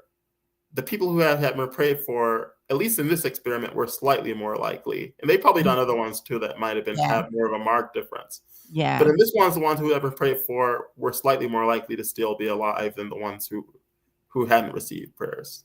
Oh, okay. Hold up. They were prayed for 10 years later. Said, okay, I get it. I get it. And so that does offer it offers some support also for retrocausality / revision. Neville Goddard talks about a story where a person, I think, who had lost their vision from shattered glass in a car accident, revision can also imagine something more minor. So when that person revised it being something less and not hitting them on the eye, or maybe just being some kind of minor version of that, he said the person regained their vision. So that was literally a revision. Yeah.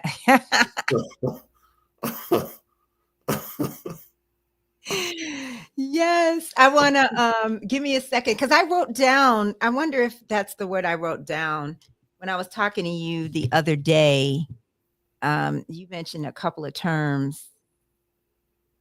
I think that was it. Yeah. Retrocausality. I wrote that down. Dream synchronicities. Is that what we talked about earlier? We've talked about some of them. Yeah. Oh, and actually, here's even another one. And this is a case where I do think that there was some revision. So this year I went to a retreat of Self-Realization Fellowship. Self-Realization Fellowship was founded by Paramahansa Yogananda. And I went to LA for this retreat on June. It was June 27th, or actually, no, it was June 21st. So it was like right around the summer solstice. And before I went there, a few weeks before I went there, I had this dream. It was definitely a revision dream, because it was revision as if I had supportive parents. So I was casually talking to my parents, and I was telling them that I wanted to go to India, because a lot of my Ascended Master team, are Indians. And I was telling them that I wanted to go to India to have spiritual experiences there. And almost just like considerate parents, they were almost maybe trying to negotiate it a bit. They were giving me the option, I think, of going either to some tropical islands of something like the Bahamas, versus going to India. They did say I think they said that if they went to India, they want it to be a family trip.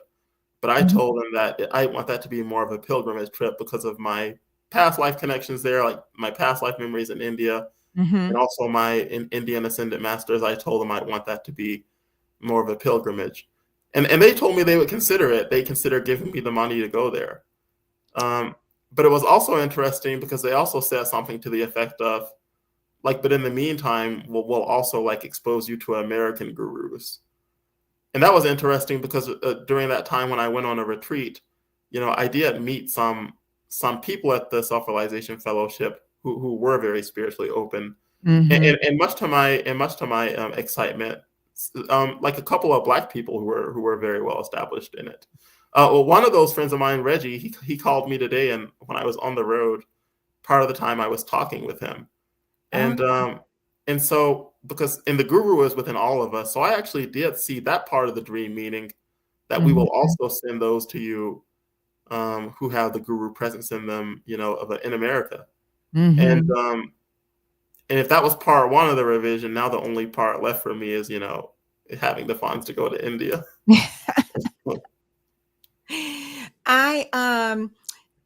Do you remember we used to talk about, I don't know how much you were into him, but I do remember we talked about a couple of videos of Muji.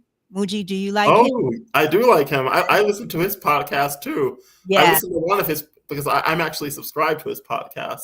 Yes. And I listened to one of them just a couple of days ago when I was out in Arizona. I love his presence. Me too. He's a real deal guru. He really is. And it's, and anybody listening, it's Mooji. He's someone that I really would love to see in person.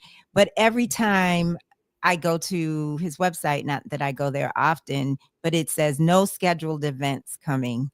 Oh. So yeah, I would. And I think he lives in Portugal. He does. He has an ashram there. Yeah. Yeah. And he is really, everything he says is the same, although he might bring different nuances to it, but it's really, nothing matters but, getting to the formless. It's so true. He's straight to the point with it. He is. He is. And no thought, stopping thought, which I get into with my nephew sometimes. He's like, thought can't stop. So but he's like, and so are you a person? This is what is it Muji will say, like, I can't even remember, but he goes like through these steps, and it's only because of the time, but he'll ask you, like, do you have any needs? Do you have any worries? His style actually very much reminds me of that of Ramana Maharshi also. His uncompromising description of non-duality, and I do describe him as being totally uncompromising. His style is very, very much reminds me of Ramana Maharshi, just a very no-nonsense dedication to the formlessness.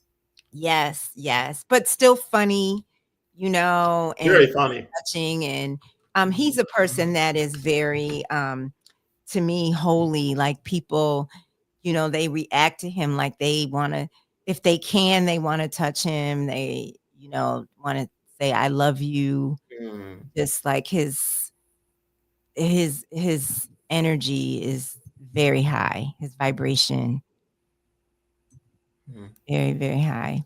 It is. It's just like the gurus of India, where you hear about people touching the guru's feet to get a transmission of the energy, or in the Bible, like the person who touched Jesus' cloth, because when the presence is strong enough, that contact in and of itself, it's like some souls are so awakened to the Christ within themselves, like Jesus and several others, that even like making contact with them can even remind the other soul of that same divinity within itself. It's pretty powerful stuff. Yeah. Wow. There was something else. Did you mention a meditation, or would you? I don't know if I want to meditate because I don't want to go to sleep. But but tell me about it. Tell me about it. What you have. Maybe a meditation / prayer. And I was thinking I could hit the bell. It's like an 11-minute timer. And I was thinking maybe that we could, it would also, like a little before I get off, and we can have some of the time maybe in presence and some of the time in prayer, maybe kind of bouncing off, like having some time to affirm prayers, maybe from A Course in Miracles or whatever kind of is channeling through us. And one can say something and we can speak as we feel inclined, and you can bring in prayers too. And what do you think maybe of doing that for the 11-minute timer? Okay. Are you getting ready to get off? You said you were gonna. Probably around 2. It's not like it's not late where you are. Oh, I know. I'm even I'm acting like, it's like 11 o'clock where you are. Not even 11. I'm acting like it's 9 o'clock where you are. You are. But you're way late. It's 3:48 your time. Yes, but I Wow. mean, How are you feeling? I'm feeling good. I think when we get off, I'm gonna turn the air on. The air was on, and I was cold, and so I turned it off, and so I'm getting hot, and so but I don't know. I think it's just a matter of moving when I feel something coming down. But yeah, I have in a little over an hour, I have someone else, and then it's kind of flowing almost until I'm done. Um, I was gonna do like the last hour probably by myself. Oh, Kind of. you're gonna get ready for your international people around, for the next round, right? Yeah, when I hung up from you, when we ended the first time, that next person is in Thailand, the person I Nice. talked to. And then so my friend at an hour from now, a little over hour, she's in the UK. And then I have my cousin who is in Portugal. Oh wow. And So yeah, your cousin could go see Muji very easily. yeah. I have to ask him if he knows of him. Yeah. And then the next guests are here, even here in Atlanta. Oh, nice. Yeah. Are they some of the people who are in the house with you? No, everyone's gone except for one friend. She was nice enough to stay overnight, and but everyone else is gone. They were on some of the people in the house were on earlier, like early in the day. And then some just came to support and, bring the vibe. But Oh, yeah, you're like, I that's mean, I think great. I'm gonna go around too, like I'm not doing the 24-hour podcast. Yeah, I like the idea. Were you gonna ask me something else? I cut you off. Oh, well, I just wanted to see if you're okay with it, I can get ready Yes. to hit the timer. Would you Mhm. like to start with the prayer, and from there we can kind of just alternate as we feel guided? Yes. Um, I've read some prayers earlier, and I don't know if prayers. So I have prayers. I've got one that I want to repeat that I shared a little while ago. Um, and then the other ones, those are like traditional prayers, the prayers that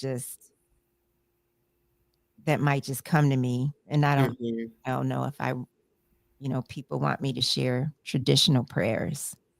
So Uh, I'm happy for you to yeah. pray whatever your heart is Okay. praying. Okay. Mhm. All right. Are you got the Okay, timer? I'll hit the bell.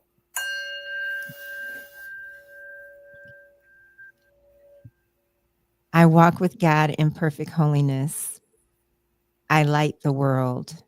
I light my mind and all the minds that God created one with me.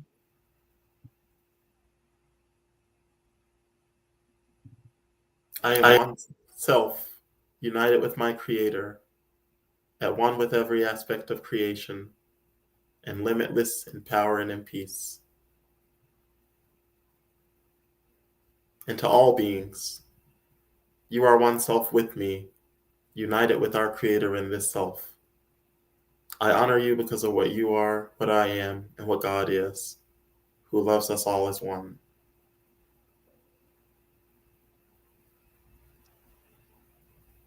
I desire this moment for a holy instant.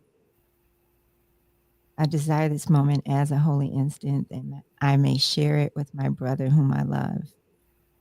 I cannot have it without him or him without me. And it is wholly possible to have the holy instant now in this moment. Ask the Holy Spirit to descend on us and keep us both in peace. When I am healed, I am not healed alone, and I would share my healing with the world, that sickness may be banished from the mind of God's one Son, who is my only self.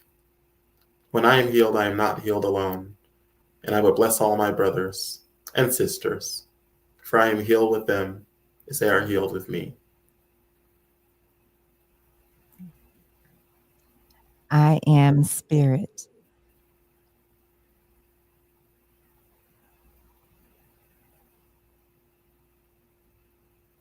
Spirit am I, a holy Son of God, free of all limits, safe and healed and whole, free to forgive and free to save the world. I am only here to be truly helpful.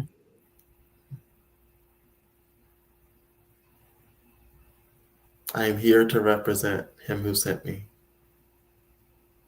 I don't have to worry about what to say or what to do, because he who sent me will direct me.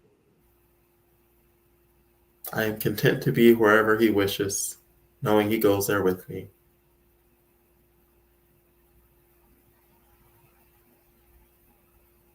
I am healed as I let him teach me to heal.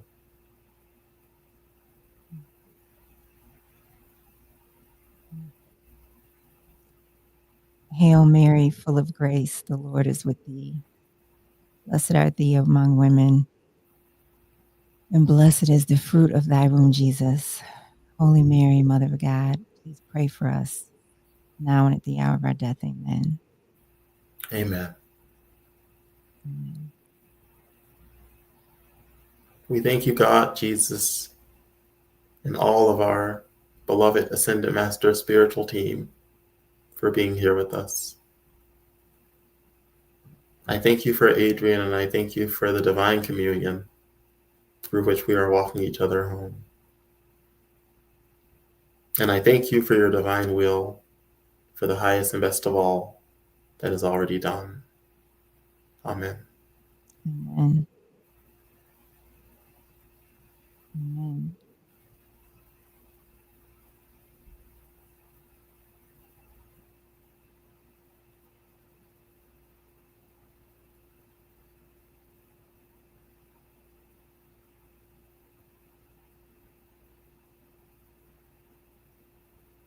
I am willing to accept that I am wrong and God is right about myself. I'm willing to accept that God is right and I am wrong about myself. Forgiveness is the key to happiness. I will awaken from the dream that I am mortal, fallible, and full of sin, and know I am a perfect Son of God. God is love, and so am I.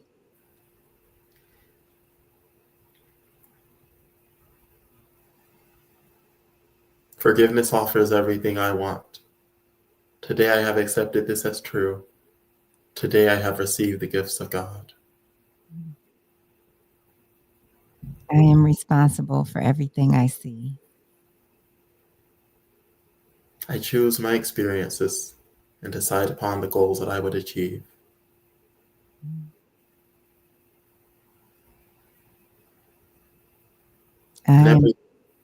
Oh, go ahead. I am among the ministers of God.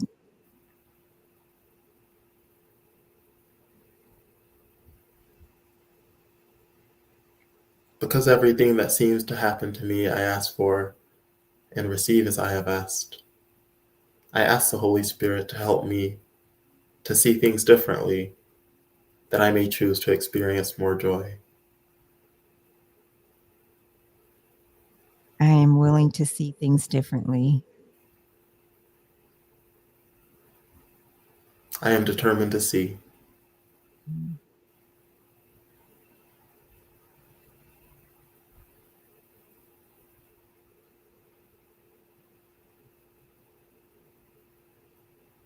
I am willing to surrender. I do surrender. I surrender all my perceived burdens and all my worries over to my loving God.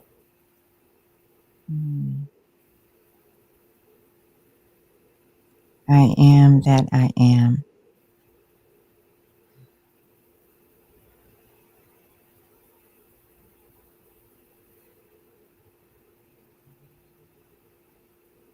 The love of God is what created me.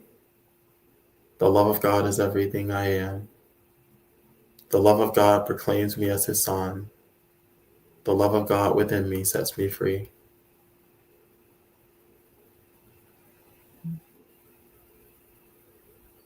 I am free.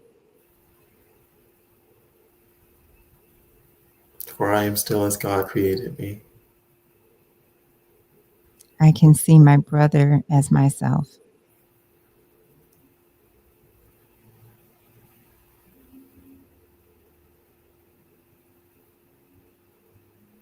Let me remember I am one with God, at one with all creation and myself, in everlasting holiness and peace.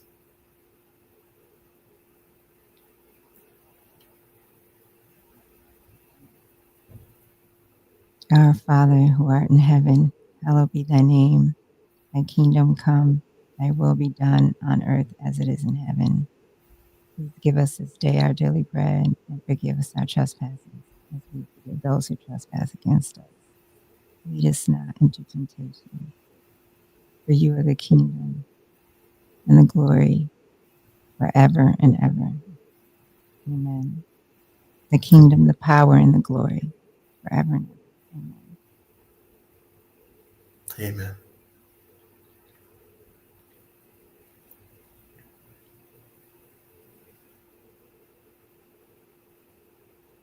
Forgiveness is my only function here, and my function here is to forgive the world for all the errors I have made, for thus I am released from them with all the world. Mhm.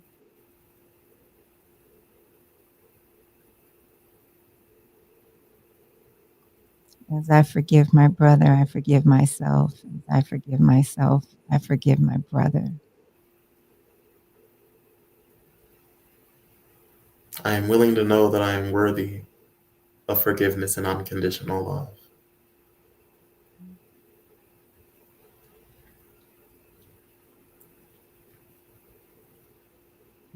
We are one.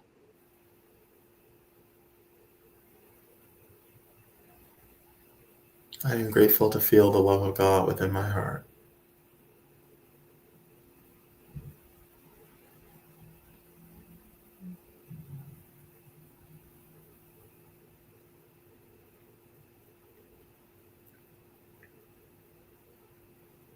I walk with God in perfect holiness.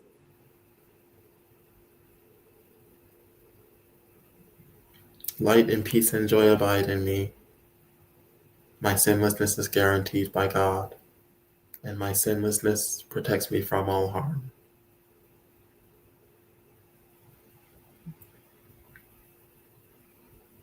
I am willing to accept that I am free.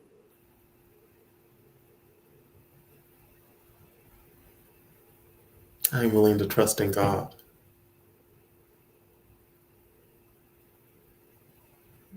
I could have peace instead of this in so many circumstances.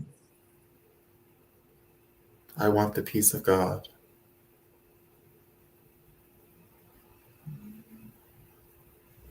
To have all, give all to all.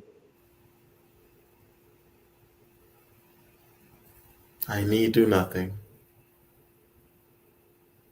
To have peace, be peace.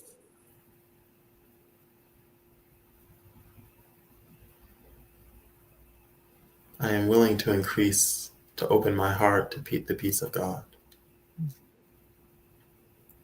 I am vigilant for the Holy Spirit.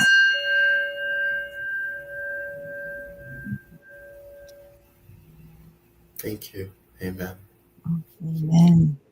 Thank you. Wow.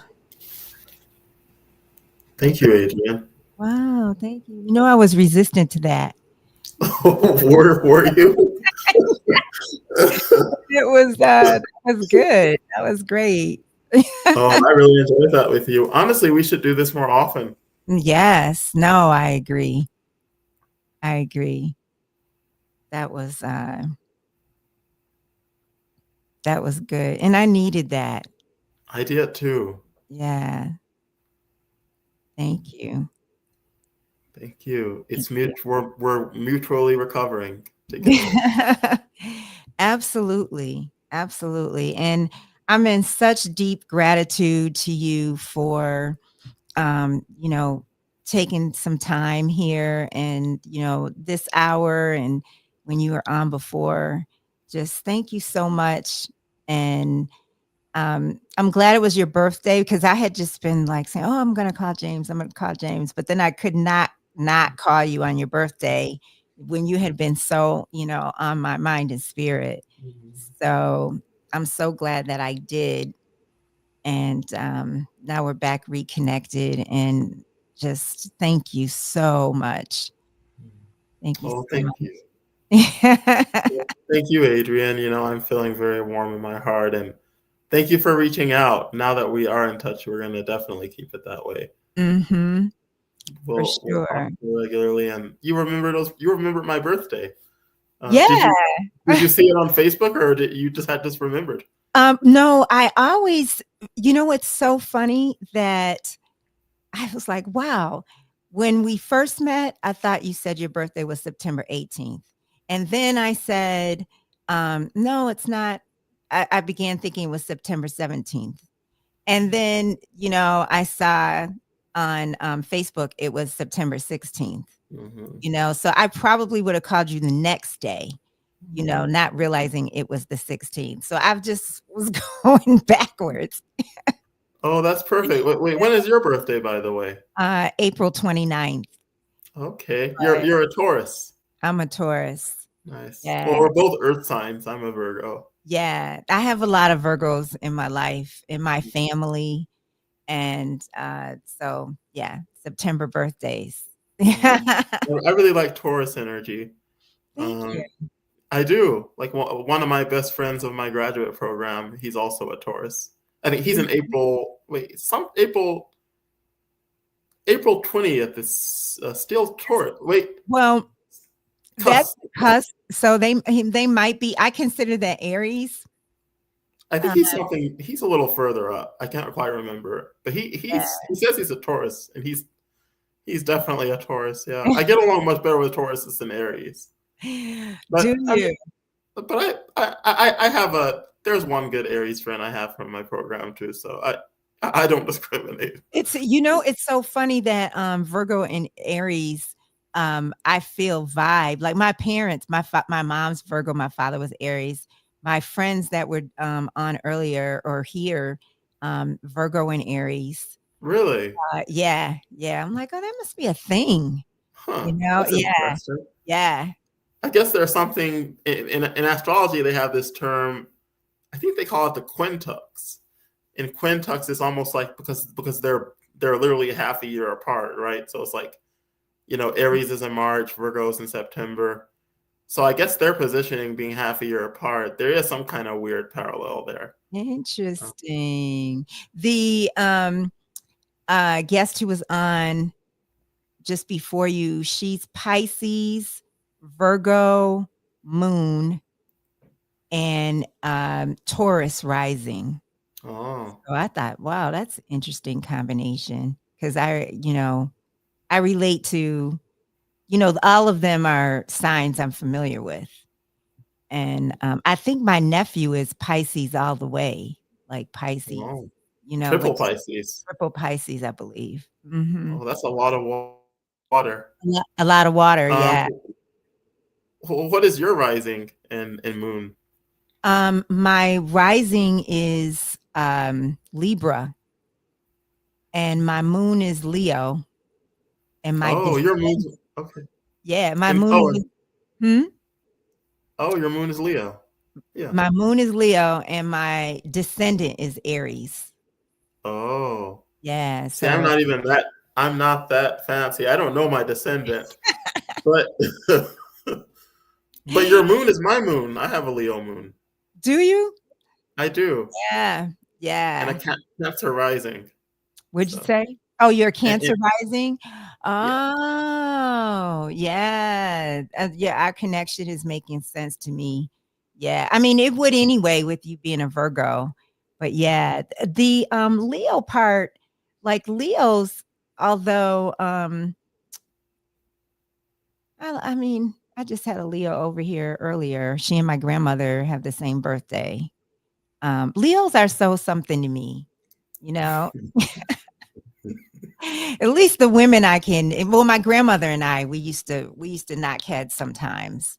But most of the time it's Leo men who I've actually had relationships with Leo men and get along really well. But I feel like Leo men want what they want when they want it. So I think so I I'm thought Leo was like that in general. oh, I've you met know I've met everybody. Leo women like that. So Yeah. So it's interesting to me that I have a Leo moon. Yeah. I like to say my Leo moon is where I get my performative side. I'm sure that facilitates your podcast.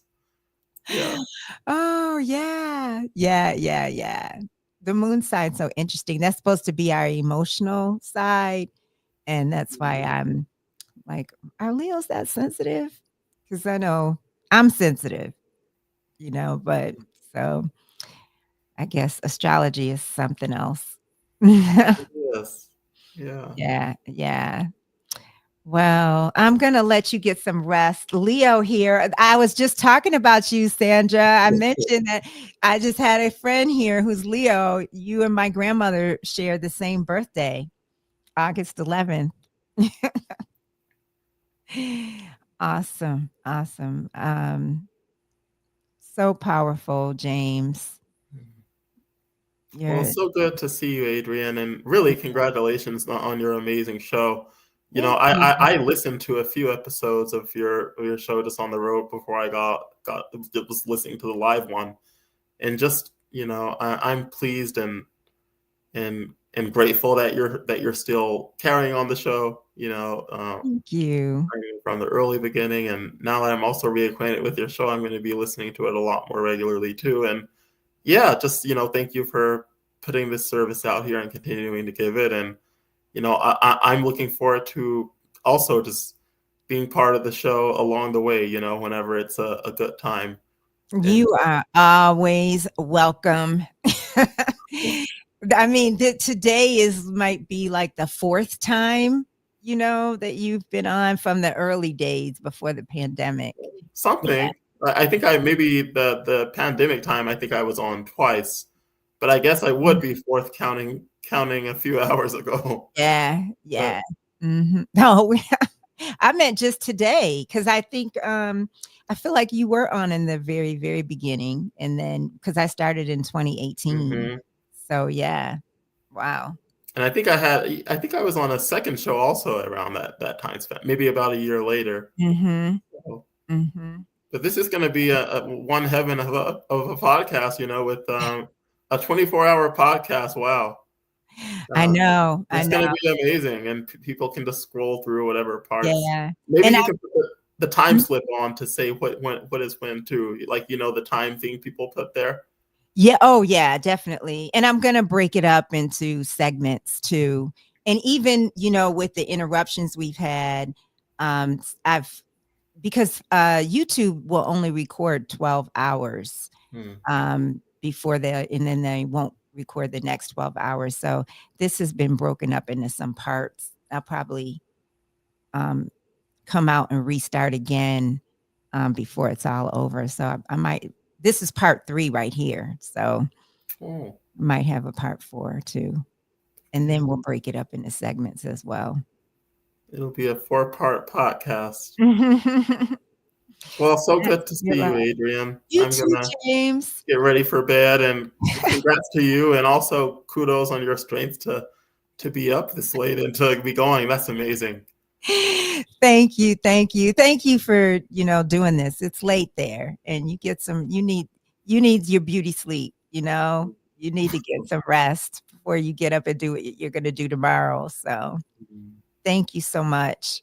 Oh, thank you. Love you, Adrian. I You're love you too. a dear spiritual sister. Absolutely, absolutely. I'll talk to you soon. Talk to you soon. Good night. Good night. That was wonderful. That was wonderful. I was going to turn on the air because I was feeling a little warm, but I'm okay right now. I just want to get a couple of grapes right here.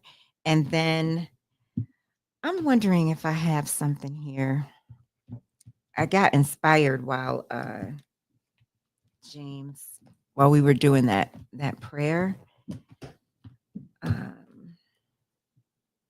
And Jyoti will be on shortly. Let me see if I have something right here. Is this the right one? I am so delirious. I keep turning this book upside down. No, this isn't the book I wanted. I'm gonna go see if I can. I'm gonna step away for a second.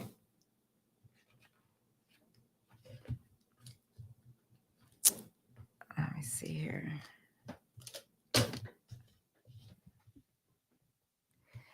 I'm gonna step away for a second. I will be right back. Right back. Okay.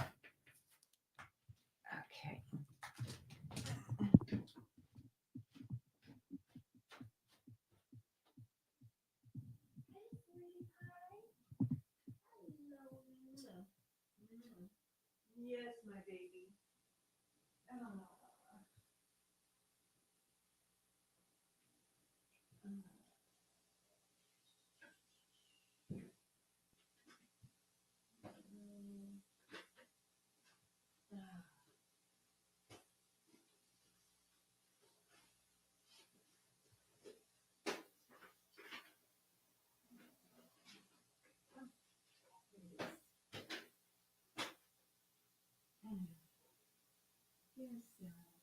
Yes, sweetie. Okay.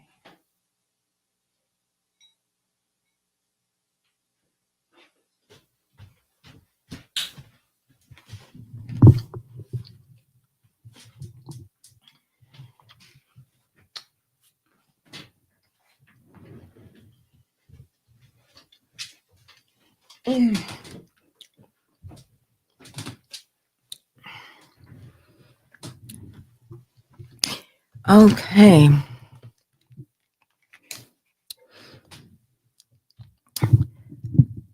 Okay. It seems like it's a long time to go, but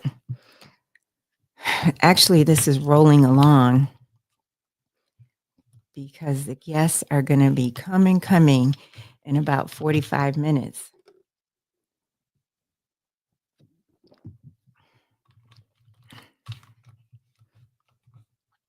Jyoti is in the UK and she's going to join us. And then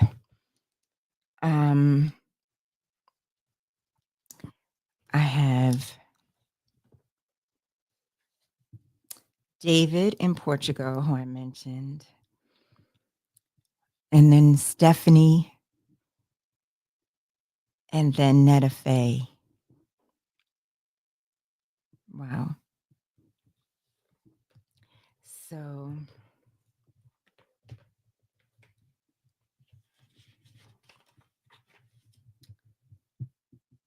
I want to share some things. I used to use this. I ended up writing out a lot of prayers that I had found in A Course in Miracles, or I might hear someone say a prayer. And for example, where is it?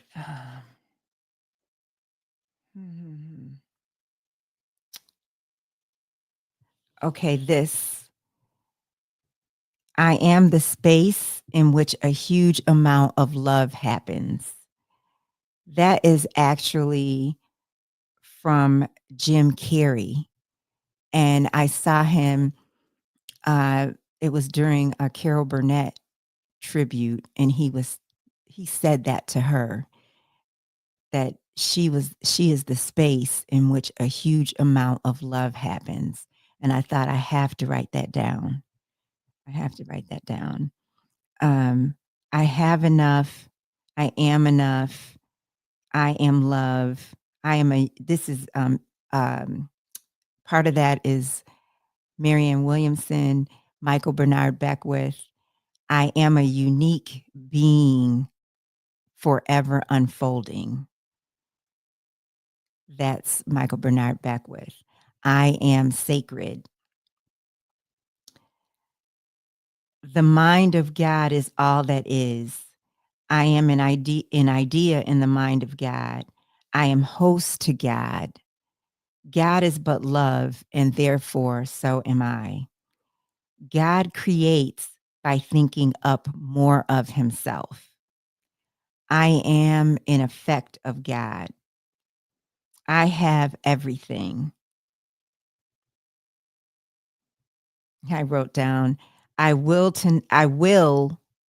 is in my will, I will to not crucify my brother today or myself. Marianne Williamson would say, um, everything that can make me happy is already here or on its way.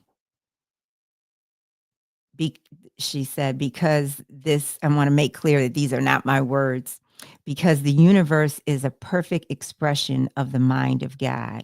It is both self-organizing and self-correcting. Still her words, being present assures me of a miracle. Being present assures me of a miracle.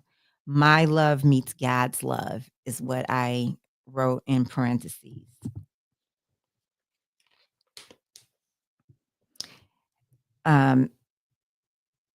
This is not her. This is A Course in Miracles. Heaven is the decision I must make. I make it now and I will not change my mind because it is the only thing I want. I will be healed as I let him teach me to heal, as in God. I will be healed as I let God teach me to heal. I make the decision for eternity today. I will not change my mind. May God's will be done and take me to a higher path. I would be host to God. When God gave himself to me in my creation, he established me as a host to him forever. And that's something we've been talking about today, is how God is literally inside of us. The Spirit of God is literally inside of us. So I would be host to God. When God gave himself to me in my creation, he established me as host to him forever. I am willing to let all littleness go. I am vigilant for the Holy Spirit. I love this one. I love all of them, but there is nothing my holiness cannot do because God walks with me in perfect holiness. My value is already established by God. I am as God created me. I am sacred. Through my holiness, the laws of time and space are transcendent. When my consciousness is above the attachments of the world, my consciousness is freed of the limitations of the world and miracles occur naturally. I didn't put Marianne Williamson's name down there, but I believe that's her. I want to just make sure that these are not my words, that I'm make sure I convey that. There is a limit beyond which the Son of God cannot miscreate. There's a limit beyond which the Son of God cannot miscreate. God cannot do for me what he cannot do through me. The healing of this world is a co-creation with God. It requires that relationship and that inner work. All things are echoes of the voice for God. All things are love and lessons God would have me learn. I am willing to see things differently. Hey, Stephanie. Thank you. Thank you. Stephanie says, hey, girl. Thank you for reading me some A Course in Miracles, ACIM. I only get to keep what I give. I only get to keep what I give. Everything that can possibly contribute to my happiness is already programmed in the universe because the universe loves me so much. What can God get out of the situation, which is me being the person that I am capable of being? I will not deflect the love of the universe by failing to give love to others. That's a big one. I will not deflect the love of the universe by failing to give love to others.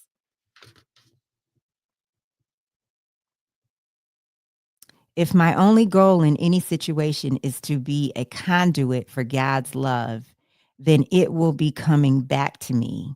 This is Marianne Williamson. For me, and she would say you when she shared this, but I turned it into me so it could resonate more. I'm going to start over. If my only goal in any situation is to be a conduit for God's love, then it will be coming back to me, for me, and at me in ways that I cannot possibly imagine. But I will enjoy this so much more when they occur because I will get the abundance, long-term love and happiness through God. May God's loving thought prevail. A Course in Miracles. Don't worry. False images I make cannot prevail against what God would have me be. Temptation is just another chance to choose again, for I am as God created me. Trials are only lessons that I failed to learn, presented again. So where I made a faulty choice before, I now can make a better one. And this escape all pain, this escapes all pain that what I chose before has brought to me. And thus escapes all pain that what I chose before has brought to me. Christ calls me to choose again when any perceived difficulty arises. He lays before me the peace of God. What would I choose? Guide me to what I would choose, I wrote. Show me.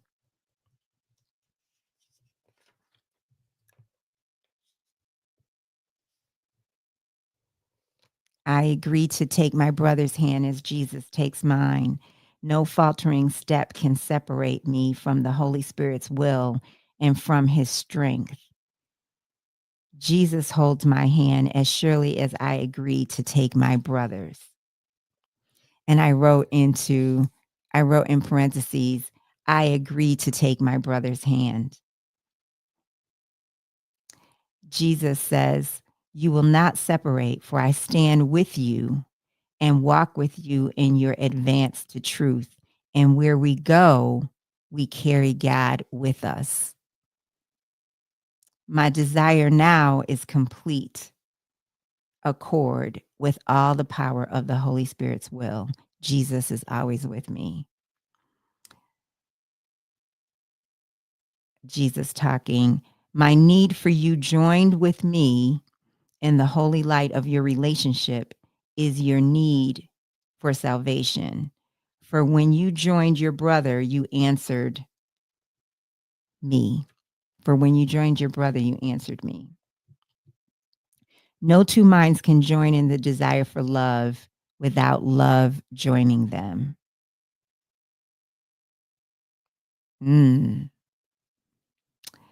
You are now the bringer of salvation.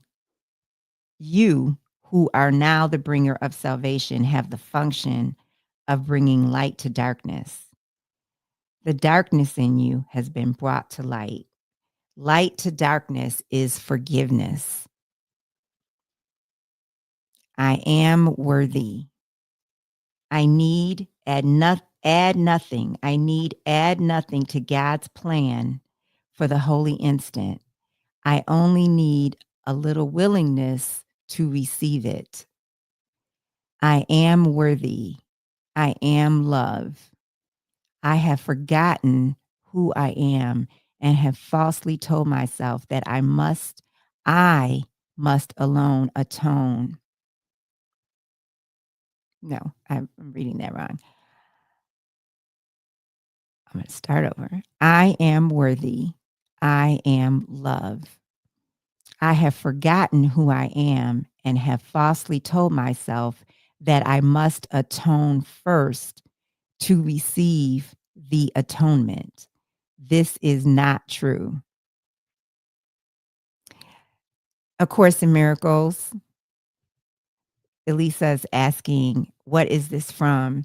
And what I've done is I wrote these in my journal years ago, and I would say these every morning as a part of my prayer meditation.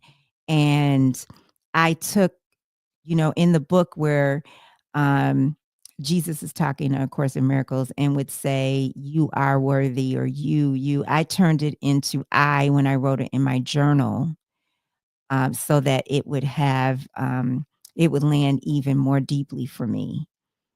So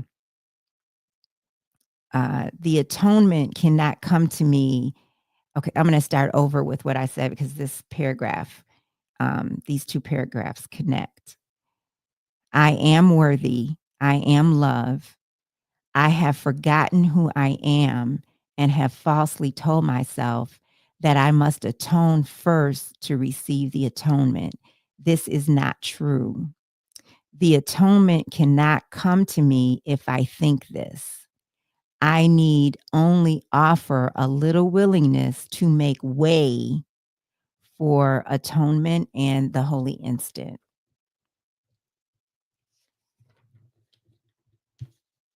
I falsely believe what my understanding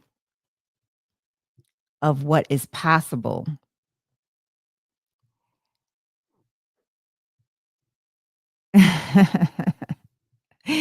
Stephanie says, Elise, you should see Adrian's copy of this book. It is so well worn out and well loved. Thank you. True.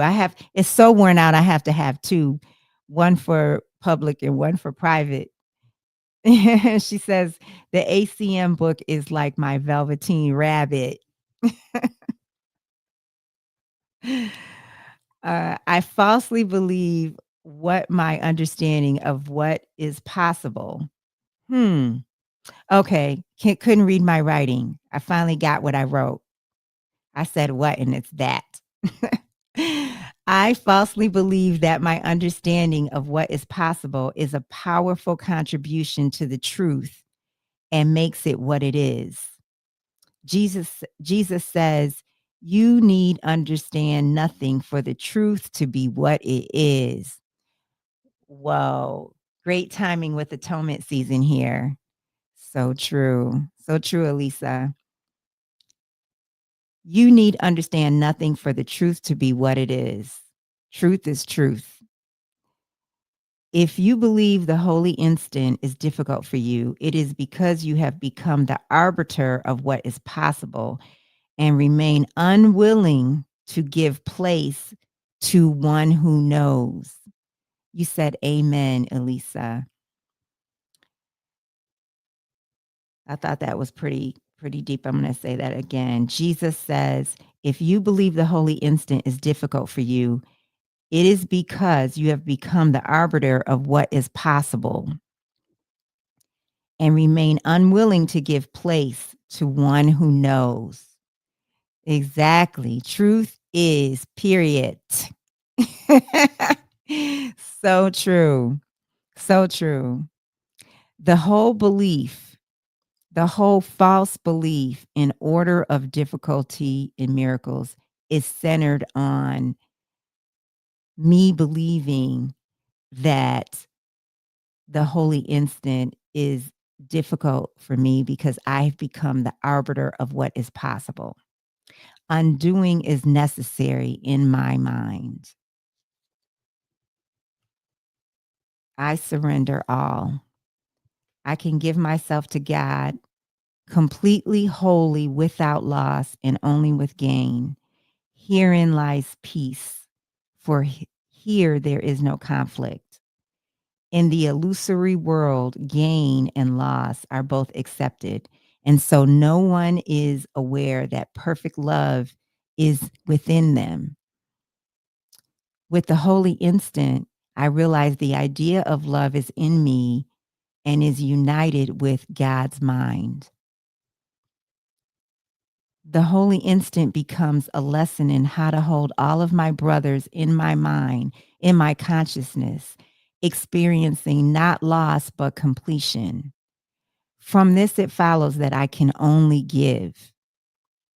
When I accept this, that only God's laws have meaning, it is impossible that I be bound or limited in any way.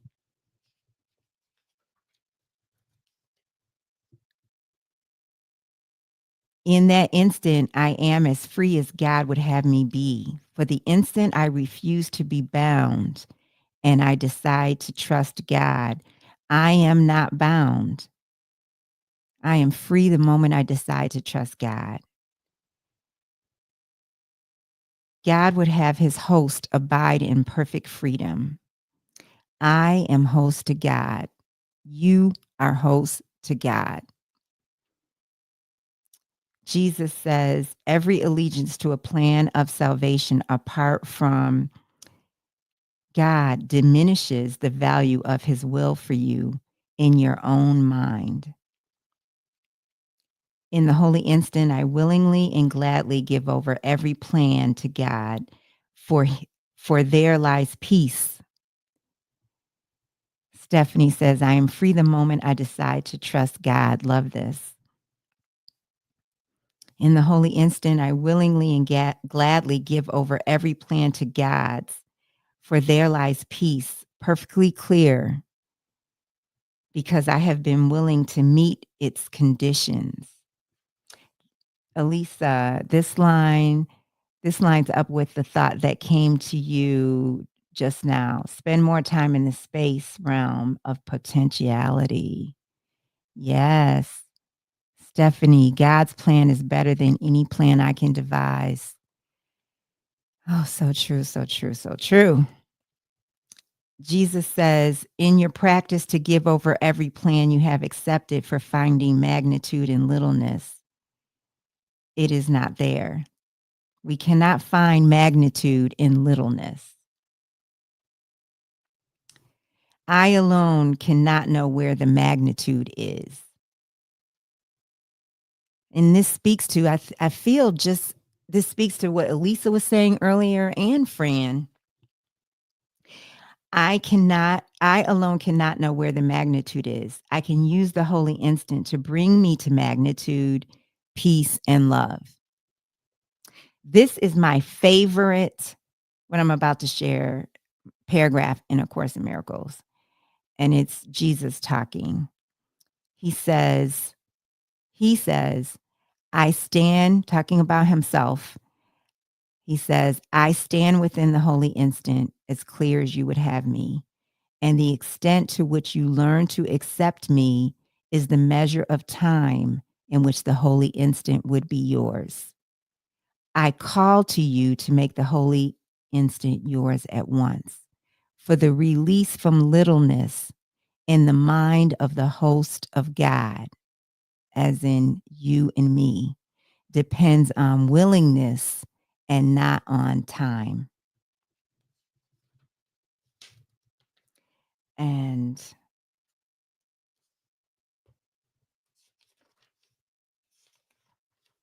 So something that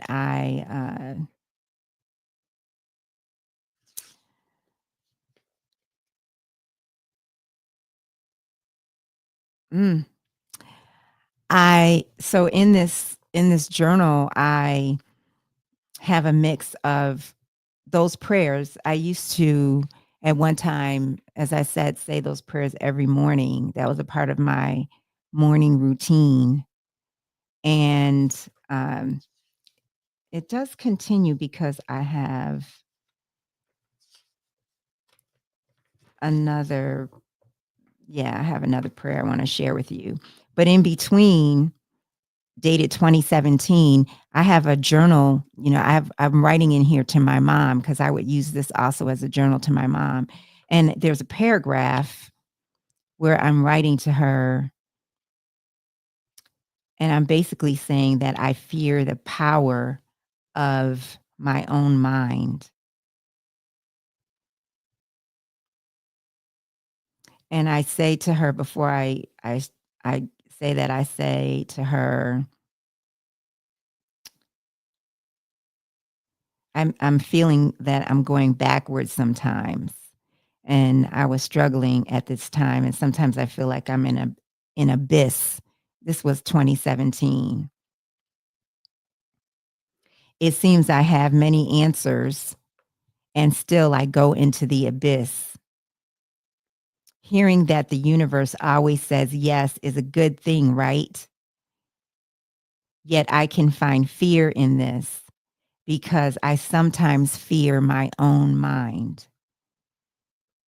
But if I fear the power of my mind, then the real factor is I have power that I can use to create the life I want, which is to know God. And I have no underlined twice, which is to know God and therefore experience all the happiness and purpose that I long for.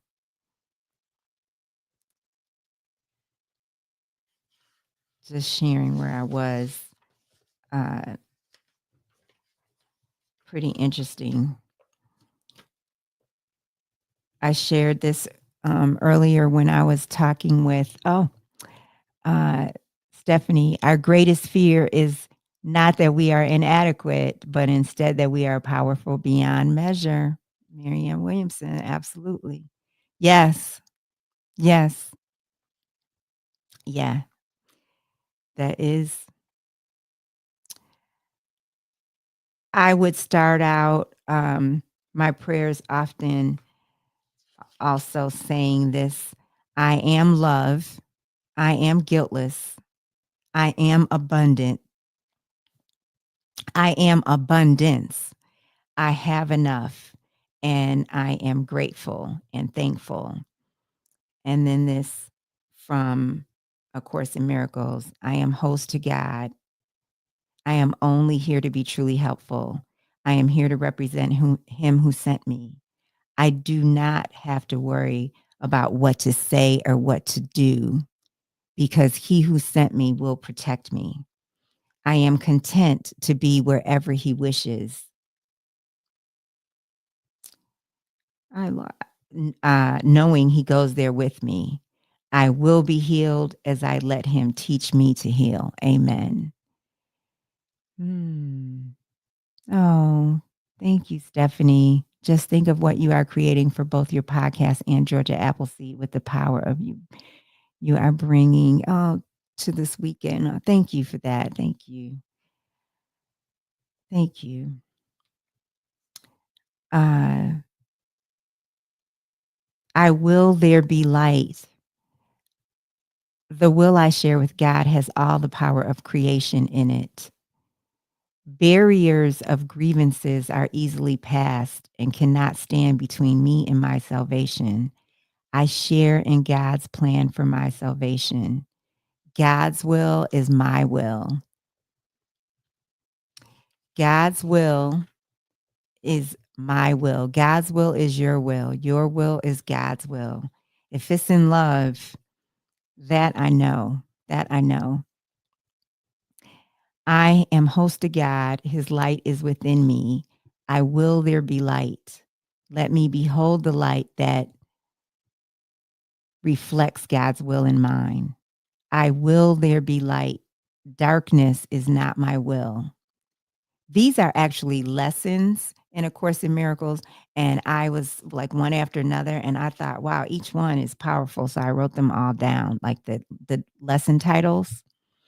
There is no will but God's. I cannot be in conflict. I am at peace. Nothing can disturb me. My will is God's. I am host to God. My will and God's will are one. God wills peace for his son. There is no will but God's. Any conflict thoughts are meaningless. And then my conflict thoughts about insert the name cannot be real. There is no will but God's. I seek his peace today. The light has come. There are no dark dreams now. The light has come. We will to see the light. The light has come. The light has come. I have forgiven the world and dwell not on the past today. The light has come. I have forgiven the world. Jesus says forgiveness entitles me to vision. He asked me to understand the Holy Spirit.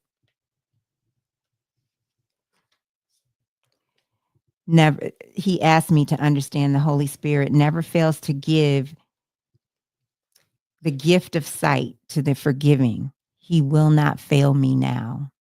He will be with me as I watch and wait. He will show me what true vision sees. Jesus says it is his will and you have joined with him. God, wait patiently for him. He will be there. The light has come. You have forgiven the world. Tell him you know you cannot fail because you trust in him. I cannot fail, Holy Spirit, because I trust in you. I wait in certainty to look upon the world you promised me. I wait in certainty to look upon the world you promised me. Today, the light has come, and you will see the world that has been promised you since time began, and in which is the end of time ensured. The light has come. I have forgiven the world. To my brother, I say, the light has come. I have forgiven you. I have forgiven me. I wrote, I love you, Lord. Amen. Jesus says, we dedicate this day to serenity in God. We dedicate this day to the serenity in which God would have you be. Keep it in your awareness and see it everywhere as we celebrate the beginning of vision and the sight of the real world, which has come to replace the unforgiven world you thought was real. Wayne Dyer said, self-actualizing people must be what they can be. I wrote that up. Wow. Wow.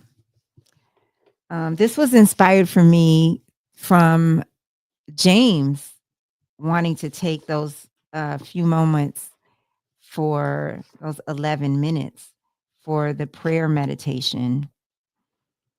So I thought, wow, I think I want to share this.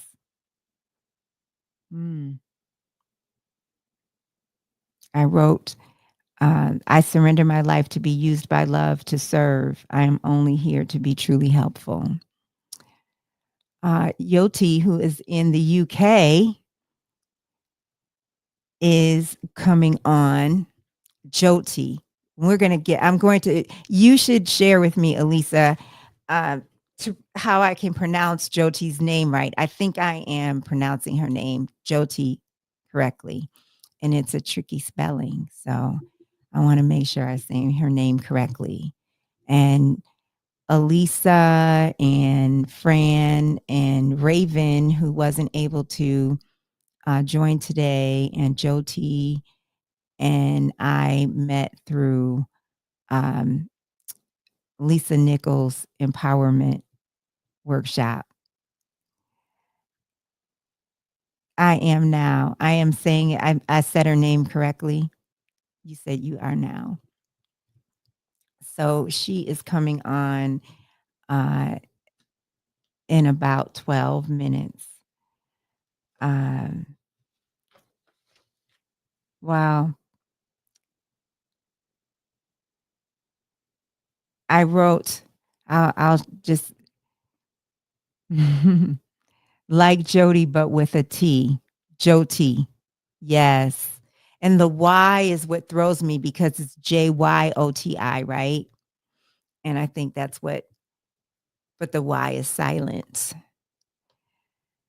So she's coming on, and I just want to share a couple things with you while I have an opportunity to just show like the evolution of things. I wrote this at the time, my brother, both my parents and my brothers have passed, but at the time, my oldest brother was still living. So I said, "Dear Lord, Holy Spirit, Jesus, Mom, Dad, and Jeff," my brother who had passed, my one brother who had passed by that time. And I said, "I am willing to be available to what I cannot see. I ask the Holy Spirit, all of you, to help me hear and listen to the voice for God." And then I acknowledge I have an underlying fear. Oh, I said, yeah, that was when I was worried about work. So I said, I have this underlying fear, but that willingness is so powerful. Um, I've been thinking about that throughout these conversations, a little bit of willingness. You said the Y is silent in English.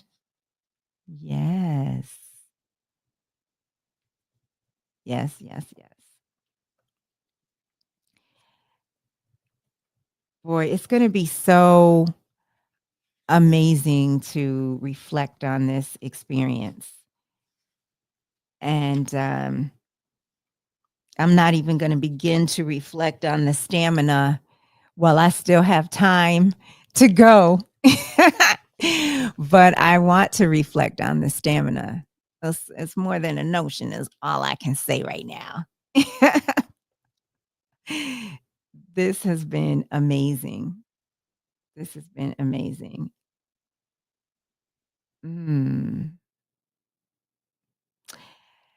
Wow. Also, I wrote down here, this is from A Course in A Course in Miracles. God knows me now. I wrote this 3 times. God knows me now. God knows me now. So Jesus says, God remembers nothing. This was always amazing for me about this book.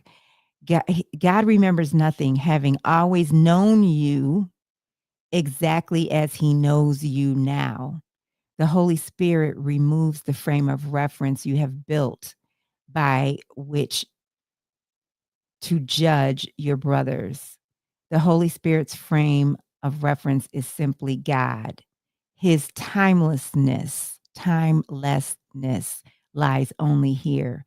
For in the holy instant, free of the past, you see that love is in you and you have no need to look without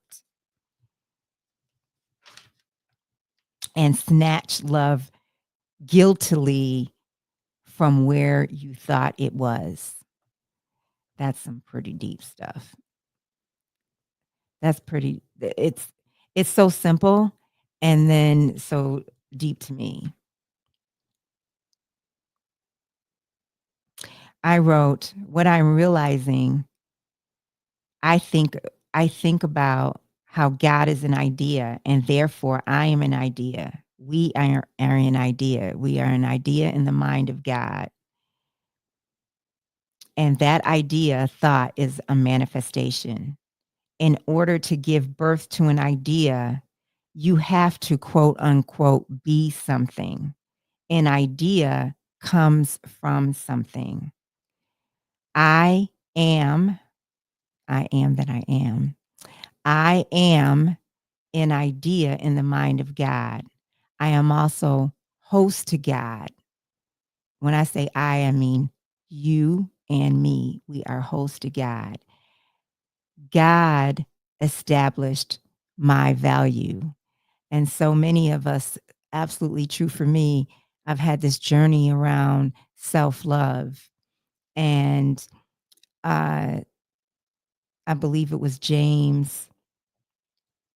I feel I was talking to someone else too about, they were talking about their clients and um, uh, clients feeling up. Tanya was talking about her students.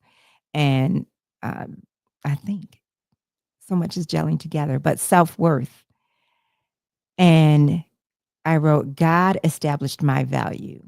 So often we want to put a low value on ourselves when God established our value. And that can be something that we don't think about. Ideas are manifestations. You are the ultimate manifestation of the Lord. When he created you, he made you host to him.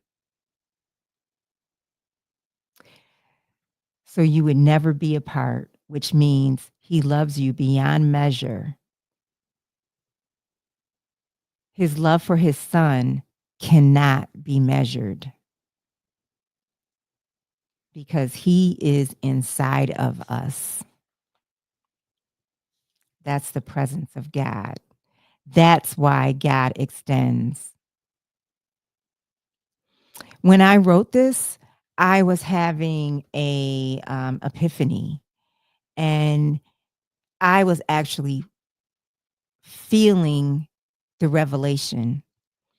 You say, Stephanie, that is a key for abundance. God established our value. Yes. Yes.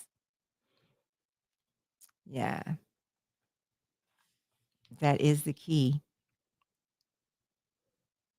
Mm. Ideas are already manifestations, thoughts, and then thoughts manifest further in people, in animals, in things. That's why there is no difference between me and anyone else. That's why this is a dream, because it is so untrue. This world we live in. I know everyone might not agree with that last statement, but that's what I wrote. That's what I wrote. Mm.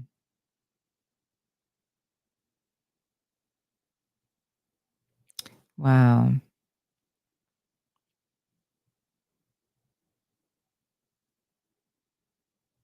Wow.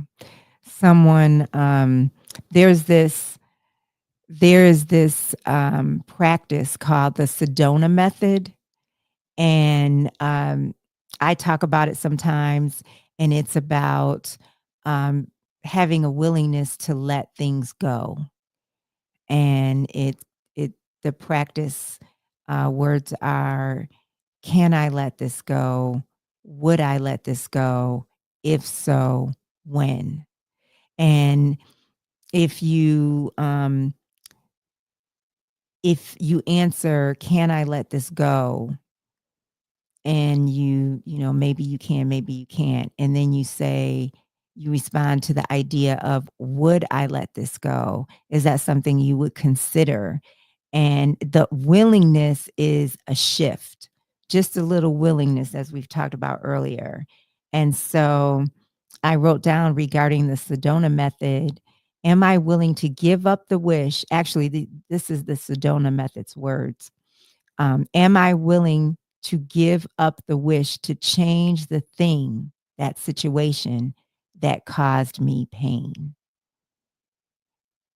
And that's a big release, I believe, if we can be willing to give up the wish that things would be different. And we've been talking about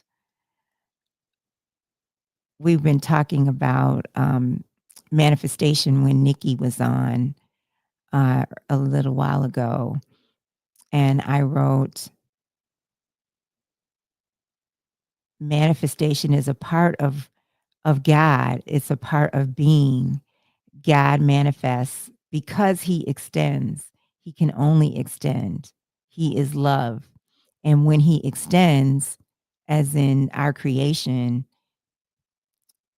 it is manifestation. When he extends, he manifests. His extension is a thought. Mm. Being truly helpful is what love is giving. The nature of love is extension. Jyoti should be on in just a moment.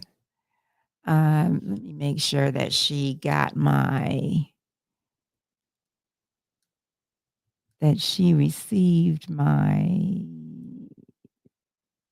link. Yeah.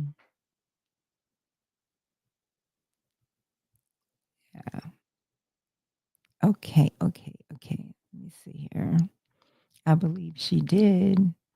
That is the key to our God established our value. Yes. Yes.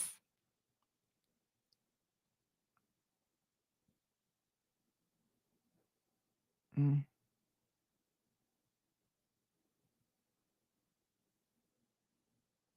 Mm. Okay. Jesus says, you will awaken to your own call, for the call to awake is within you. If I live in you, you are awake. Yet you must see the works I do through you, or you will not perceive that I have done them unto you. Do not set limits on what you believe I can do through you, or you will not accept what I can do for you. Yet it is done already, and unless you give all that you received, you will not know your Redeemer. Here is Jyoti. Hello. Hello, Adrienne. How are you? I'm fine. How are you doing? I'm good, thank you. Thank you for having me. This beautiful place. I've been listening to you on and off throughout, and you are doing absolutely amazingly and still going strong. Oh, thank you so much. I so appreciate that. I'm so grateful and honored that you are here. And Elisa is on. She says, woohoo. Hey, And Elisa. Stephanie says, you made it through. She's telling me that I made it through the dark night hours, 70% done home stretch. Tej, is that He's my son. your son? He said he's excited for this. Thank you. And I'm very excited that you responded so quickly when I reached out to you. And you are a healer. Are you still doing your podcast? I'm doing podcasts, but not as much as I was earlier. But I know there is that calling that I need to be doing this. So when you reached out, it was like, okay, I need to be doing this, and I need to be able to reach others and like just share my story and how far I've come. Yes. To give them hope that it is all possible. Yes, and I'm just trying to find yes, I was going back to our theme for today, which is oneness. And would you, first of all, it's 10 a.m. where you are, is that right? It is, yes. In the UK. And you have a very powerful story, and you are just so gentle. You're very, do people tell you that? Like you're, They do. yeah. They do. I think, but I think I was gentle all along, but gentle with strength within now, gentle with a lot of wisdom, a lot of learning. Yeah. Yeah. Would you share your story and how you've been led? And does this theme, oneness, relate for you? Does it resonate for you and how we're connected? Yes, definitely. I feel that we are all coming from different backgrounds. You know, we have different religions, different mindsets, but what's really connecting us all is that light, the light that connects us, the light that resides within all of us. It's that connecting each and every one of us across the world, across religions, across any boundaries, right? So divine, I find divine is what really connects us. Mm-hmm. Yes. Sharifa is on. Do you know Sharifa? Elisa says, a woman of strength, under control. And hi to Sharifa. Hi, Sharifa. Hi. Thank you. I am part of Immense Coaching, which is my son's fitness coaching, and I just put it out there because I'm a life coach there with them. So I just put it out there. You know, if anybody is free and wants to listen in, please just join us. This is a 24-hour that Adrian's doing. Yes. And I shared the link and even on my my healing page. So hoping that whoever's up and, you know, they can just listen even in between their chores, let us play in the background. Yes. Listen and take in the nuggets that are all being dropped. Mm-hmm. It's been amazing. It's going to take some decompressing for me to, you know, process all that has come with this. Sharon says, proud of you. Proud of you. And I hope I'm pronouncing your name correctly. Jyoti, Sharon. Jyoti, yes. And Sharon? Yes, Sharon. Sharon. Yes. Yes. Thank you. So, where would you like to start about your journey to where you are today? So there are so many layers to this story. There really are. And when we started together, like, you know, a few years back, at that time, the learning was that, okay, our past doesn't define us. Our pain doesn't define us, right? Mm-hmm. This present moment is in our control. And when I stopped being a victim of, you know, whatever life threw at me, you may be aware, but the listeners may not be aware, that a long time ago in my past, this is going back over nearly 35 years ago. I had an arranged marriage, and I ended up in this family where I was really excited to be part of the family, but I didn't know what I was going into. And where my ex's father started making advances at me, and I didn't understand what was going on, but I knew it wasn't right, and I stood my ground and I made sure that nothing happened. But at that time, the fear inside was that I've always been this good little girl. I've always done what my parents said, asked of me, and I had always been there.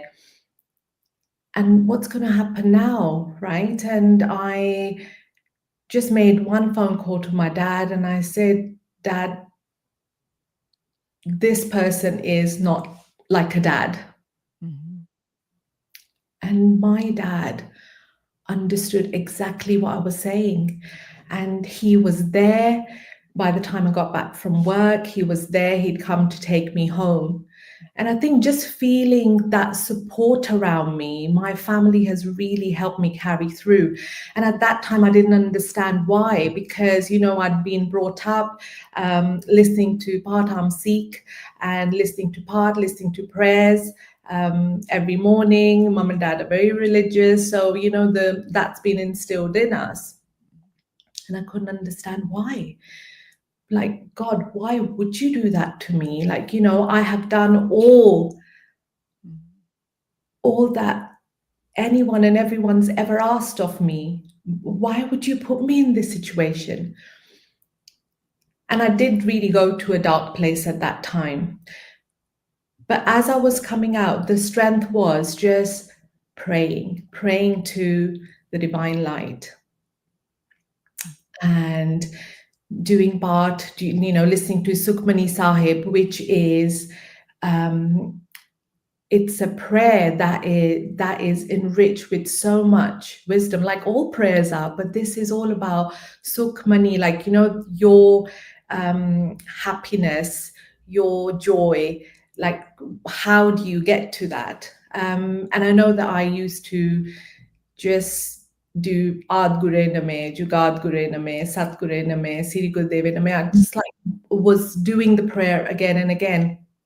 And I really felt the shift happening. And then realized that God had other plans for me, where He just guided me out of this situation where my life could have ended up completely different to where I am today, meeting my husband, you know, 31 years ago. So I came out of that marriage, and actually God had placed me in a place where this guy walked in. Yeah. And to know that, you know, all along, it wasn't, you know, it's like the minute I let go of being that victim. Yes. You know, why me? Why me? It's like, okay, well, right, I'm here now. Mhm. What now? Guide me. And that's how I met my husband. Now we've been married, happily married for 31 years, have wonderful children. And There's a story around, I'm remembering, I feel like I'm almost feel like I was there and forgot, but I remember because I've heard you tell the story of how you met your husband. I mean, you, would you share that? Because were you working at an office?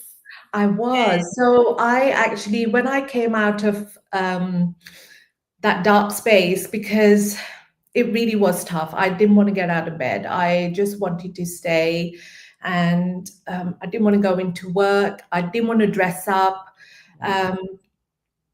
And then there was this something that just gave me kick up the backside. Right, okay, we're going to pull ourselves together now. You know, I was only 25 then, and I thought, hang on, I got married at 24. By 25, it's like life is over. Like, you know, what's going on? So I have really had to connect in here. And the guidance was, right, let's get up, we're going to do something.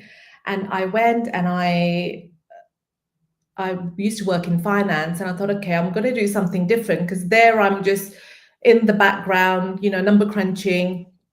I'm going to go and do something different. So I went into life insurance. So I got training, and I thought, okay, I'm going to go and sell insurance. So in the office, I would meet people, new people. I had to dress up. I had to look smart.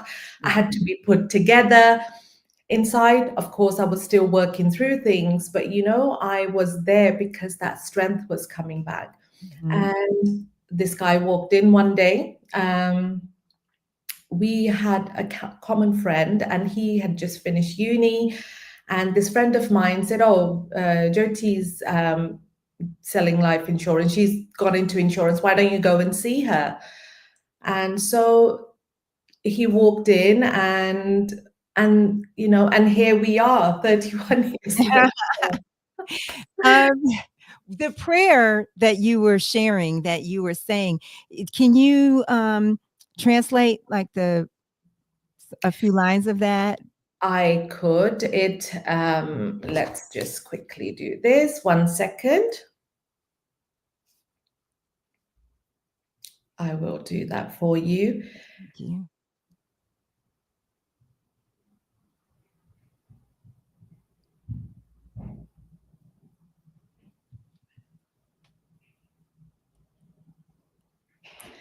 So you would have heard this mantra many times. And Sharon says, "Wow, I love this." Thank you. And Elisa said, "A woman of strength under control." I will share with you. I'm just bringing it up because I don't want to get the translation wrong. Mm-hmm.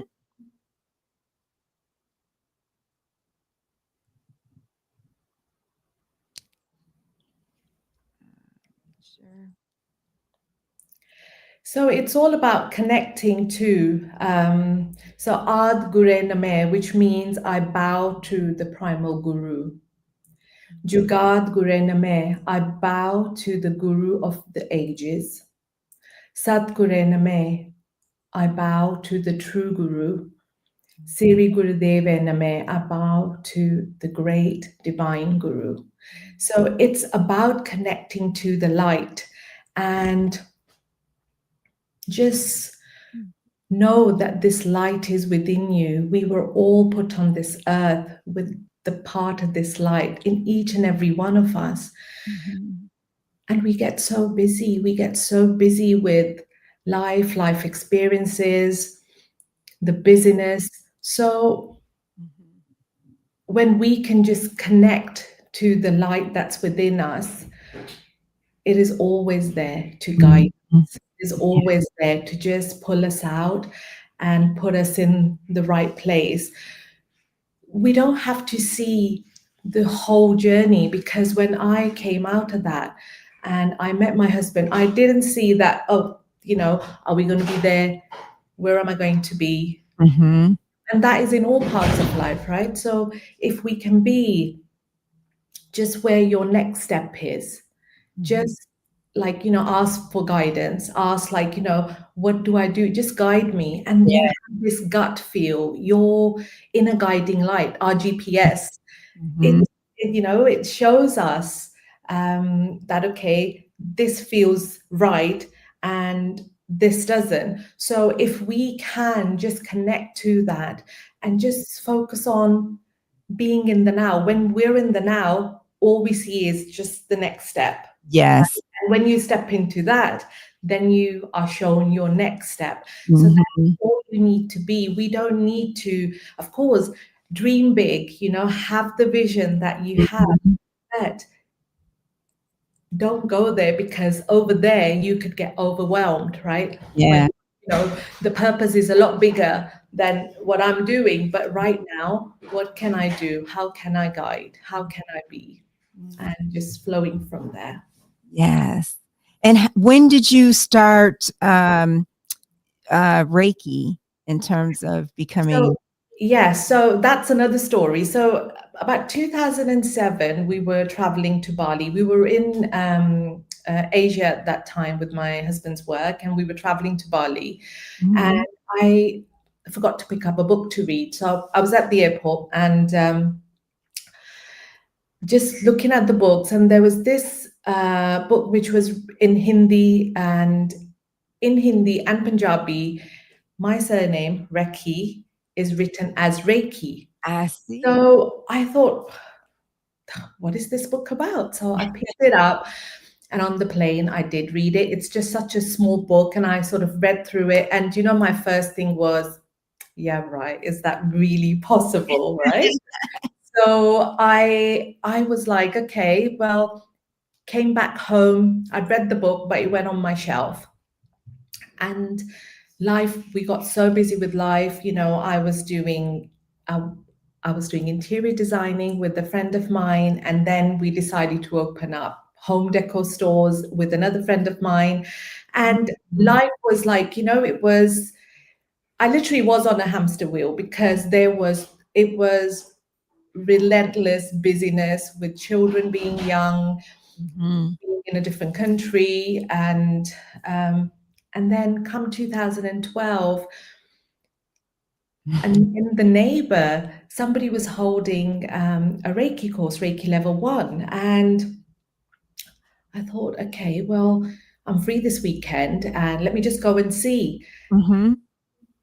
And I went and I attended the course, and my teacher at that time said, look, you've been attuned to this divine light of Reiki, and now what you need to do is at least 21 days, just practice, because the more we practice, we're fine-tuning this frequency, and you will see the shifts.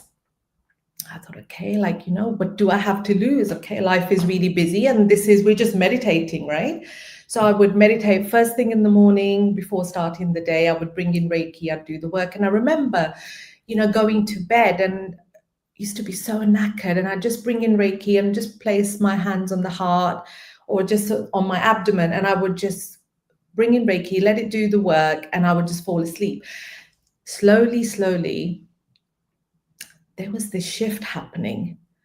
And seriously, Adrienne, I did not see it coming, okay? The shift was happening. It was me. And, all this time we were trying to control, okay, what happens outside? Right. Nothing is in our control. The only thing that's in our control is the moment right now. And what I was doing. And they were my actions, they were my reactions, and how did I want to live? So that is how my journey started. And when I did level 1, I saw so many shifts just within me. I was changing. And because I was changing, I noticed that people around me were changing. Mom's a lot calmer, what's going on? Things were just settling. Yes. And so that is how my journey started. And then I wanted to learn more. And then 6 months later, I went in to do my level 2. And level 2 absolutely blew my mind, because I thought, okay, I know level 1 is about self-healing. So I'm working on myself. And, and level 2, it's about you can start doing sessions for others after, getting your practice. Yeah. And you can send Reiki, distant Reiki. And I was, how is that even possible? When you are curious and you want to know more. And in here, there was this learning that I was really craving. Okay, well, I really need to know this. And so I went and did level 2. And then somebody close to me was going through some health issues, and I was abroad, and this person just reached out, and I just said, well, let me talk to my teacher and let me see if he can guide us. And so I said to my teacher, would you be able to do Reiki for this person, because they're really going through a tough phase. And he said to me, look, you have the tools, you have the tools and you are able to do this. And I thought, no, but I've just been attuned recently, and you have years of experience. And he said, yes, I will help with what I can, but how you can help this person, because you are linked to this person, you're related to this person, and your connection will be. I thought, okay. So he said, just set up a time with this person, and, and then you do your sessions. I thought, okay. So I started doing distant Reiki. So this person was in the UK and I was in India at that time. And day 2, I received a call. Remember, there's a time difference as well, right? Yeah. So I was doing Reiki last thing at night, and then I'd do first thing in the morning for this person. And second day, I get a call from this person to say, I don't know what's going on, but there is a little tug in my abdomen. That's where the problem was. There is something happening. There's little tug, there's little shift, something's happening. And I thought, okay, well, I said, I don't know what that's about, because, you know, we always want to make sense of this energy. And to be honest, who am I? Who am I? It's beyond me, right? So it's like, all I've got to do is just let it flow through and serve people from here, serve this person from here with love. And this is all it is. It's loving energy. And seriously, I found that a month later, when they were supposed to have the op, even the consultant was like, okay, well, what have you been doing to this person? Because the problem area had shrunk, and this person was on homeopathy and energy healing. So this is what she was doing. And it's amazing how that all happened. And when that happened, the problem had shrunk. And I thought, oh my God, like we are really onto something. We as humans, like, you know, our healing is in our hands, and we are looking out there for help. It's when we let the divine flow through. If the divine has got us to that place, divine will also get us out to that place. Yes, that is so incredible. And I have a friend who's coming on, and she's probably on here, who's also a Reiki healer. And it's just, that's amazing. I want to share some of what folks are saying. Sharon,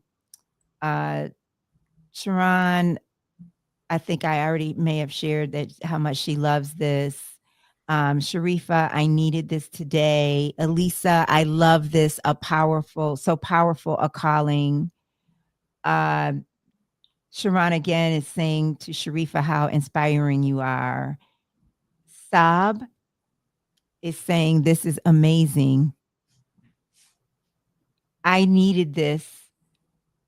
I need a bit of inspiration and learning. This is Sharifa, and learning to put myself first. Yes. After everything, I have forgotten how to love myself, Jyoti. Love this. Love that drive, Elisa. Love this. So inspiring. Yes. And Sharon is saying to Sharifa, well done for realizing what she's realized. And my God, and I am so sorry for Megan. Wow, Megan, super inspiring. Thank you. Thank you, everyone, for receiving. Thank you. And I want to share that. Gosh, so have you heard of eye gazing?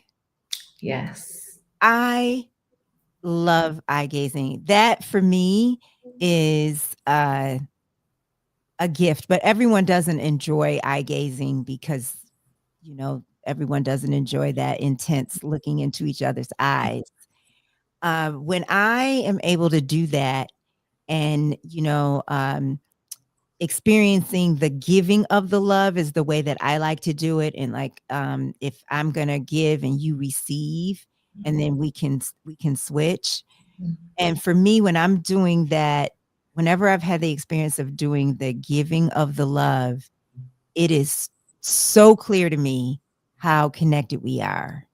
Yes. I mean, and how there's just this veil, you know, that we just don't understand. That the best way I can describe it for myself is just this veil that is there that we don't know. One time I was having the experience with someone and we were bonding, but I could see the resistance in her. And it was just so interesting, to know that, the other side of this veil is so much love Yes. that we don't see, and it's like right here. That's And, right. yeah, we're so connected. We are so connected. We are so connected. It's the same air that we breathe. It is the same light that's within us. And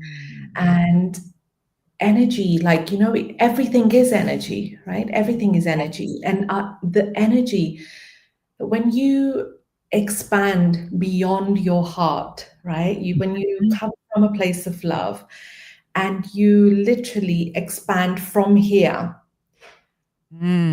you just see how you merge with your surroundings, with other people that are around, with the universe, and connecting us to one and all, literally feeling the connection.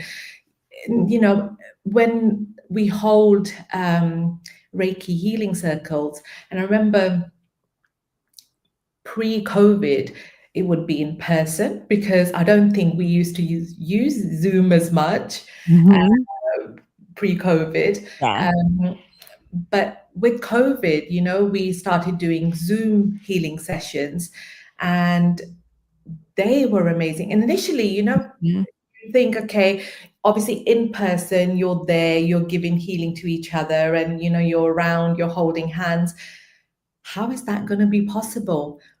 But seriously, it just blew my mind, because all you do is you're like holding on. So you have one hand up and the other hand down. So the next person does the same. So left hand up and the right hand down.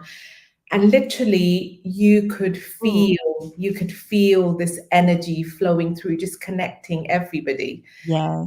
And that was just so powerful, and just shows that how we are all connected and we are all one. Do you have a spiritual practice that you do daily, or that you what does that look like for you? So for me, meditation is a must.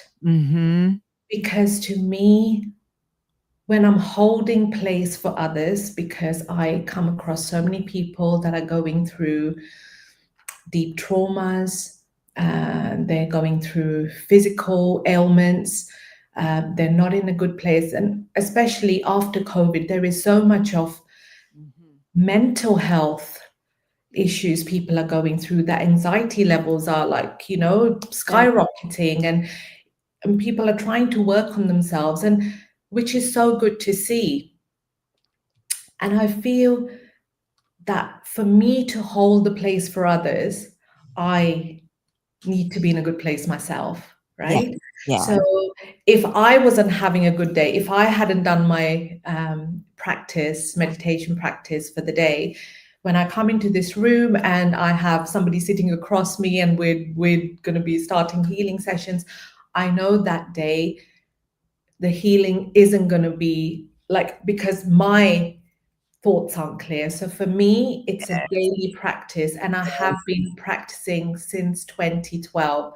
The day I got initiated with level 1 Reiki, it has been a daily practice for me, just to make sure that I am in a good place.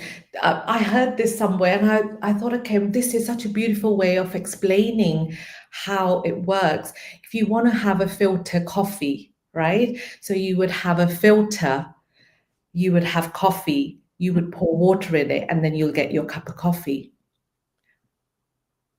The quality of the filter is your therapist, the soul, fabric. The quality of that is that the coffee is your therapist, your practitioners' life experiences. The water is the energy that's flowing through, which is the same everywhere. And the coffee at the other end is the experience the client will feel, the level of the healing.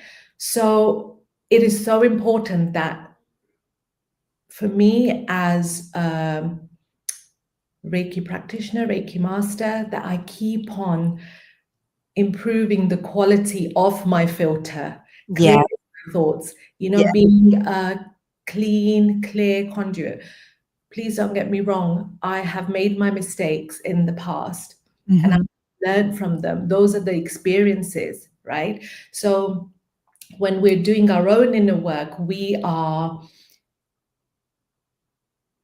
improving the quality of the coffee, right? So I am literally, we are shedding the layers that have been around us, right? So to get to the core light that flows through.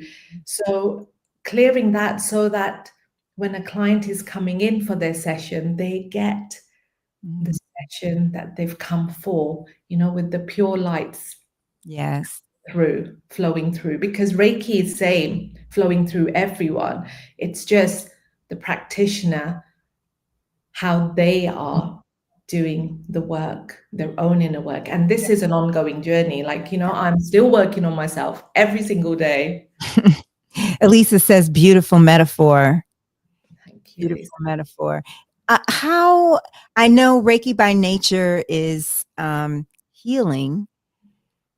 At the same time, as a human being and a loving person as you are, how do you, and an empath, how do you not absorb, or do you sometimes, or do you put a protective shield around you in some way? Yes. So that again has been a learning. Because you want to serve anybody who comes your way. You want to just reach out and say, come try Reiki because it is so amazing, be it any kind of energy healing. And all you're doing is coming from a place of love, like, come and try this. And I remember early days, I'd be like reaching out to, if anybody said, I'd say, yep, I'm here for you. Please come, please come. And then I realized when the person themselves, they aren't ready, doesn't matter. Like, I could be saying, come. This is even like family members, or these are just friends as well.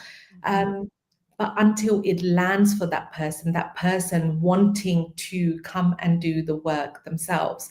So I remember volunteering at Mary Curie Hospice, where you get patients that are terminally ill, and you go in, you want to be able to just hold the space for them. Healing isn't just at the physical level, it's mental, emotional, spiritual level. Right. When somebody is at the end of their life, right? Initially, it was like, okay, well, how are we going to make them better? And I was thinking, oh, I'm failing as a healer because, this person, this is very early on. So that was 2015 when I started volunteering. And I thought, okay, what happens when I lost a really young patient of mine? She was just so young, and it was heartbreaking to see. There are so many young people being lost to, illnesses, diseases. And so it was like, I really had to go in, because I was like, okay, well, what exactly am I doing? Until I sat down and it made sense. It actually dropped.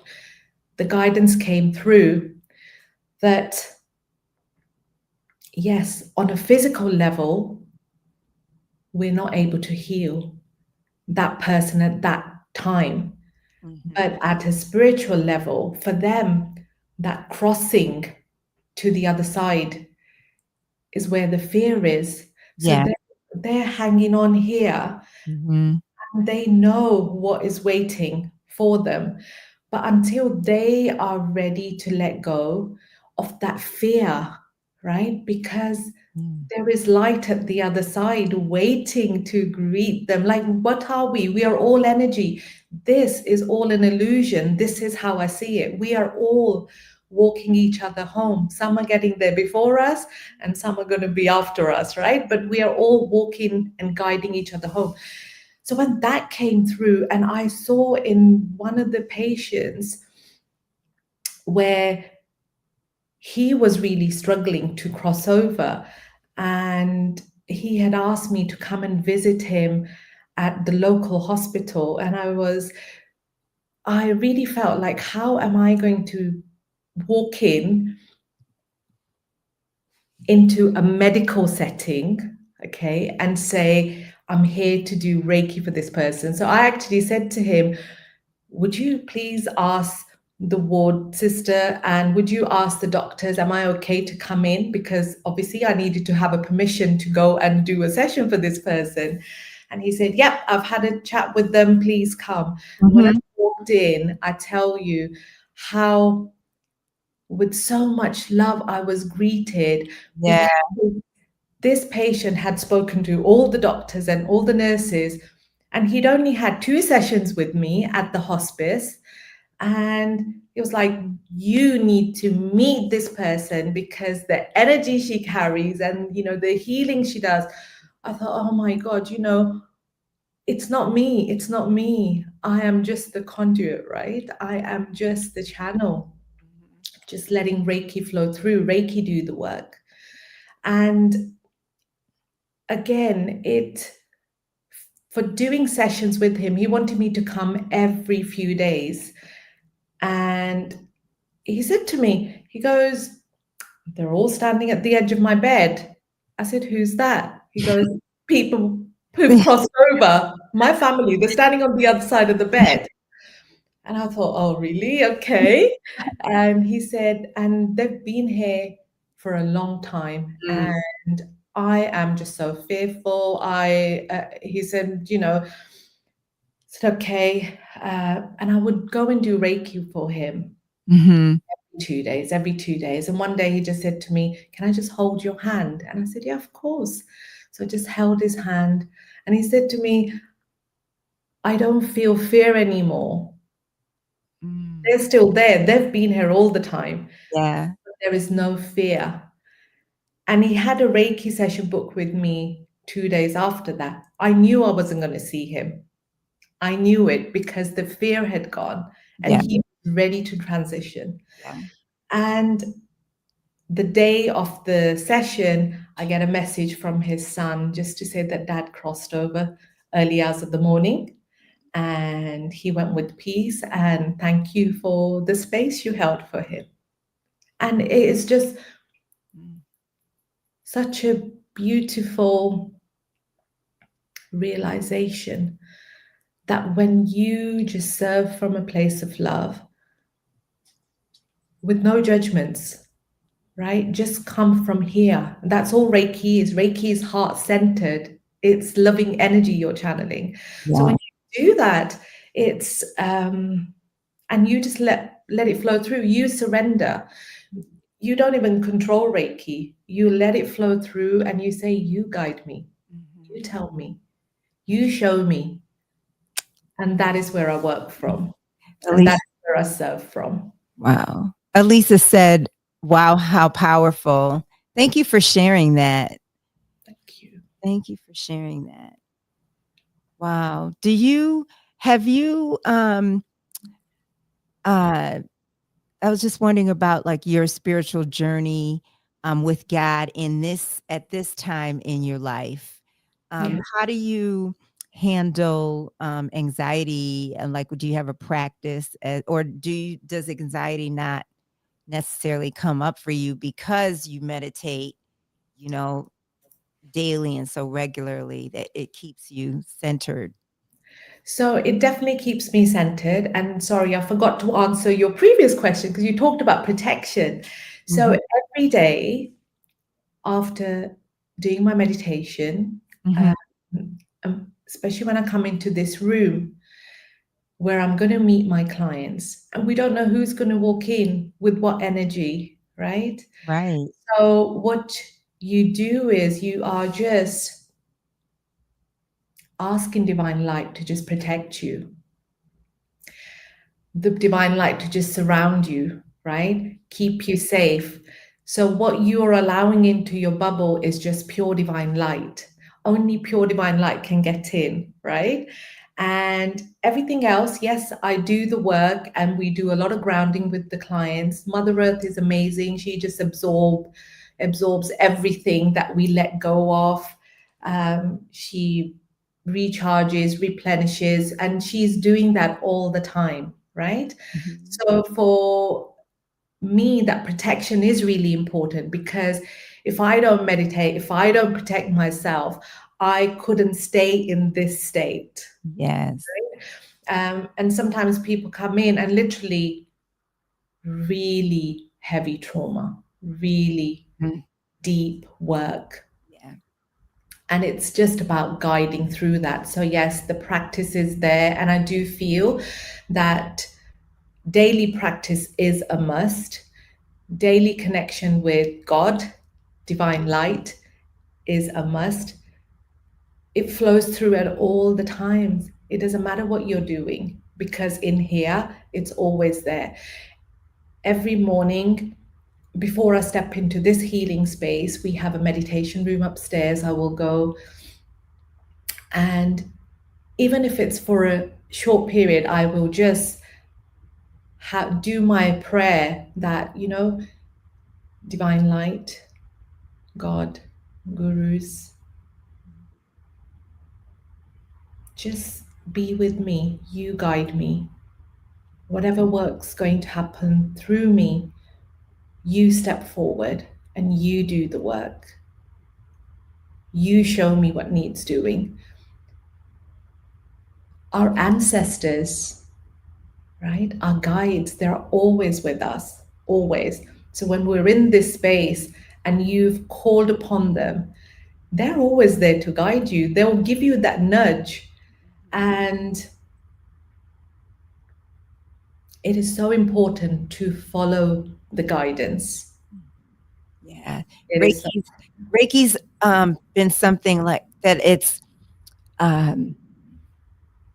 I guess I'm just in awe of, because that's the one thing I can't imagine, but then I can't imagine, just that power It is, working it through is, you. yeah. It is in all of us, every single person. Seriously, when I see people struggling, or even not struggling, even on the good days as well, we're charging ourselves up, right? Yes. And it's about just connecting into that light. So even when, as a Reiki master, when I tune my students, they'll come in.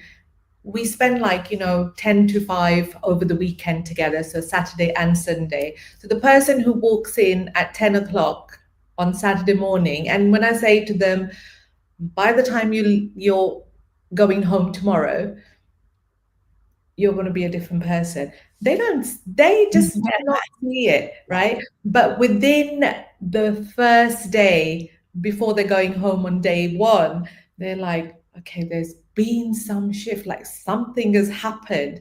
And what have I done? Nothing. I've just opened up, just attuned them. Mhm. This energy is around all of us. As a mother, when a child falls and hurts his or her knee, and the mother just goes and rubs the knee or rubs the elbow, Mhm. and it makes it feel better. What is that? That is just the loving energy that you're giving your child. So, it's as simple as that. So if you just rub your hands and you move your hands apart, Exactly. right? That's true. Yes. Exactly. So that energy is around all of us. And when you have your Reiki attunement, just that connection is a lot stronger, and you're able to just let that flow through, and just work on your own healing. Can you feel the energy in people sometimes? I mean, not, we feel energy from each other, but, just within someone's body that you might not be working on, or even if you are working on them, I'm just kind of curious about how energy can get stuck, I would imagine, in different places in our body. That's right. And Yes. I find that fascinating. Yeah. So when I'm around other people, of course, even if you weren't a Reiki practitioner, you know, even you walking into a room full of people, you automatically gravitate towards certain people because they've got that beautiful energy and their aura, and it's just like, you know, it's just calling you. And there are some people, the energy is so heavy, it's so dense. So you feel the energy. I do feel the energy. If I literally just close my eyes and I tune in, and we all sense energy differently. And when I tune in, it shows how that person is today, where we need to work. Sometimes you think, okay, well, this is where I need to go. But even during the session, you've just got to flow with Reiki and let Reiki guide you. I've got to share this story because this is such a powerful story. And it's been such a huge learning that I had this lady come in to have a Reiki session with me, and this was back in 2019. And she came in to have a Reiki session, and I get everybody to fill out a form. So she filled out a form. There was nothing on the form that, you know, she's working on something we need to work on. So I just said to her, is there something in particular? Because there's everything. Do you have heart problem? Do you have diabetes? Do you have chronic illness? You know, do you have chronic pain, arthritis? Like, you know, there's like a long list of skin condition or whatever. Anyway, so I said to her, so, you know, is there anything in particular you would like to work on? And she said, well, we'll do the session, you tell me. I thought, oh, okay. Right. This person's actually come to test me, because till then, from 2015 to 2019, I did not have anybody who had come to say, you tell me, because it was on the form and I would still flow and I would do what I needed to do, but I knew I was helping person in this particular area. But when that lady came, I said, okay, got her on the therapy bed, said, I'm going to go and wash my hands. And literally, I walked into the other room, washed my hands, and I was like, oh, God, this is all in your hands, right? You show me. And I just said, Divine Light of Reiki, you show me. Reiki guides, you show me. So anyway, I came back in, started the session. And as I was doing the session, I felt something on her right knee. And straight away, you know, the mind comes in, right, I've got it, it's her right knee. So I let that be. I thought, okay, yes, now at least at the end of the session, when somebody says feedback, you know, I can say to her that it's your right knee. And I was still carrying on the session, and I was on the right side of her body. I was holding on to, I had my left hand on her right shoulder and the right hand on her hand. And I was just channeling, and I kept on hearing right hip, right hip. And I thought, and I'm saying to them, I've already been it. I know what it is. It's the right knee. And I was like, okay. And this feeling was so strong. They just said right hip. Okay, my guides were telling me right hip. Mm-hmm. And I'm still fighting that I've done right hip already. It's okay. You will not believe. Something lifted my hand and put it onto this lady's right hip. That's okay. Yeah.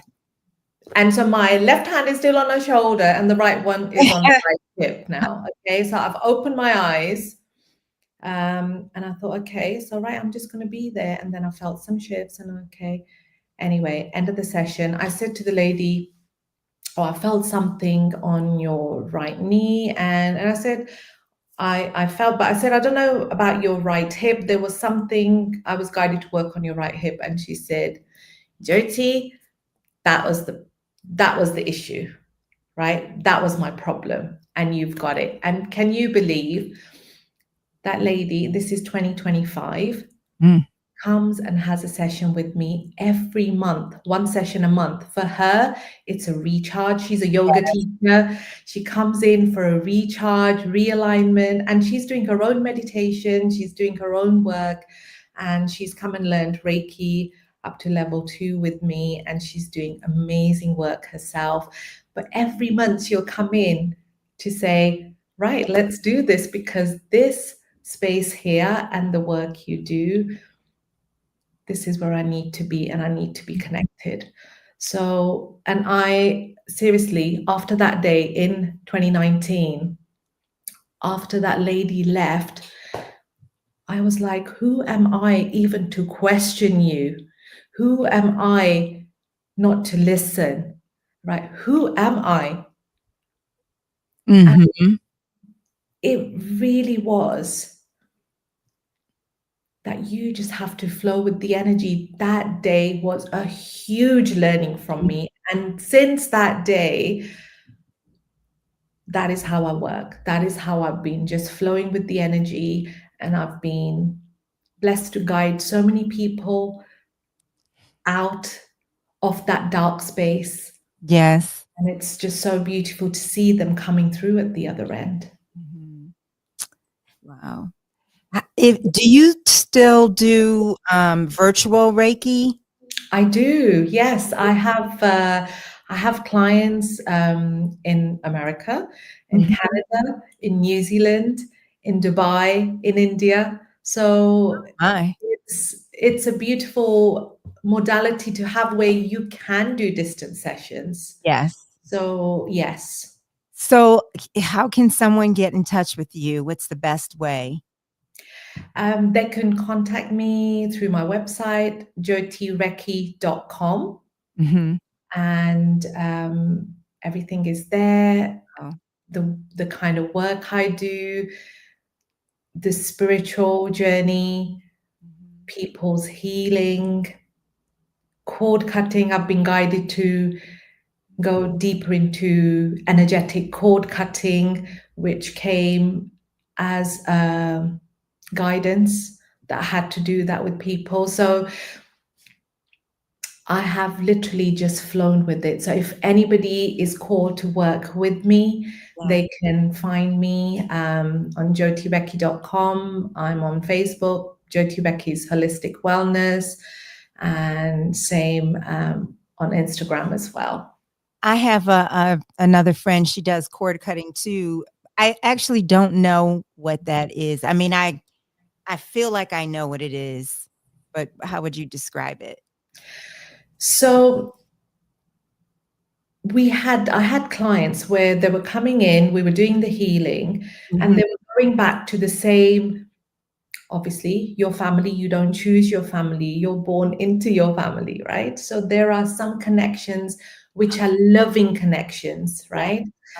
You go to work, you have connections with your colleagues, you've got friends. So there are some connections which are loving. There's give and take, right? There are some connections where it's just all take.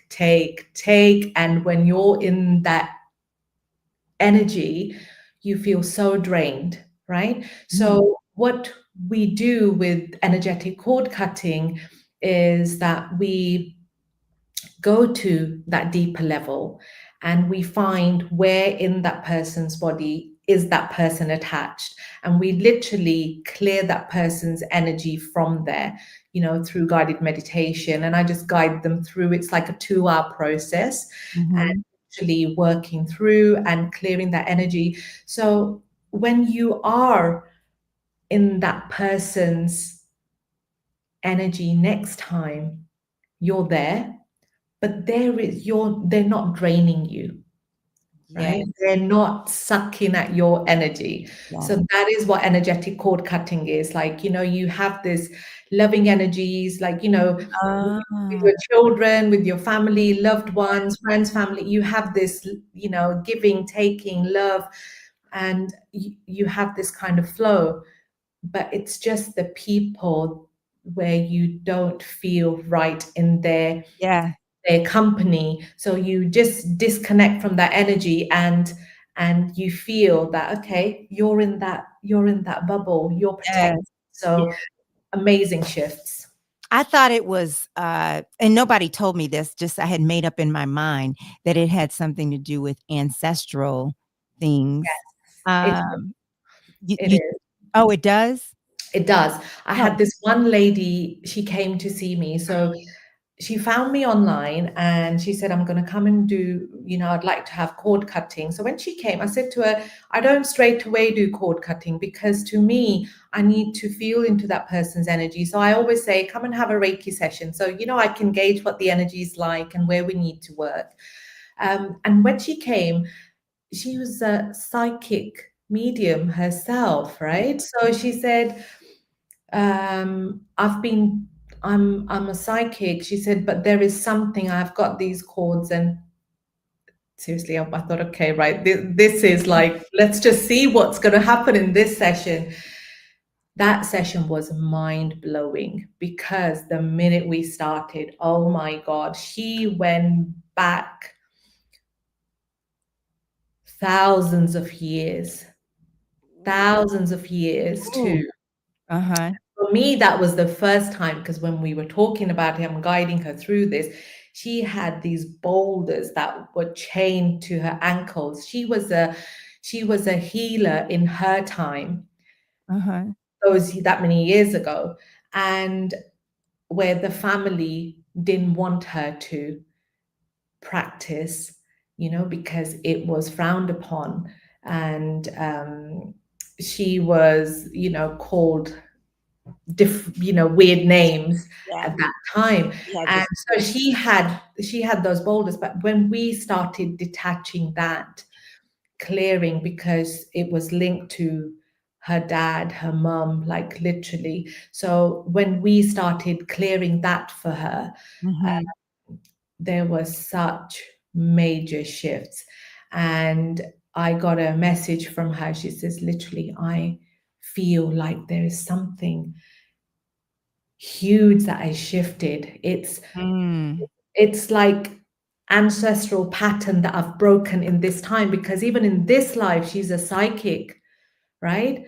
But that belief that she'd been carrying for such a long time, literally through lifetimes, that that she's a witch or she is not meant to be, and and obviously the parents were trying to protect her, because in those years, like they would get burnt alive, kind of thing. So it was a huge shift. But now, as we understand and we can do the work ourselves, it is so important for us to do the work here, because for me, yes, the ancestral stuff has been coming, the limiting beliefs have been there, but I've had to do the work here so that my children and their children, when they come, they don't have to carry that. So I am the change. I had to break the pattern here so that my children can be free and they could live fully and be in their own light, whatever path they choose, right? So there are no judgments. It's only love. It's only love. And I know even our parents, whatever, it's because it's been coming from their parents and that's what they were teaching us. And so you take everything with love, and whatever needs to shift, you work on that, break the chains. Elisa says, yeah, I feel I may have a few cords to cut. Okay, Lisa.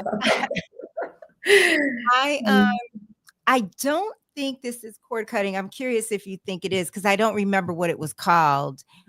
There's a holistic teacher here, not far from where I live, and he's a holistic doctor, actually, and he does a lot of different things around ancestral healing. And he does Saturday mornings, he has a Tai Chi class, and that's always done in different ways. And so I went to this session he had, and I don't remember what it was called, but it was about healing relationships with people who have passed on. And Yes. it wasn't necessarily, 100 years ago in this particular setting. And what he did was um he had different individuals representing a person's family member. So I represented someone's father, Yes. actually. And what he did was he had that person speak to me as if I was his father, and then I would respond. And this happened, there were other exercises with other people. Yes. And it was so amazing to me that I was actually saying what I thought this person would say. Like, it was just something that was just coming out of me. Because Yes. I mean, I could feel like, well, I don't know what to say. I don't know what I'm doing. But it was something that was just coming out of me and that did resonate with the person. My glasses are fogging up. And so it was really interesting. It was very healing for everyone who was trying to connect with their ancestors for healing. Yes. But I found it that was absolutely draining for me. When I came home, I had to take a shower, Yes. and I had to it was very draining. And then also people can you can do this in your own home and like sort of have like an altar, and it can and have different objects that Mhm. represent the person. Like if that person smoked cigarettes, you could have a. Does this sound familiar or? So again, it is ancestral work, I would say. Mhm. The cord cutting technique that I use, it's a meditation, but it's a guided meditation, taking them on a journey, bringing the light in, and working that way. Mhm. The technique that you mentioned, I did that technique during past life regression. I did past life regression in 2015. And Yeah. that was one of the exercises that we did, that, where you have got unfinished business with somebody, you Mhm. know, and you could so that our teacher had put us in touch with, like, there was one person, it's like a role play, so Mhm. you were there, but when you were listening, um you're right, there's like something that just flows through. It's Yeah. like something is just guiding to say that, right? Mhm. It might be coming out of your mouth, but they may not be your words, because you're being guided to say that. Yes. So even the eye gazing, that was the first time I did eye gazing in during past life regression. It was like over a weekend, and that's when we did the eye gazing. I mean, it is just so powerful. Those techniques are very, very Yes, powerful. they are. They are. I mean, again, it makes it so clear how we are connected with Yeah. each other. Yes. Jyoti, I'm so grateful for you and all that you have shared. Uh, Thank you so just much, Adrienne. Thank you for having me here. Oh, you're Um, such a wonderful, beautiful person, soul, spirit, everything. Just Thank you. yeah. Thank you. Thank you. Wishing you all the best for the Thank, hours ahead thank and all the work that you do. you. Thank you so much for having me. Thanks, everyone. Thank you for tuning in, and thank you for listening to us. Thank you. Thank you for your support around this very much. You are welcome anytime. Thank you. Bye now. Bye.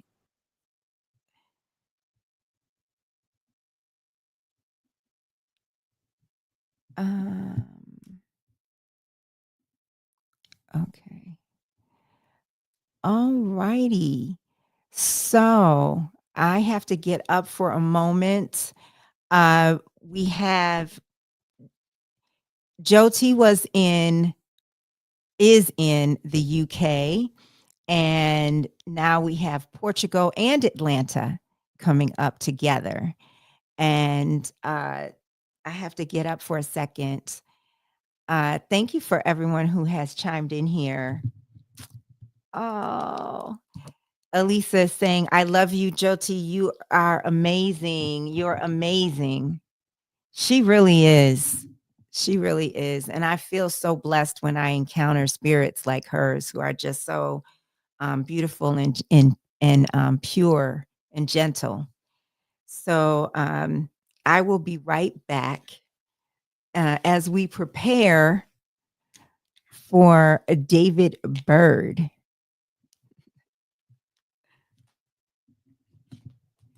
Oh, okay. Wow. Okay.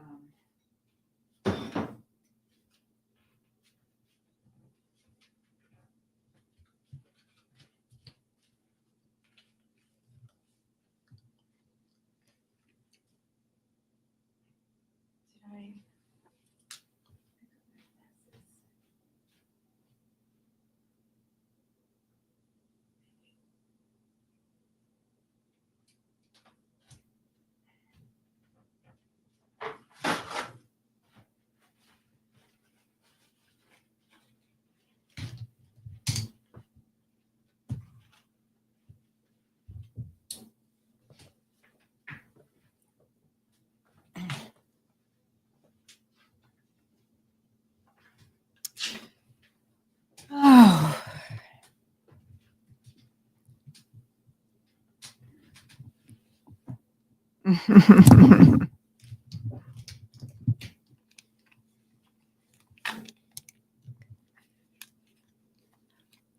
Wow. Elisa says, thank you, Adrian. Thank you. Thank you, Elisa. Wow. You have really hung in here with me. I had to get up because I was like, am my eyes getting blurry? Is my eyesight getting blurry? And so, but I feel better. I feel better. I am going to, my next guest will be David Bird in Portugal. And David, if you are listening, you can come on now. He had told me he could come on earlier. He was willing to come on at any time if there was any gaps. And this has just been phenomenal on many levels.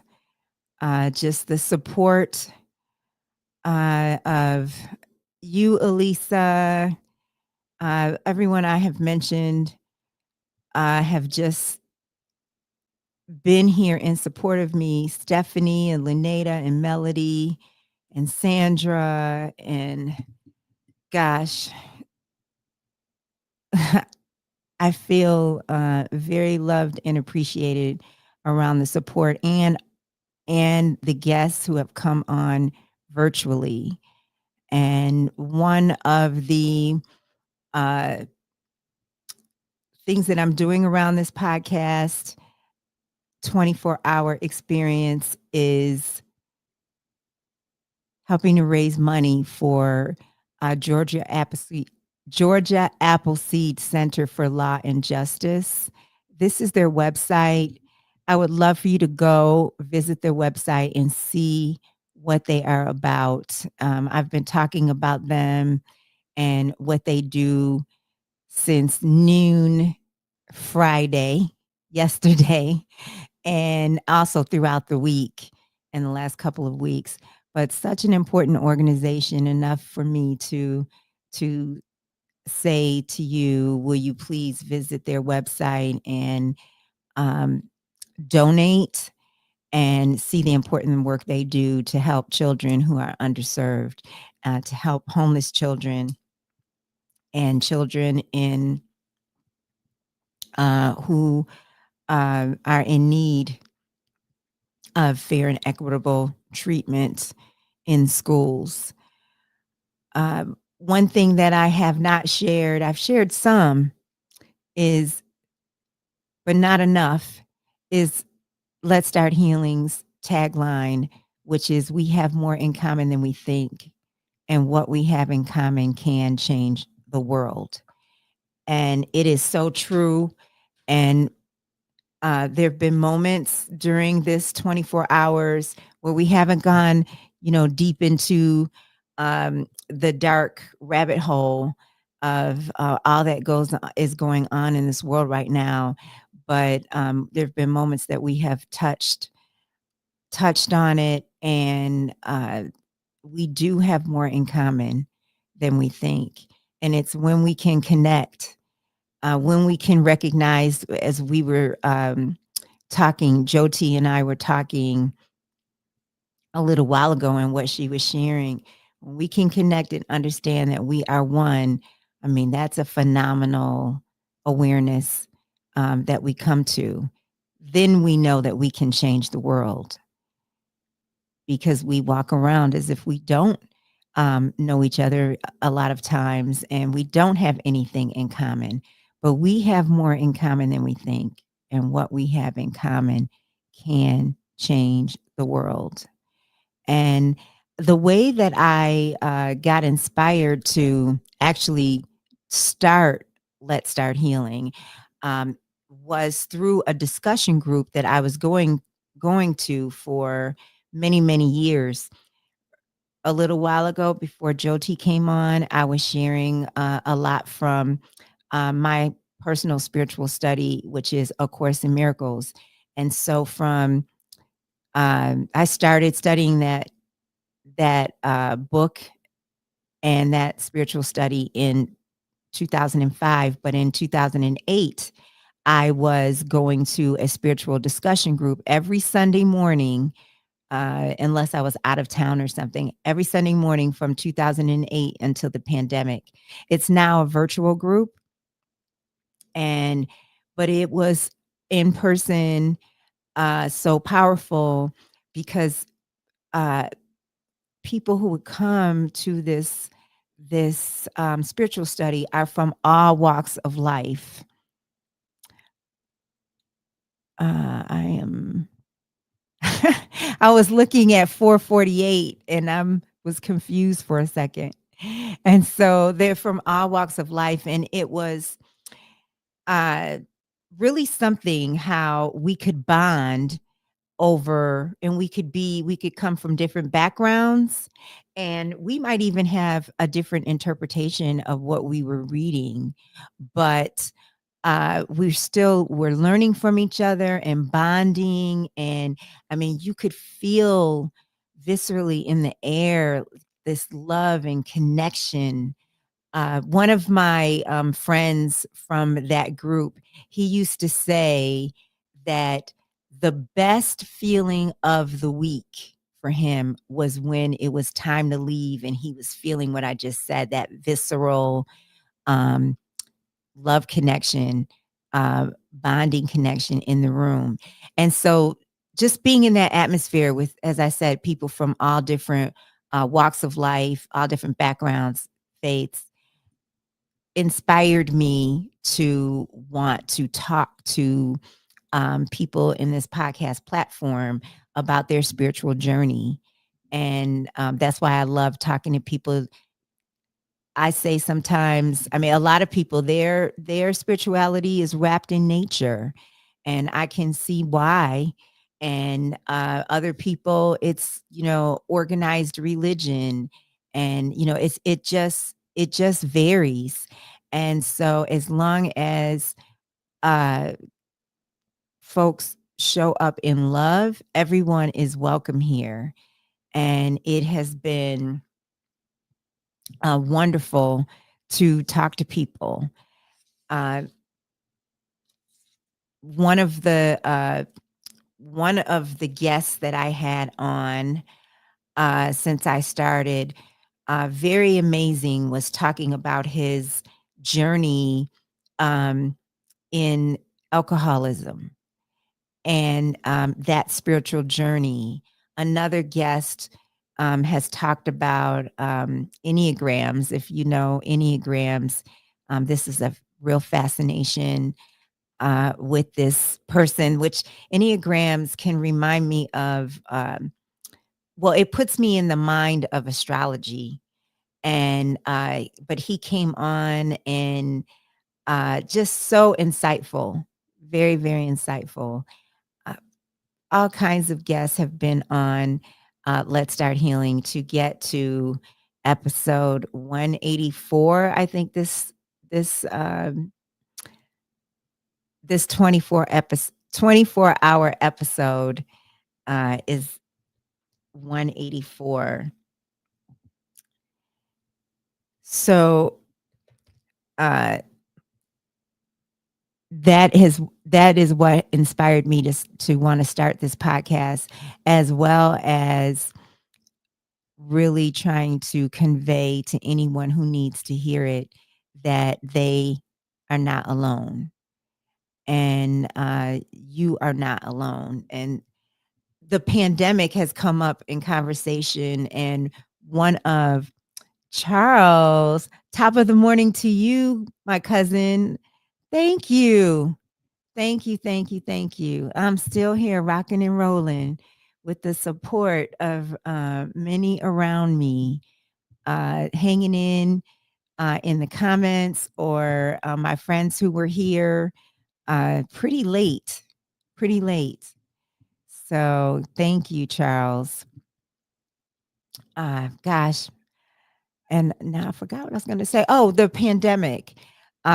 Reading about the isolation that many people were in. And I understood that because I kept myself, for the most part, isolated. And it wasn't just the pandemic, but, in general, I can have my moments of, understanding what it feels like to be alone. And it's been, um, the relationship with God and that intimate communication that's enlightened me about many different things that we've talked about on this in this 24-hour episode. And so I really I mean, I can't save the world, can we? Can't we though? Can't we though? I really don't want anyone to feel alone. And because you're not alone. You are not alone, even though it may feel that way. You are not alone. And so that's what those are some of the motivations around this podcast, and for people to talk about their path to healing, not only their spiritual journey, but how they got to that place of healing and what that looked like. And it's such a process. It's such a process. I was looking at the time to see if I had a couple of minutes to share.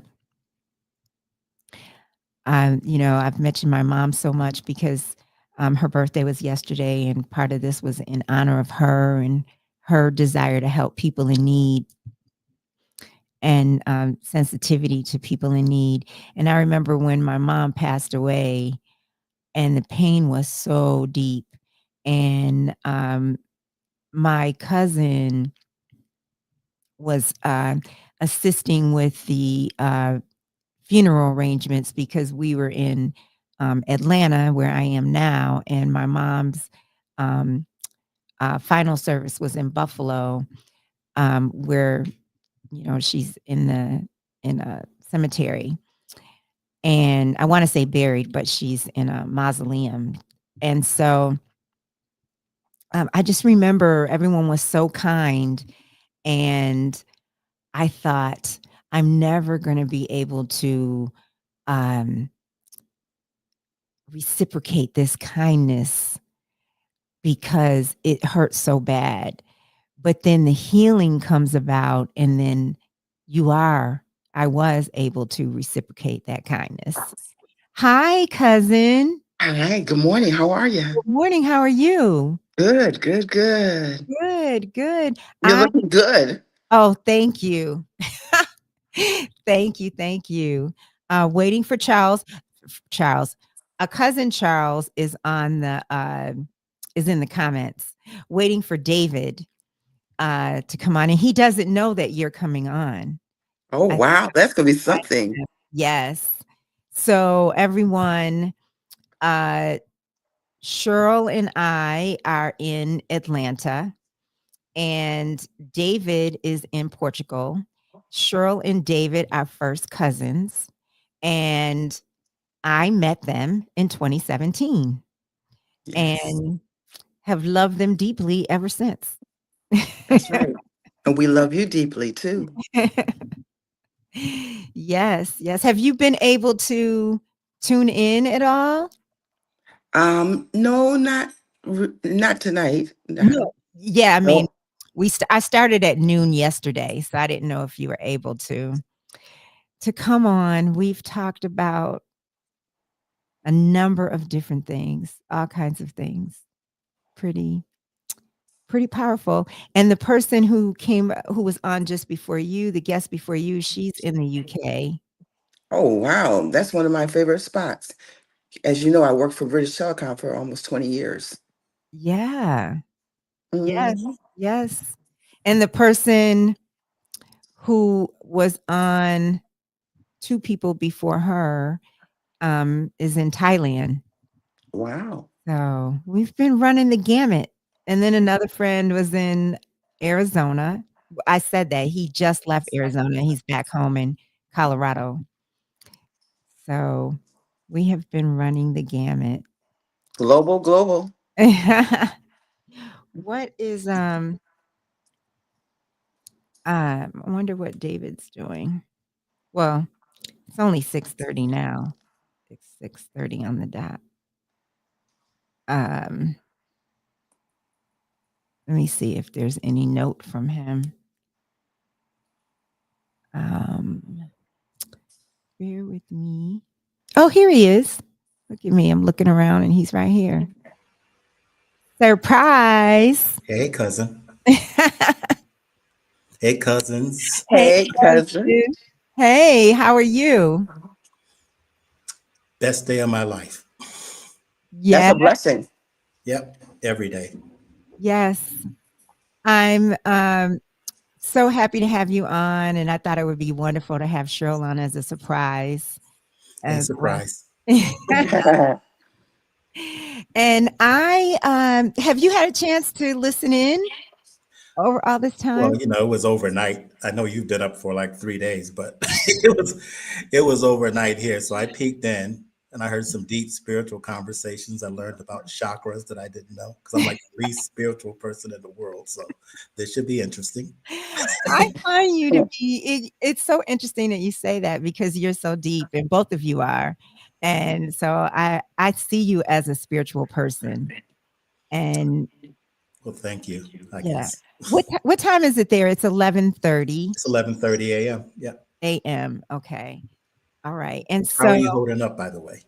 um I'm good right now in this moment. A little while ago, I felt like there was like a film coming over my eyes.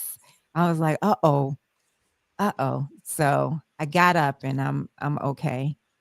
Well, good. Well, you're in the home stretch now, so hopefully it'll just be smooth sailing from here. And Cheryl and I are going to make it easy, so you can Yeah. go get a nap. We'll talk to each other.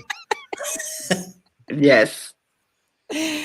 Well, there's a few things I wanna get to since I have you both here, but I would like, for you to share, how you got to Portugal and, you coming from the US and, we were talking earlier, everything is blending together about because one of my guests, she's in Thailand. And, Yeah. she was talking about, being a Black woman in Thailand and just, it's a wonderful feeling, to walk around, and she was on a boat, a big boat with, she was the only Black person on the boat, she was saying, and just how, lovely everyone was to her and, just she felt so warm and fuzzy, you know? So uh, first of all, how's Renee and how did you 2 get there? Okay, so Renee is actually fabulous, and she's still my North Star. So without her, we wouldn't be here. So I'm grateful for that. And so how we got here, I'm going to go back a little bit. I'm assuming it's okay if I just talk a little bit to kind Yeah. of help you out. So I've always known I wanted to live overseas. I had lived overseas previously, and it started earlier in life when I was, when Cheryl and I were in Springfield, Massachusetts growing up. I read a lot. I used to spend more time in the library than I did pretty much anywhere else. And one of my pretty much all of them, a lot of my heroes, I won't say all of them, Eugene Bullard, Richard Wright, Josephine Baker, Hazel Scott, they had all moved away from the United States. W.E.B. Du Bois died in Ghana.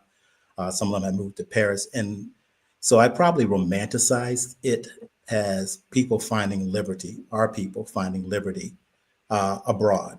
Mm-hmm. So, you go through life, you work, you do the things you're supposed to do, you check them off the list, education, job, make money, buy house, all that kind of stuff. And for whatever reason, it wasn't fulfilling. It just felt, out of line with who I am. And it felt out of line with my purpose. I'm a student of history, and it was always kind of nagging me in my subconscious that our ancestors spent 12 to 13 generations enslaved. Post-Reconstruction, we've been about 5 generations before the Civil Rights Act. What do you think they wanted most, other than freedom? We were, having worked as a crisis communications person and spent a lot of years in as a political professional, I kind of saw the writing on the wall that these things were going to be, we're going to have to relitigate things we've already thought we had accomplished, given some of the backlash that I saw kind of on the tracks. I wanted to be wrong, but I feared I would be right. In addition to that, it just wasn't, to me, the United States did not feel like a great place to grow old. Financially, it didn't feel like it made sense. It didn't feel spiritually, it didn't feel like it made sense. And Renee and I don't have children, so I kind of wanted to answer the echo I heard from my ancestors to be free.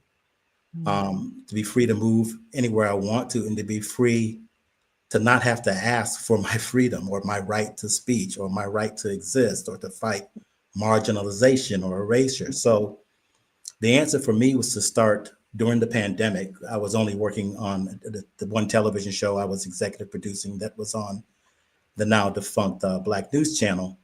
So I had more time than I normally would have because I didn't have the same roster of clients. And I began to research possible places to relocate. I knew I did not want to go back to full-time political consulting and be in the thick of the mess or the chaos when things got back to normal. Put my list together, got kind of took Renee's pulse on it. And to my surprise, she was enthusiastic. And Portugal was not on the list. We originally were just looking for places that had Southern California weather, lower cost of living, et cetera. But as we explored our criterion, our data that we were looking at, Portugal kept coming up. This is back 2020, 2021. Some things have changed, particularly financially with the dollar's value, et cetera. But it was the 3rd safest country in the world. It had the 12th best healthcare system in the world. Even though it's the poorest country in Western Europe, one of the poorest countries in the EU, along with Greece at the time, it still was outperforming the United States on some key factors that were important to us. So we took an exploratory trip in fall of 2021. We were here about 3.5 weeks, and we came back home and started packing. Wrapped up all my client work, and by 2022, we had a tenant / rent to buy in our house, and we were here, and we stayed here while we processed our visa. We went 90 days in and 90 days out. And to quote my Howard alum, Kamala Harris, we are not going back.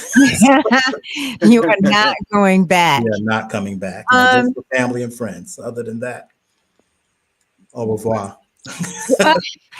Before, because you, when we saw you, Cheryl and I, not long ago, and you were. Sorry.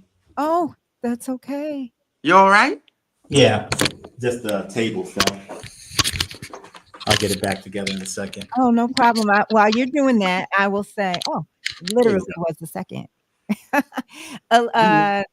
Jyoti, who was on before you in the UK, she was thanking someone else who was on just for seeing her light.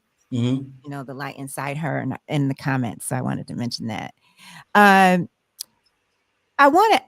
Before we get to how you experience Portugal, you said you're not a spiritual person. How would you describe yourself in terms of a relationship with a higher power or God, or religious? Are you religious rather than not at all? And I don't mean that to disparage anybody else that is. I actually am a little envious. It just feels more important to me to be present than to be kind of concerned about what happens after I die, or super concerned about, a higher power exists with or without me. Mm-hmm. I have things I need to do today. I kind of understand what I need to be a better human being. And I work on that each day. I'm not successful. I mean, I some days are better than others. I'm always striving to be a better brother to my sister, try to be a good son to my mother, and trying to be a good husband to my wife. And that's right here in front of me and present every day. God doesn't need me. If there is a God or if there isn't a God, I still got to be a good person. Mm-hmm. That would help the global community if we all just are better people to each other. Yeah. So, I'm kind of a person that I guess I would say try to be an independent thinker. I'm certainly an optimistic cynic, if that makes sense. I know that's contradictory, but it kind of describes me a little bit. And I'm always looking for what's tangible. Like I don't want to march for my rights. I don't want to pray for them. I just want to have them. I want to exist in the space of a reality. I don't want to wait for my freedom later on, or wait for my experience in paradise later on. It's here. Everything we need to have a beautiful experience, to love each other, to be good to each other is right here on earth. I lived in Los Angeles, and it was, it's incredibly beautiful naturally. It's not the place that's the problem. It's us. And it's not, it might be convenient to put that into a higher power's hand and just to pray on it. And that's helpful for a lot of people. It helped us survive all that we went through to have Christianity. And, it was a communication vehicle as well. But the most important task for me is to be present every day. Whether there's a God or not, I think that, I don't think he needs me. He or she needs me to exist. And, to be worship sounds a little bit more like something. Well, yeah. And that's not the only, that's one lane kind of, there's, being present. It's amazing because being present is God, that's God right there, and having that relationship is a present relationship. Yeah, I think for me, waking up each day and trying to be aware. And again, it's hard to be present. It's hard. You know about the past. You have to plan for the future. But control 100% of what you control is kind of been how I operate in the space. I just don't ask the question. I just try to move in a way that if I can help, I help. If I can't help, I shut up. And try to be good to the people around me and good for the planet Earth. Yeah, that speaks a lot to my spiritual study. It's kind of what you just described, of not asking why, because that's how we get caught up in the why, and being present. I think also there's been kind of historically, some people have used the differences people may have in their rituals or beliefs to divide us and separate themselves, or to even render judgment upon others. Live and let live. Yeah. If you're not hurting anybody, you're not hurting anybody. Like I said, it would have been a whole lot easier. My mother passed recently, as you guys know, and it would have been so much easier to and would probably remain easier to be able to process that grief with a text I could turn to. But I I know though all the questions about life will be answered one day. I don't have to keep entertaining them or Yeah. find a practice. But I do, there are immediate things I can control and I can do that will make me better, make the world better. And, I'm not even 50% along the way of being the best version of myself. So, and Cheryl, I want to bring you in a minute. I want to ask you, David, to talk about a little bit about, just that how you experience Portugal. And you've shared so much on Facebook, which has been really beautiful, to me and helpful, to a lot of people who are interested in that experience. So things have changed since we first moved here in 2021. There's been an influx of, Americans, but not, as much as the news media might make it seem. It's still a very small part of the immigration here to Portugal. But with the dollar dropping in value and, the political climate globally changing, it's different. But the people here have been fantastic to us. And I don't say that with any hyperbole. We've been treated better than I've ever been treated in my life. It's certainly better than we treat people who don't speak English in the United States. Certainly better than we treat immigrants in the United States. We've yet to fill out an application for an apartment, and we've had 2 penthouse apartments here. People have judged us on our character. Portugal, what I love about Portugal is you can't throw money at a problem.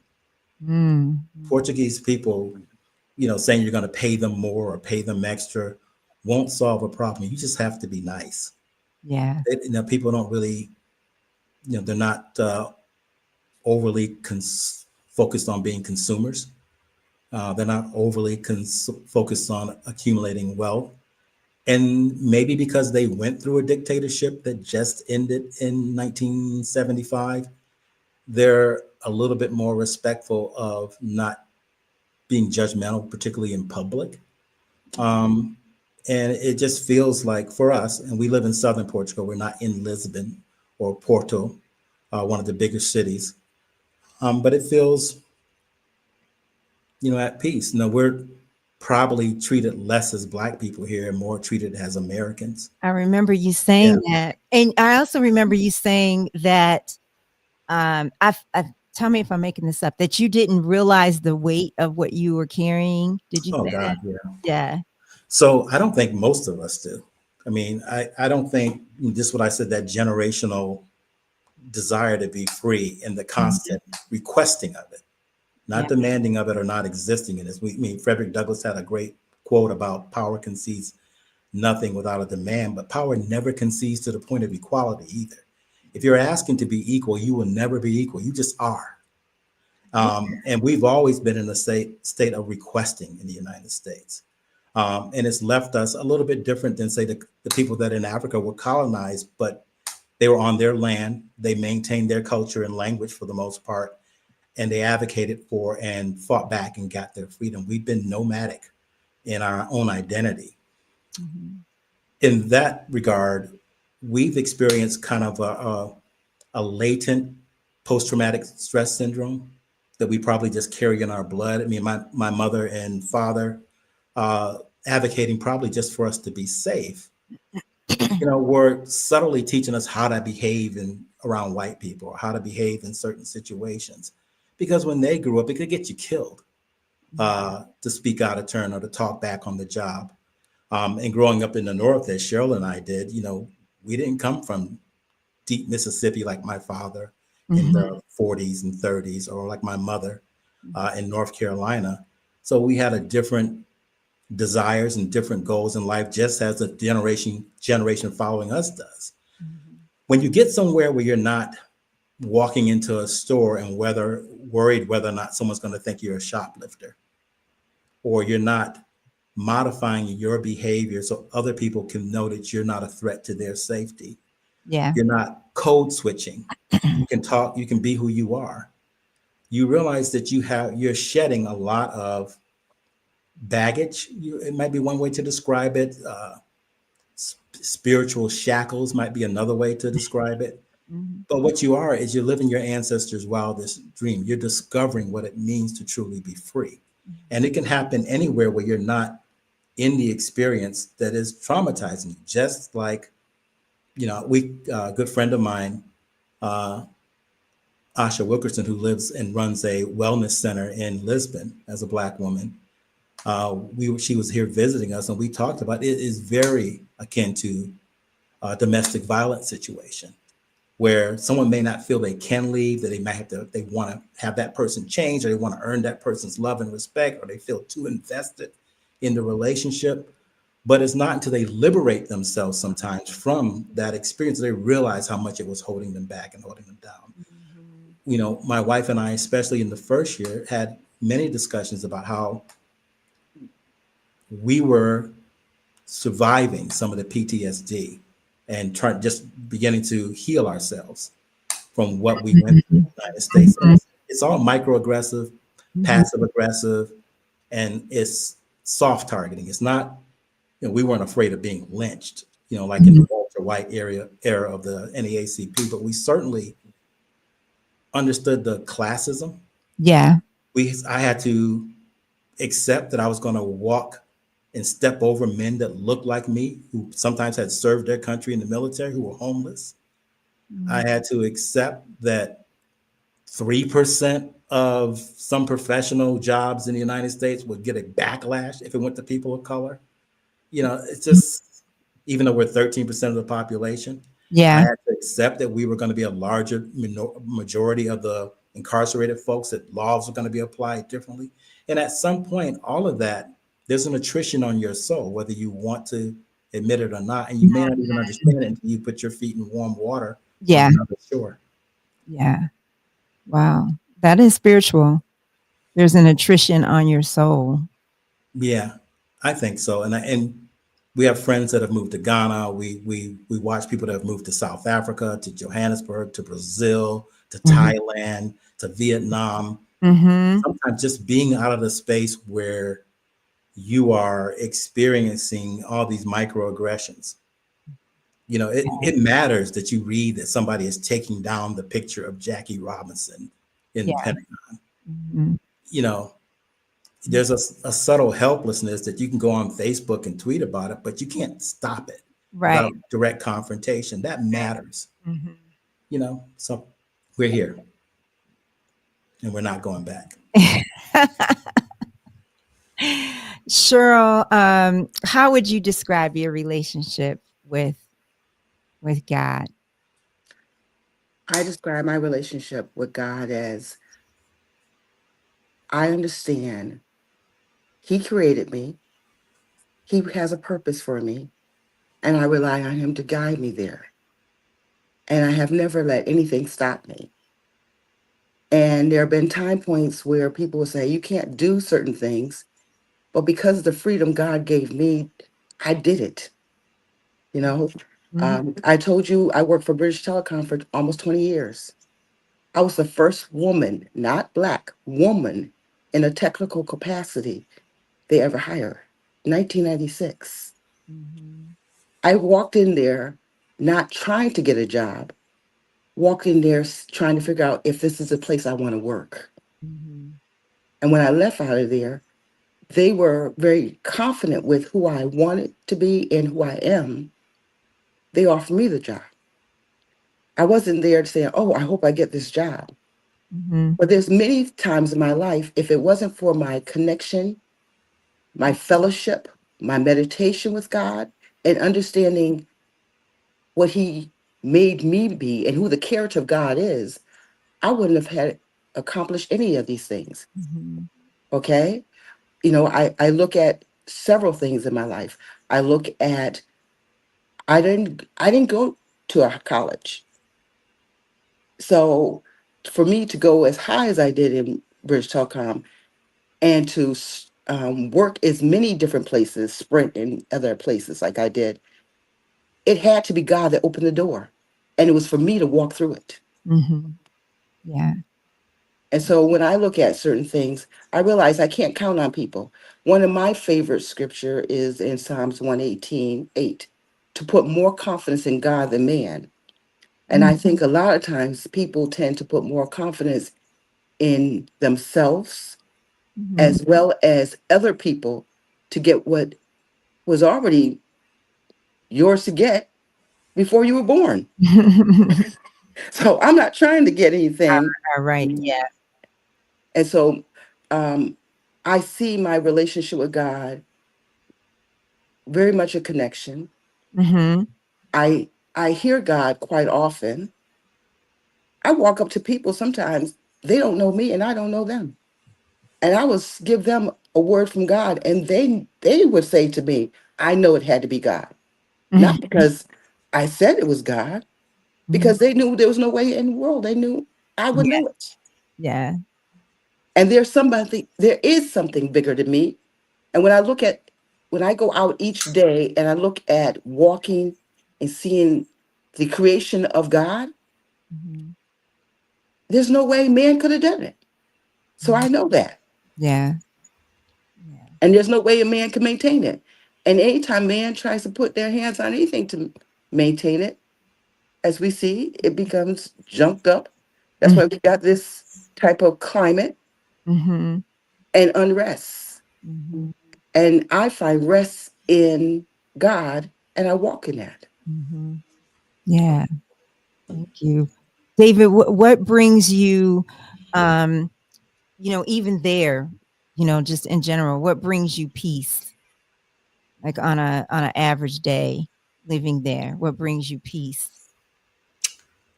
Couple of deep breaths. I live surrounded by beautiful nature now. I can walk out my door and within a couple of minutes, I can be putting my sand in the ocean. We have gorgeous sunrises and sunsets. It also, not every day, but most days, kind of being less triggered by things going on around me or by others. My relationship with my wife, which, is a growth, over time, it's ups and downs, et cetera. You work at it and you stick through whatever is difficult. I can say without any equivocation, I'm the happiest I've ever been in my life. Most of it has been intentional. It's been working towards it. I don't think I could have decided that this is where I wanted to end up. I've ended up better than I thought I would end up in a lot of ways. And things I was working for, a lot of it was serendipity. Opportunity presented itself, and we took risks. So, pieces. I think it was pieces in every step. You have to choose peace, regardless of what is going on around you. You just are. Most days now, I could say certainly living in Los Angeles, that wasn't true. Certainly when I was working, it wasn't true because I was in a combative state of mind. It was kind of part of the job to try to win. If you're trying to win, someone else has to lose. And you almost by definition aren't being peaceful and kind of the need to be aggressive. You can't really work in the American political system and be kind of passive.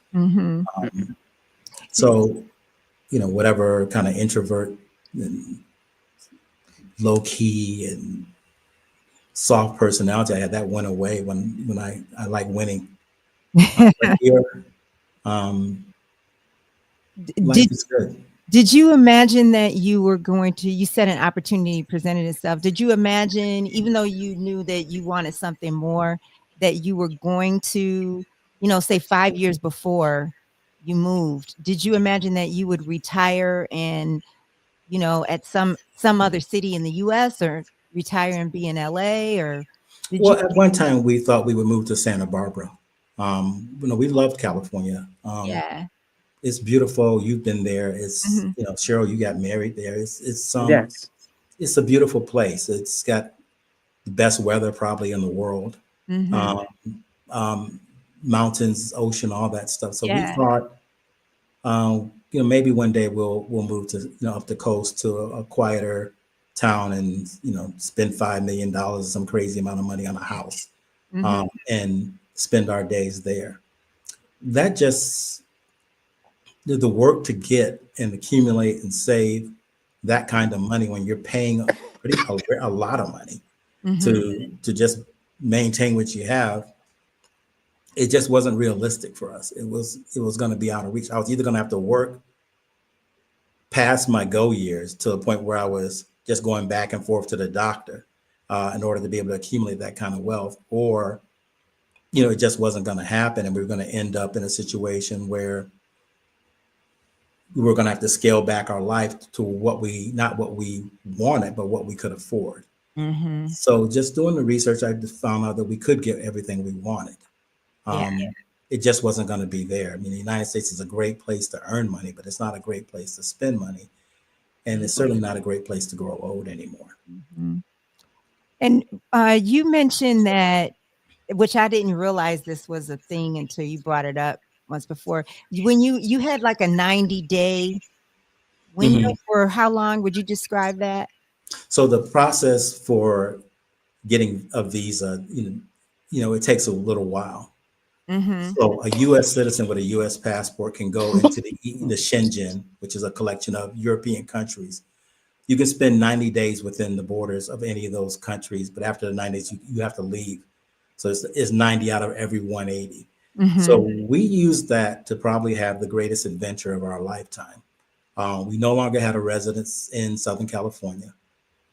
We put our stuff in the stuff that we kept, which was about 4 pallets of stuff we shipped to Portugal, and it was in storage. And we had a great apartment in the town of Alvor, Portugal, in southern Portugal, and we wanted to stay there.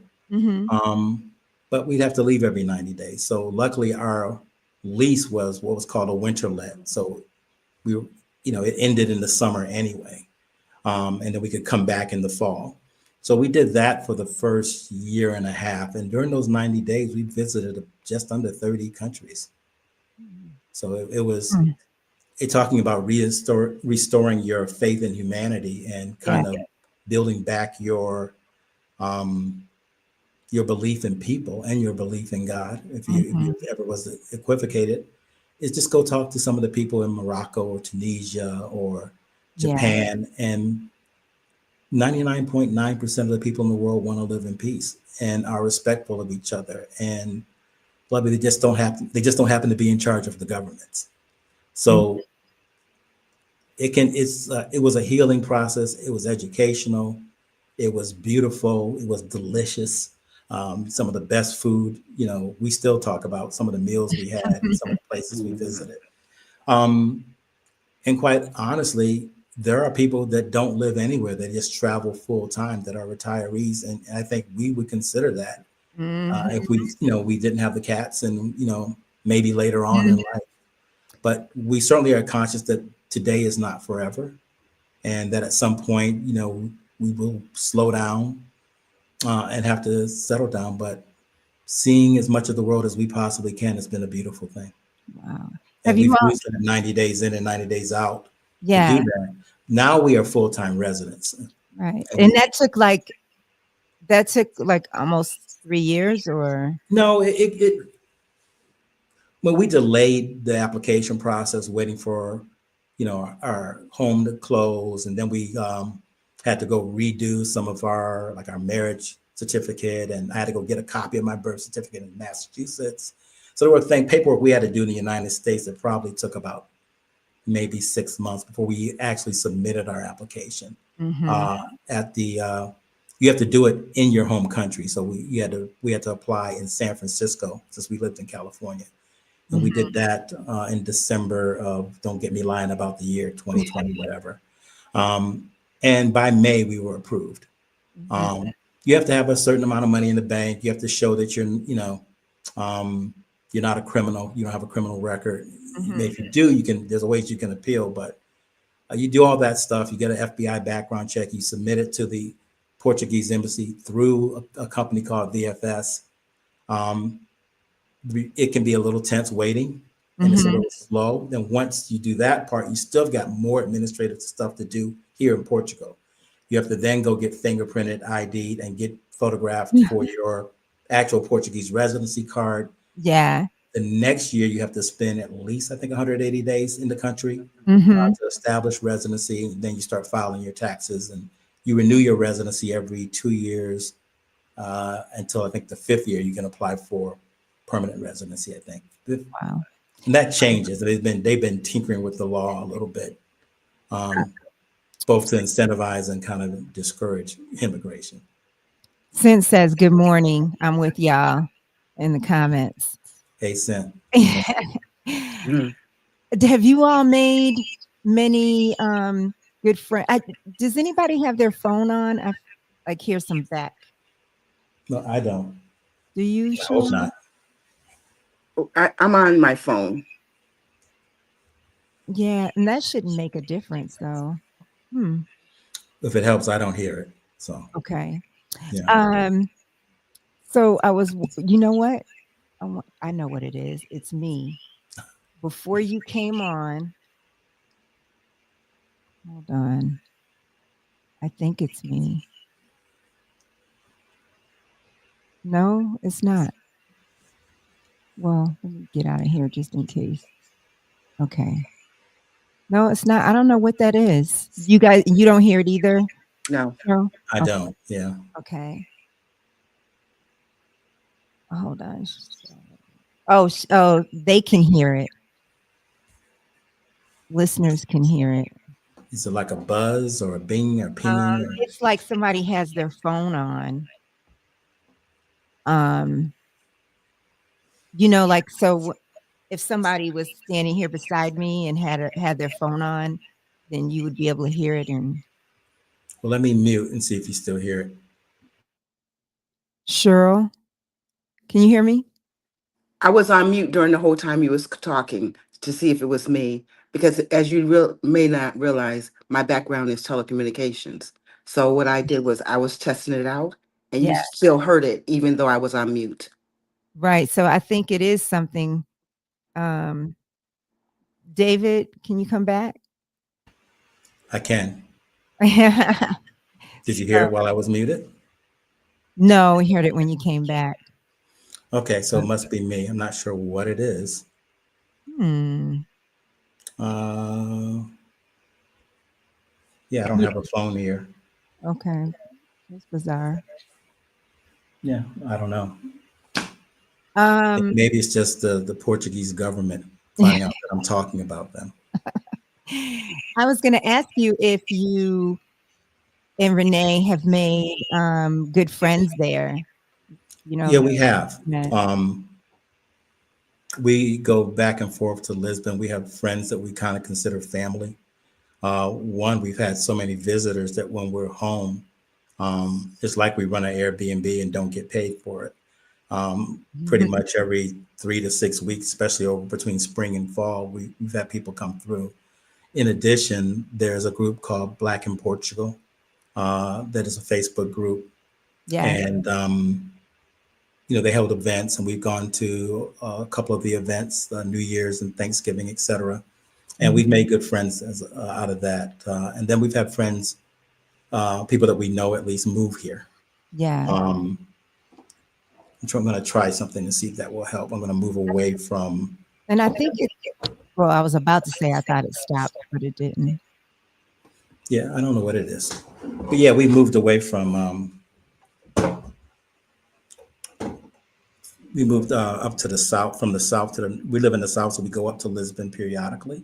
And we've got people that have moved here that we know, and people that we haven't even talked to in 20 or 30 years that are thinking about moving here, that are kind of our friends. And then we had friends of friends move here. In fact, we got another conversation with someone else that's thinking about moving here later on this month that is a friend of a friend. So, wow. Somebody was saying, do you have you don't have headphones, do you?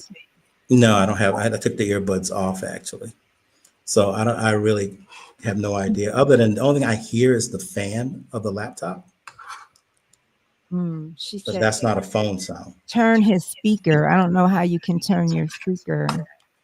Well, let's see. It might be an echo from the speaker. Well, let me put earbuds in and see if that helps. Okay. Let me go dark while you maybe ask Cheryl a question. I'll be right back. Are you crying? Or is you? No, my allergies. That's the one thing that gets me is my allergies. Yeah, same here. Same Yeah. here. And they're getting worse. Mm-hmm. Yeah. But my daughter Megan has a master in public health. Mm-hmm. And one of the things she did is, let's see, in 2022, her and her husband went to Portugal on a Groupon. Yes.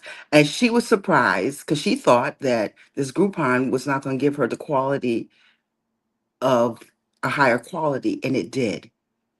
And she said one of the things that she loved about Portugal was this, that when people serve people in Portugal, they actually serve them to give them the best experience, Yeah. despite the fact that they don't get tips. Yeah. I was gonna ask about that if they get tips. So She they said, do not. yeah, she said, but they work in the work ethics of how they serve people. Yeah. You would think they were being tipped well. She Mm-hmm. said it made the United States look disgraceful when people get tipped well and cannot serve people and speak to people in a way that people deserve to be spoken to. Yeah. She said that, going to a restaurant felt, she said she was just in a regular restaurant. It felt like a 5-star restaurant, the way she was being treated. Yeah. Yeah. Megan was like, Portugal would be something I would consider living at because of that. And then because of the fact that she has a master in public health, she knew that Portugal was one of the places that did better than most countries with healthcare. Yeah. 2 years ago. Yes. 2 years ago, I was at a restaurant nearby, and the server was talking about how he was going to be retiring in 2 years, and he and his partner were moving to Portugal. That's where they were spending their retirement years. It's definitely somewhere I want to go. Lisbon, for sure, which David said is only less than 2 hours, I think he said, from where they are. It's 2.5 hours. Oh, okay. 2.5. I don't think I fixed it, whatever it is, because I can't go get the headsets. Wait a minute. I don't hear it anymore. Knock on wood. I don't hear it. Okay, well, let's did just go with that. To kind of pick up so now you do kind of tip in Portugal, especially if you're in the tourist area. The workers don't get paid a lot here. The one thing about Portugal, if you come here to work, the salaries are much lower. And one of the big political issues right now is the cost of housing has gone up a lot since we first moved here. A lot of local Portuguese really can't afford to live in cities like Lisbon or where we live in the Algarve. And work in the service industry. Tourism is a huge deal here. So it's not the United States where you're going to have 20% just added onto your tip and onto your bill automatically. And it's not when you get your conto, your invoice here, you're not going to see a place to tip. It's just going to be the cost. But people, if you get good service, you're expected to leave, not expected, but people appreciate it if you leave a little bit extra. And then there's a different dining culture. One, the Portuguese eat a lot later. So if you go, around 5 o'clock, 6 o'clock, most of the good restaurants are going to be closed, except for the Tascas, which are kind of the family-owned ones. And the food is really good there, too. It's kind of again, it's a laid-back culture. People, if you don't ask for the check, no one's going to come.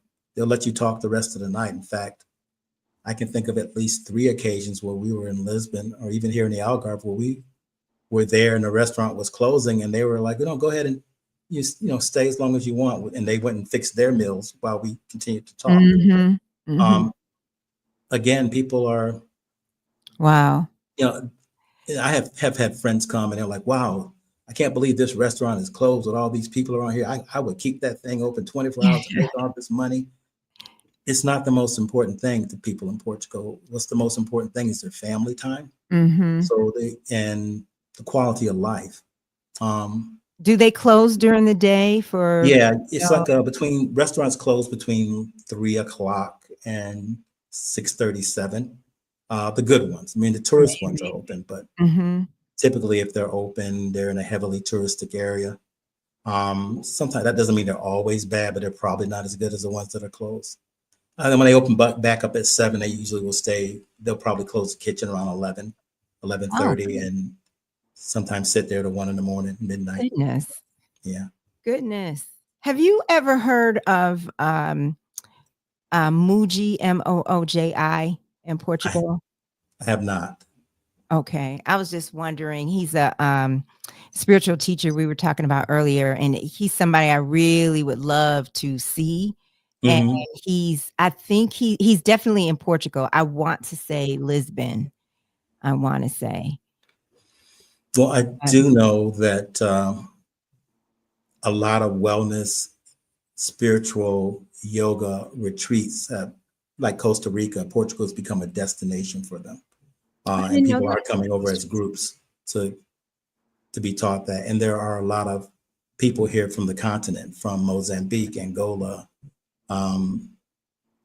Brazil as well. And they're bringing some of the spiritual practices from Africa into the diaspora, the communities here, and they do practice together. And as I said, I mean, our friend Asha Wilkerson opened up a wellness center in Lisbon that is, I haven't been there yet, but I hear it's fabulous. Oh, I was just about to ask you, do you know what wellness center? I mean, that could be many different things. Do you know what is offered there? I think they do. They focus on healing. They focus on mindfulness. They do both. I think they do some physical things like maybe Pilates and yoga as well as meditation. I don't have her website. I know it's Asha's Place in Lisbon. Highly recommend it for those that are spiritually inclined and want to experience. And I think it's more women there than men, but there are men that go there as well. So it's a place specifically for that. And I think she just opened up earlier this year. So she's doing pretty well. Oh man, that's wonderful. Did you say that in Portugal they drive in the same side of the road as we do? Yeah, thank God. We drive on the same side as you do in the United States. Though there's a lot more rotundas. So you join traffic circles, and the rules of the traffic circles aren't always what people are used to. So that does take a little bit of adjustment. Yeah. But generally, the infrastructure in terms of driving north to south, like from Lisbon to where we live, or even further north, we went to visit a friend in the Silver Coast in a town called Figueira de Foz, which is about a 4-hour drive. And it's all toll road, it's clean. People really do follow most of the traffic laws. They stay to the right. They don't drive in the left lane like they do in the United States, but all, slow or fast, whatever they feel like. Yeah. In fact, I think you can get a ticket, though I've never seen any kind of police officer on the highway, but you're supposed to, people pass on the left and then get to the right. Right. And there's not a lot of traffic outside of Lisbon. So it's been pretty good. We don't own a car. We rent when we need one. And I think we probably will keep doing that because we can get whatever kind of car we want when we need it. So. And so where you live is walkable area where you have. Yeah, it's we can walk to one of like the longest walk might be 40 minutes to get to a grocery store. The closest one's 20. And we have like 5 or 6 grocery stores within walking distance of us. The beach is just a few steps down the hill. There's a hiking trail just to the left when we go out the door. There's restaurants. We're discovering new restaurants every day. We don't even have our favorite restaurants here yet because we're still trying them out. But there's a restaurant right on the beach, right outside our door. And then there's 3 more on the other side. Life is good. I can't believe I haven't asked you about the language and how you and Renee navigated that. Falo português pouco. So a little bit? Is that what you said? Yeah, I can speak a little, but it's not an easy language to learn. We did take a part 1 of a class, a beginner's course. Well, how do it's do they speak English? A lot of I think businesses Portugal is like has the fifth most English speakers of any country in Europe. So Mhm. most of the younger people, those born after, after the dictatorship, when they started having English in school and started allowing more English media content into the country, do speak English. So you'll hear that they watch English television. You can get a lot of the programs that you watch in the United States. You can get them here with Mhm. Portuguese subtitles. And they speak better English than we speak Portuguese for sure. Mhm. Older people you might have to work, but they're really nice about it. I mean, Yeah. I've seen people in Los Angeles, of all places, where the population is probably half, like, get mad at people for not speaking English. And here, I'll go in and screw up a sentence in Portuguese, and most people are helping me out. Or they're happy. And it's a really hard language to learn. Don't give up. Just they give you a little tip about pronunciation. So Yeah. it will take a while, but just like any language, how did you learn English? You kind of immerse yourself. Mhm. Don't give yourself the option of not learning, and you'll be fine.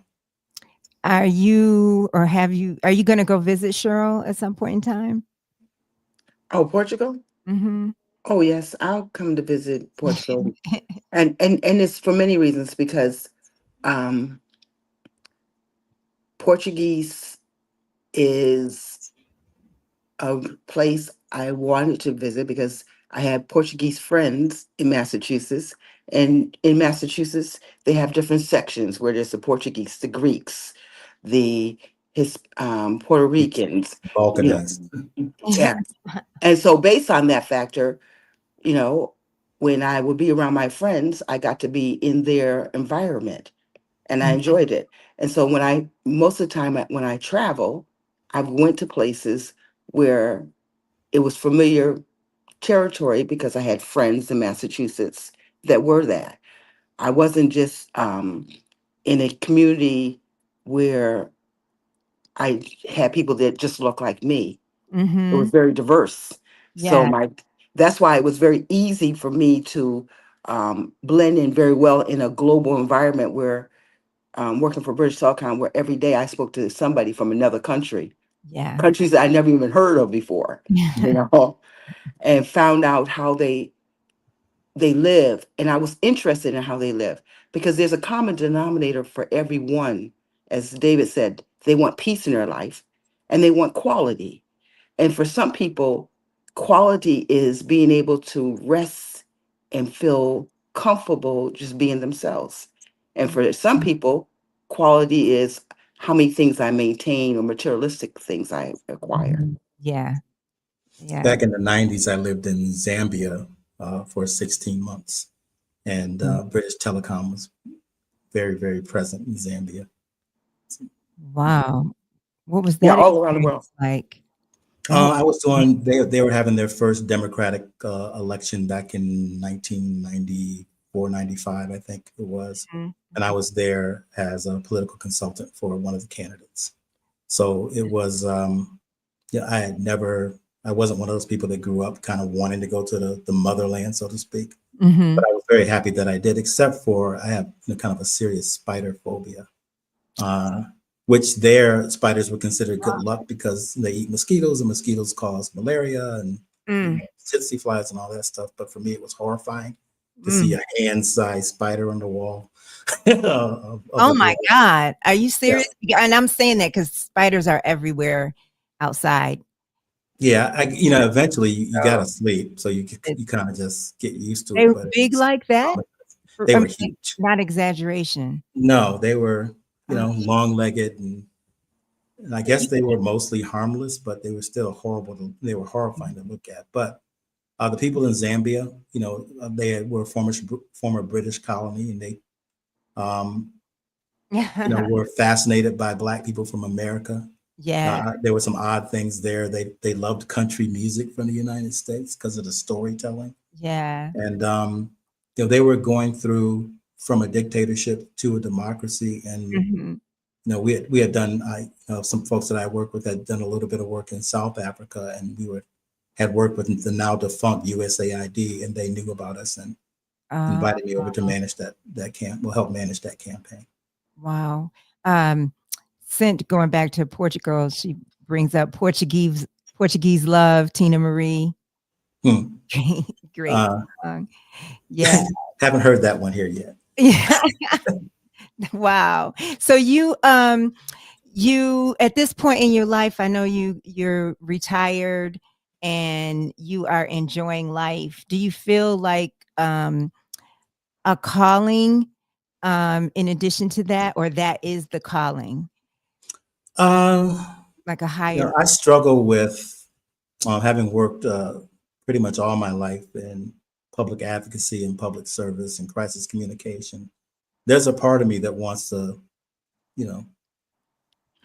grab a sword and go back and get in the fight to, make sure that the rights that our ancestors, too many to name. I won't even start name calling, but it troubles me deep within my soul to see what's happening in the United States. And there's a strong urge. I feel I have, like Liam Neeson, a unique set of skills.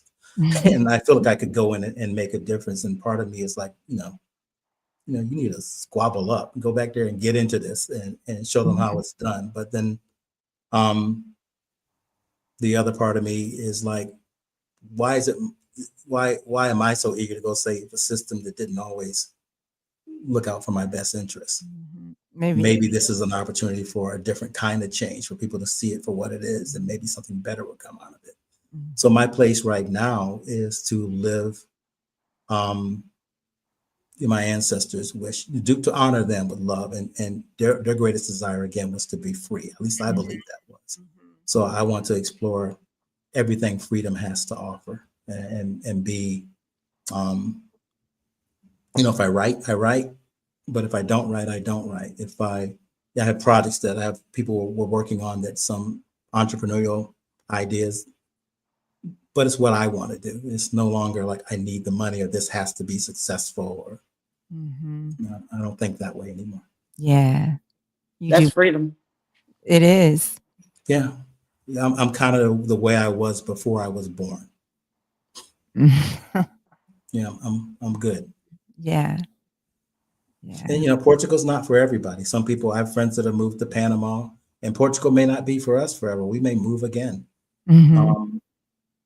We just want to be free. We want to be at peace. We want to enjoy all the beautiful things on earth, and we want the people that we love to be healthy and safe. Yeah. What's the climate like right now or year round?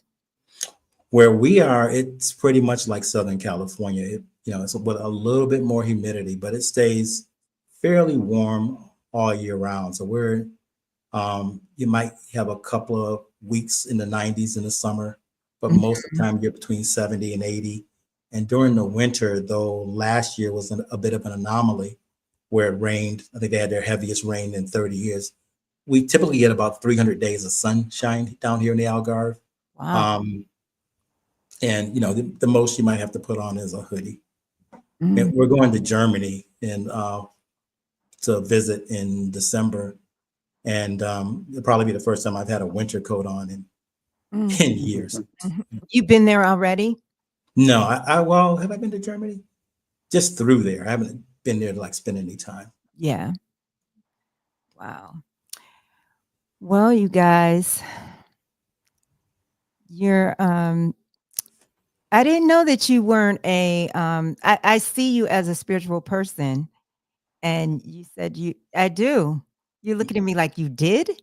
Yeah, it's not that I'm, anti. Like I said, I'm a little bit envious of people that have, like my cousin, strong faith in God, or can believe in the Bible. I maybe just as a student of history, maybe has kind of understanding how certain tools have been used to separate us. I just choose to stay in my lane, the lane that that's all I can do.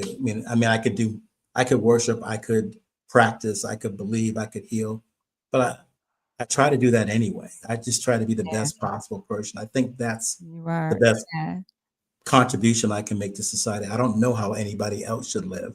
I don't know how anybody else should worship. I don't know all I know is try not to hurt anybody else. Mhm. If you can do that, if you can get to the, you can win the day, as we used to say, and get to the day in peace, be present. That's, to me, that's Yeah. tough enough, Yeah. without putting the universe and who created what into the conversation. I don't, Yeah. I mean, I just don't think it's above my pay grade. It's the higher floor. It already exists with or without me. So mhm. Yeah, and I'm speaking to um not to a relationship, a present relationship, Right. and not a relationship about the afterlife and what that looks like. But yeah, yeah. I'm just not seeking the definitions. So Mhm. if Yeah. it's there, someone looks at me and go, oh, you're this kind of person, or you're uh, your zodiac aligns this way, or your chakras align that way. That's fine with me. Describe it any way you want. To me, my job is to just be the best person that I can Yeah. be. And And that's my contribution to society. And and I'm always falling short. So Well, see, I see David a little different. And the way I see David is what all of us should be doing is searching within ourselves. But yeah. a lot of times in quite a few mainstream religions, I like to say religions, um, people want to seek outside of themselves and discover Mhm. what other people need to do rather than mind their own business. Okay. And so what happens is when you get up there and you decide you want to tell people how to live their life, what to do, when they do it, and why they should do it, rather than tell yourself and be the best version of yourself in the situation and search Mhm. yourself. Mhm. Then you adulterate what is the possibility of someone having an individual relationship with God and Mhm. doing what they want to do and how they want to do it. Mhm. And and David is trying to find out who he is. And there's many times that spiritually I connected to David and called David, and David and I have connected spiritually because we're all spirit people. Yeah. Yeah. Mhm. We're beings trying to be in a human environment. Exactly. And the human environment sometimes overwhelms people and makes them do certain things that they shouldn't do Mhm. and act a certain way or have a certain behavior. Mhm.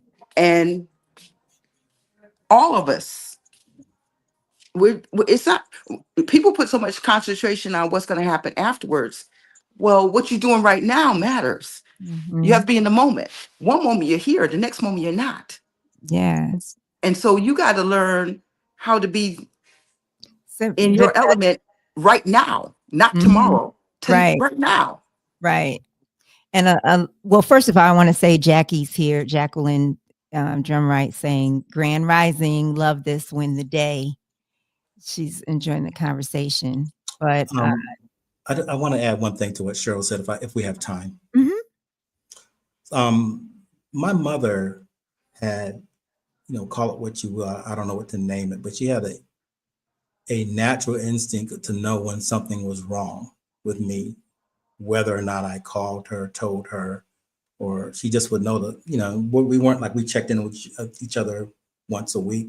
But if I were in a particular mental state or financial state or physical state, and I didn't tell my mother, I would get a call from her anyway saying, what's going on? I respect that. I know that that is something beyond me. When I was in Tunisia, we were there, the Muslim country, and we were there doing prayer call, and same in Morocco. And went to some Buddhist temples, and we were in Japan. And obviously we walked through a lot of big, huge churches here in Europe. Religion, people's spirituality is important. Mhm. What I would never say someone else should do as I do. This is what works for me. This Of is course. how I get through the day. And I don't need to answer all those big questions. I need to make sure David is being the best version of himself Yeah. instead of putting it out there on someone else. I got work to do on me. Mhm. And And I have to learn from different places about how to do that work. Some of it has been, and I see the 1619 project behind you. Some of it has been studying history. Some of it has been literature. Some of it has been, being present in nature in a way that I would not have been in other places. Some of it has been from family. Some of it has been from observing how others navigate health crises, financial crises, etc. There are people who have studied this, who understand it, and will say, well, that's spirituality, or that's, for me, it's like open my eyes in the morning, say to myself, this is going to be the best day of my life, and work my, Yeah. work on myself, love my wife. First thing I do when I see her is give her a huge hug. Try to put some love out in the universe to my family and friends. I mean, I post I'm going to, in fact, dump a lot of pictures each month that I take as I walk. I go for a walk and do exercise. You would never tell it by looking at me. But and, I take those photographs. I try to put things that are interesting and beautiful out there, because there is enough already to get you triggered, especially on social media. And that's a little bit I can do. Yeah. And I don't really worry about the rest. Jackie was agreeing with you about how we're spirit beings, Cheryl. And I find that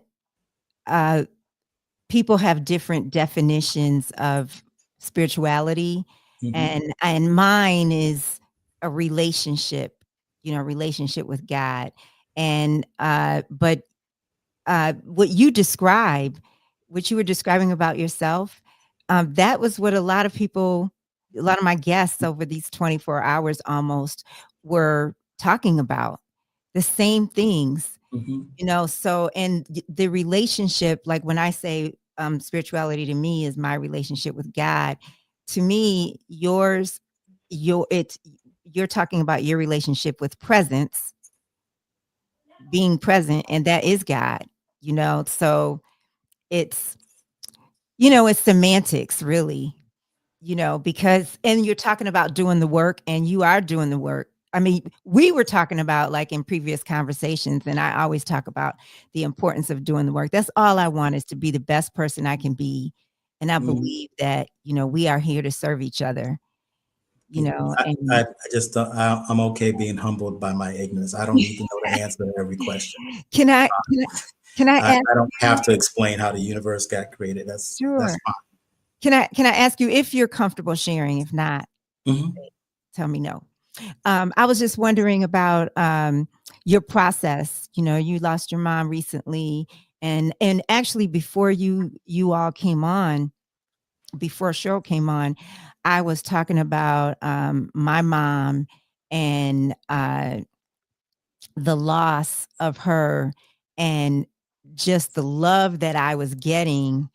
My cousin in Buffalo, she helped a lot, with arrangements, because my mom was, we went there with her ashes for the final service, and it was so painful, and the love was so, and the assistance was so great.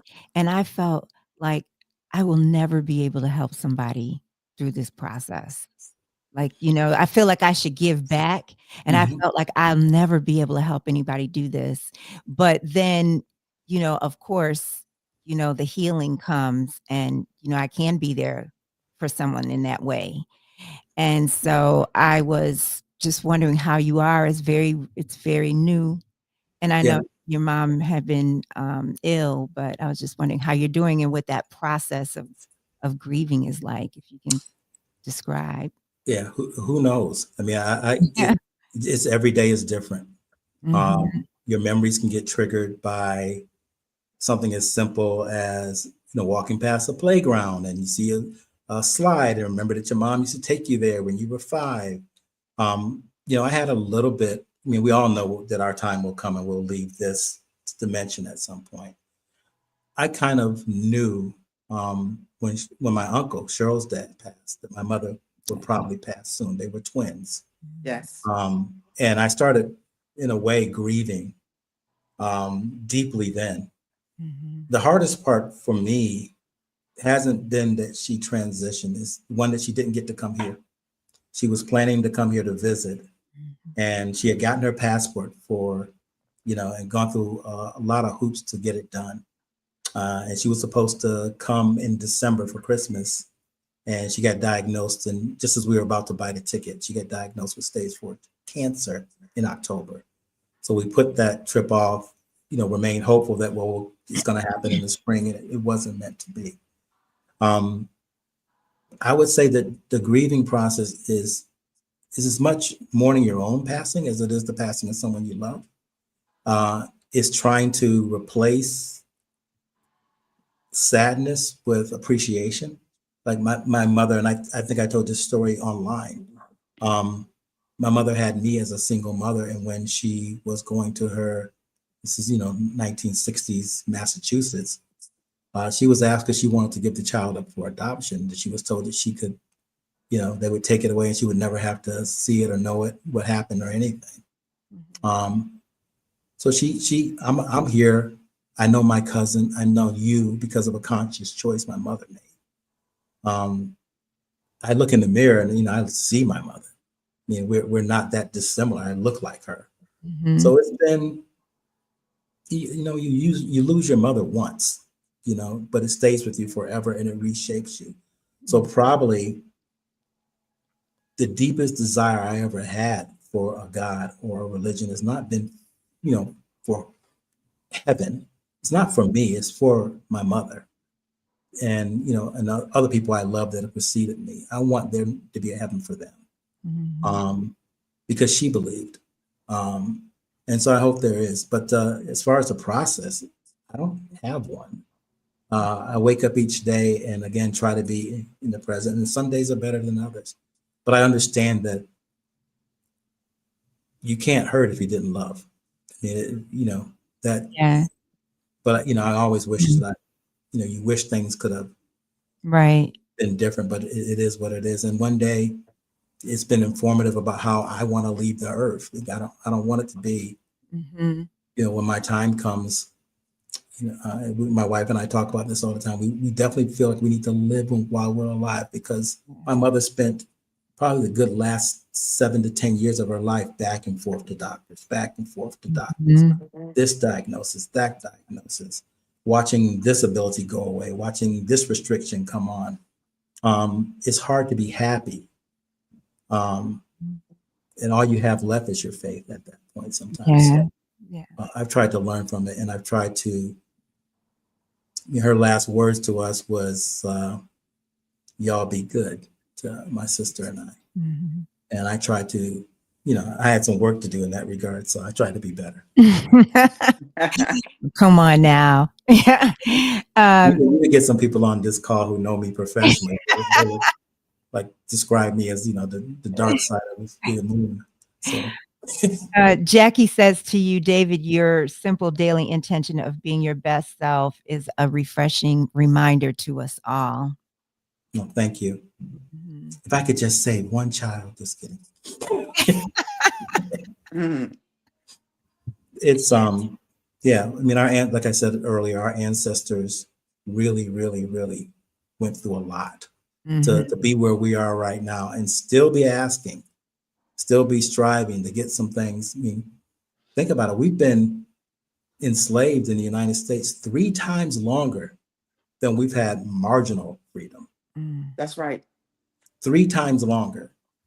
Yet we're still getting pushback on basic things, and being marginalized. So I try to remain conscious of them, and enjoy as much of the beautiful things in the world for them. When I think about slavery, I think about, or being enslaved, I think about what that must have took to have a will to live and because that's something deep. Yeah, you better have some faith. That's something deep and holy, and spiritual to me, to have that will. I just wanted to say that. Well, we wouldn't have survived it without basically repurposing the religion for the needs we had to get through. Of those 13 generations that went through it, 12 generations never knew any type of freedom at all. Right. what we are as family. We're related to each other. You imagine if on any given day, one of us could be sold to somewhere else and never see the other again. You wouldn't be able to text or go on Facebook and say, "How do you like your new plantation?" That's right. Yeah. You could be removed. So family is a different thing for us.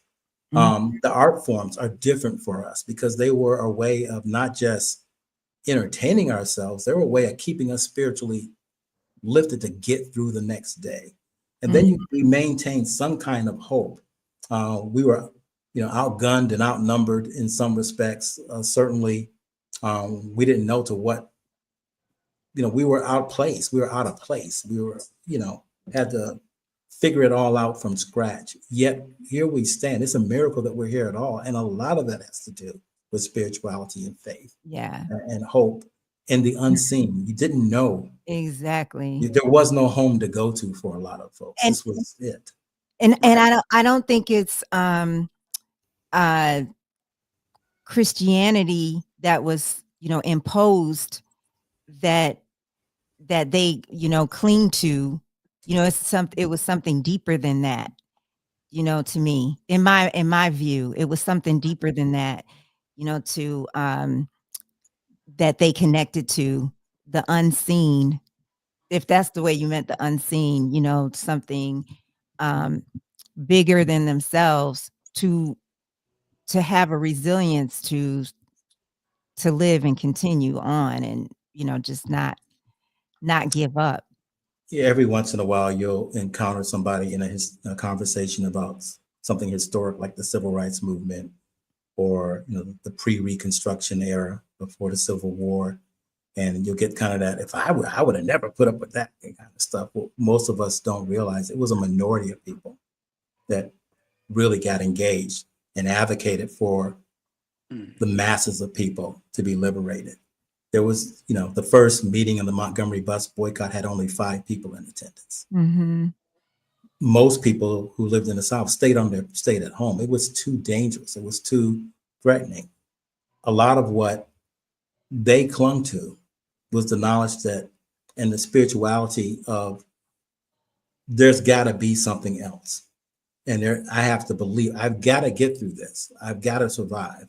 I've got to cling to what I have. And everything that was given or allowed was also repurposed, whether it was religion, whether it was even the agricultural tools.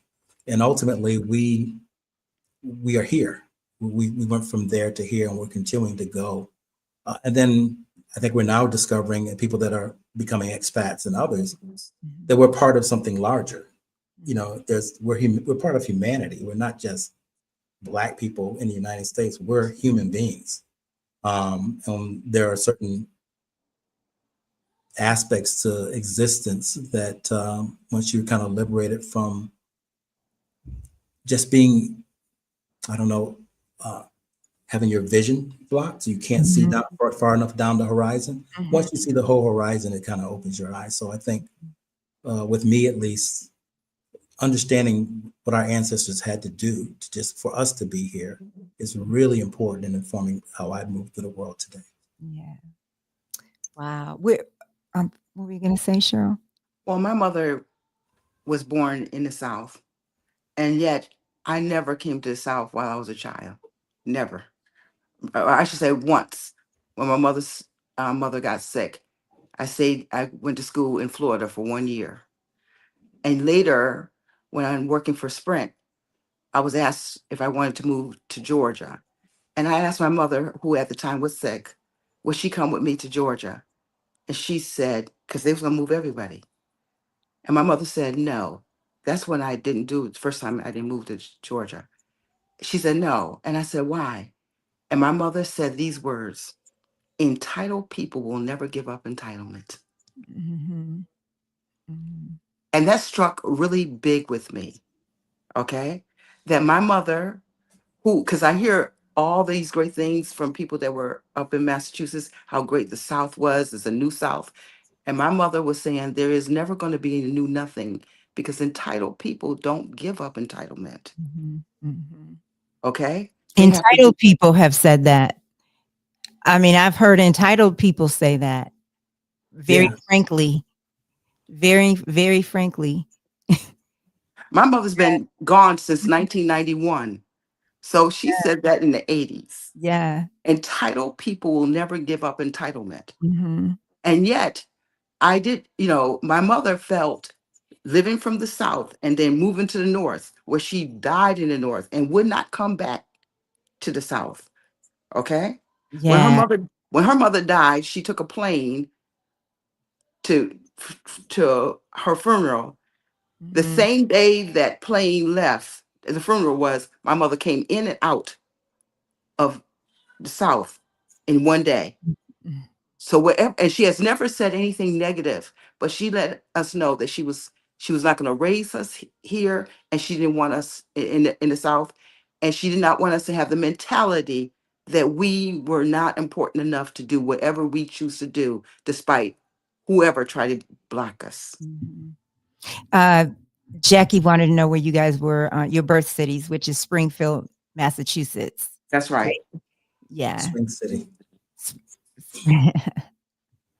Yeah. Yeah. Mississippi is the city I'm afraid of. My father was from a town called Brookhaven, Mississippi. Uh-huh. I will say this: when we used to go there to visit his family, I saw something I didn't see in Springfield, which is a really tight Black community of people that were striving.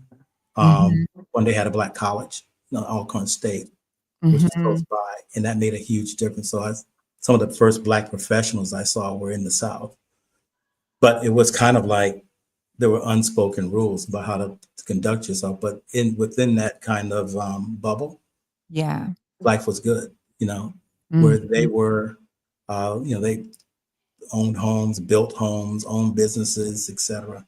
Mhm. They were going to predominantly Black, HBCUs, like I went to an HBCU, and they were coming out and being professionals within their community as lawyers, doctors, Mhm. politicians, etc. Yeah. But at the same time, on the way down, that we had incidents in '60s and being refused access to hotels and the Mhm. kind of stuff that everybody you've seen it in every civil rights movie ever. Yeah.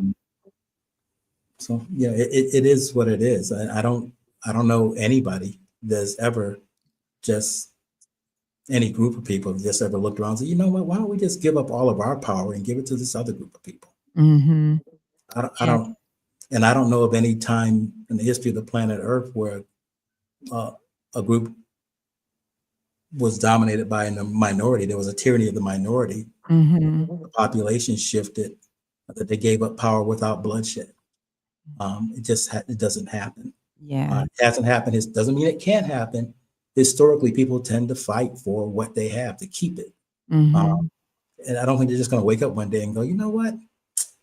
I think we should let those guys run the government from now on. There's more of them than there are us. I mean, they Yeah. certainly aren't taking that approach in Texas. Jackie's talking about how you guys are speaking the truth in this current culture. Yeah, this is just a moment. The pendulum will swing at some point, but I may Well, not be here when it swings back. So, well, every year I do a civil rights tour. This year I'm not doing it because someone that I know has cancer and I'm going to be supporting them during the week. I normally go. But in October, we normally go every year, June, Jeffries and a few other of my friends, Ricky and Vicky. And we go to different places. And the first place we went to was Mississippi. And Mhm. I end up having a great appreciation for Mississippi because what the people suffered through and had gone through and what impact it has on them today is big. And when I Mhm. think that people, as young people that hadn't physically gone through what my ancestors gone through, I Yeah. think because we're living in where we're living in the environment, we think it's something that is going to be it's taken for granted and it's something that always going to be there. that And part. when I look at the place where Emmett Till was killed, because I went there, and I see the environment, and I see how depressed it is, and how it's pretty much off the map. And what I mean by that is basic needs that I thought that Yeah. everyone could have, like internet or ATM Mhm. machine. Mhm. I didn't realize I had to carry money through Mississippi because not every place would have an ATM machine. I remember going to an ATM machine and I put my card in and it didn't work right. And I said, "What's going on?" And somebody said, "Is there any money in there?" We hadn't seen people in weeks. Mm.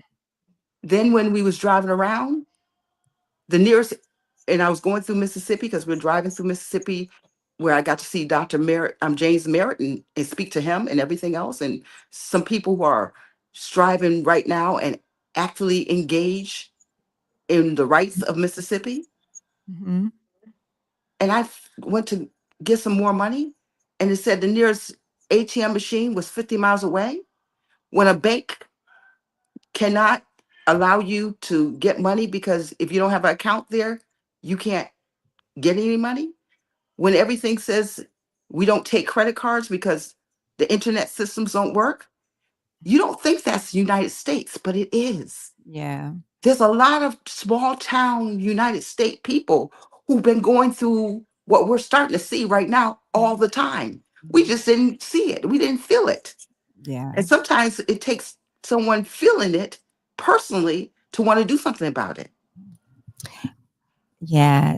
I'm sorry to have to um end our conversation because I have someone coming on at 8 and I find that I see that we've been kicked off of Facebook. So I have to go out and come back in. So we're still on YouTube. We're on Right. YouTube. We've been live on YouTube. And we were live on Facebook when we started this conversation. Well, I if I didn't say believe. it, I probably said something. Huh? No. No. It's happened a couple of times. I think maybe it's a time limit maybe thing. Sure. So I just need to go out and come back in. And if Stephanie is listening, it's the same link if she's listening. So, but I'm so glad that you guys were a part of this and supported this. And David was willing to come on at any time during overnight in advance. He was in addition, he was like, I could do anytime 24 hours. I don't have So a job, so yeah. thank you. Yeah. Just thank you for both of you. I Well, love you thank you for both. doing this. Yeah. I love you both. Love you too. Love you too. All right. All right. Take care. Bye-bye. Thank you. Talk to you Yeah. soon. Bye. Bye.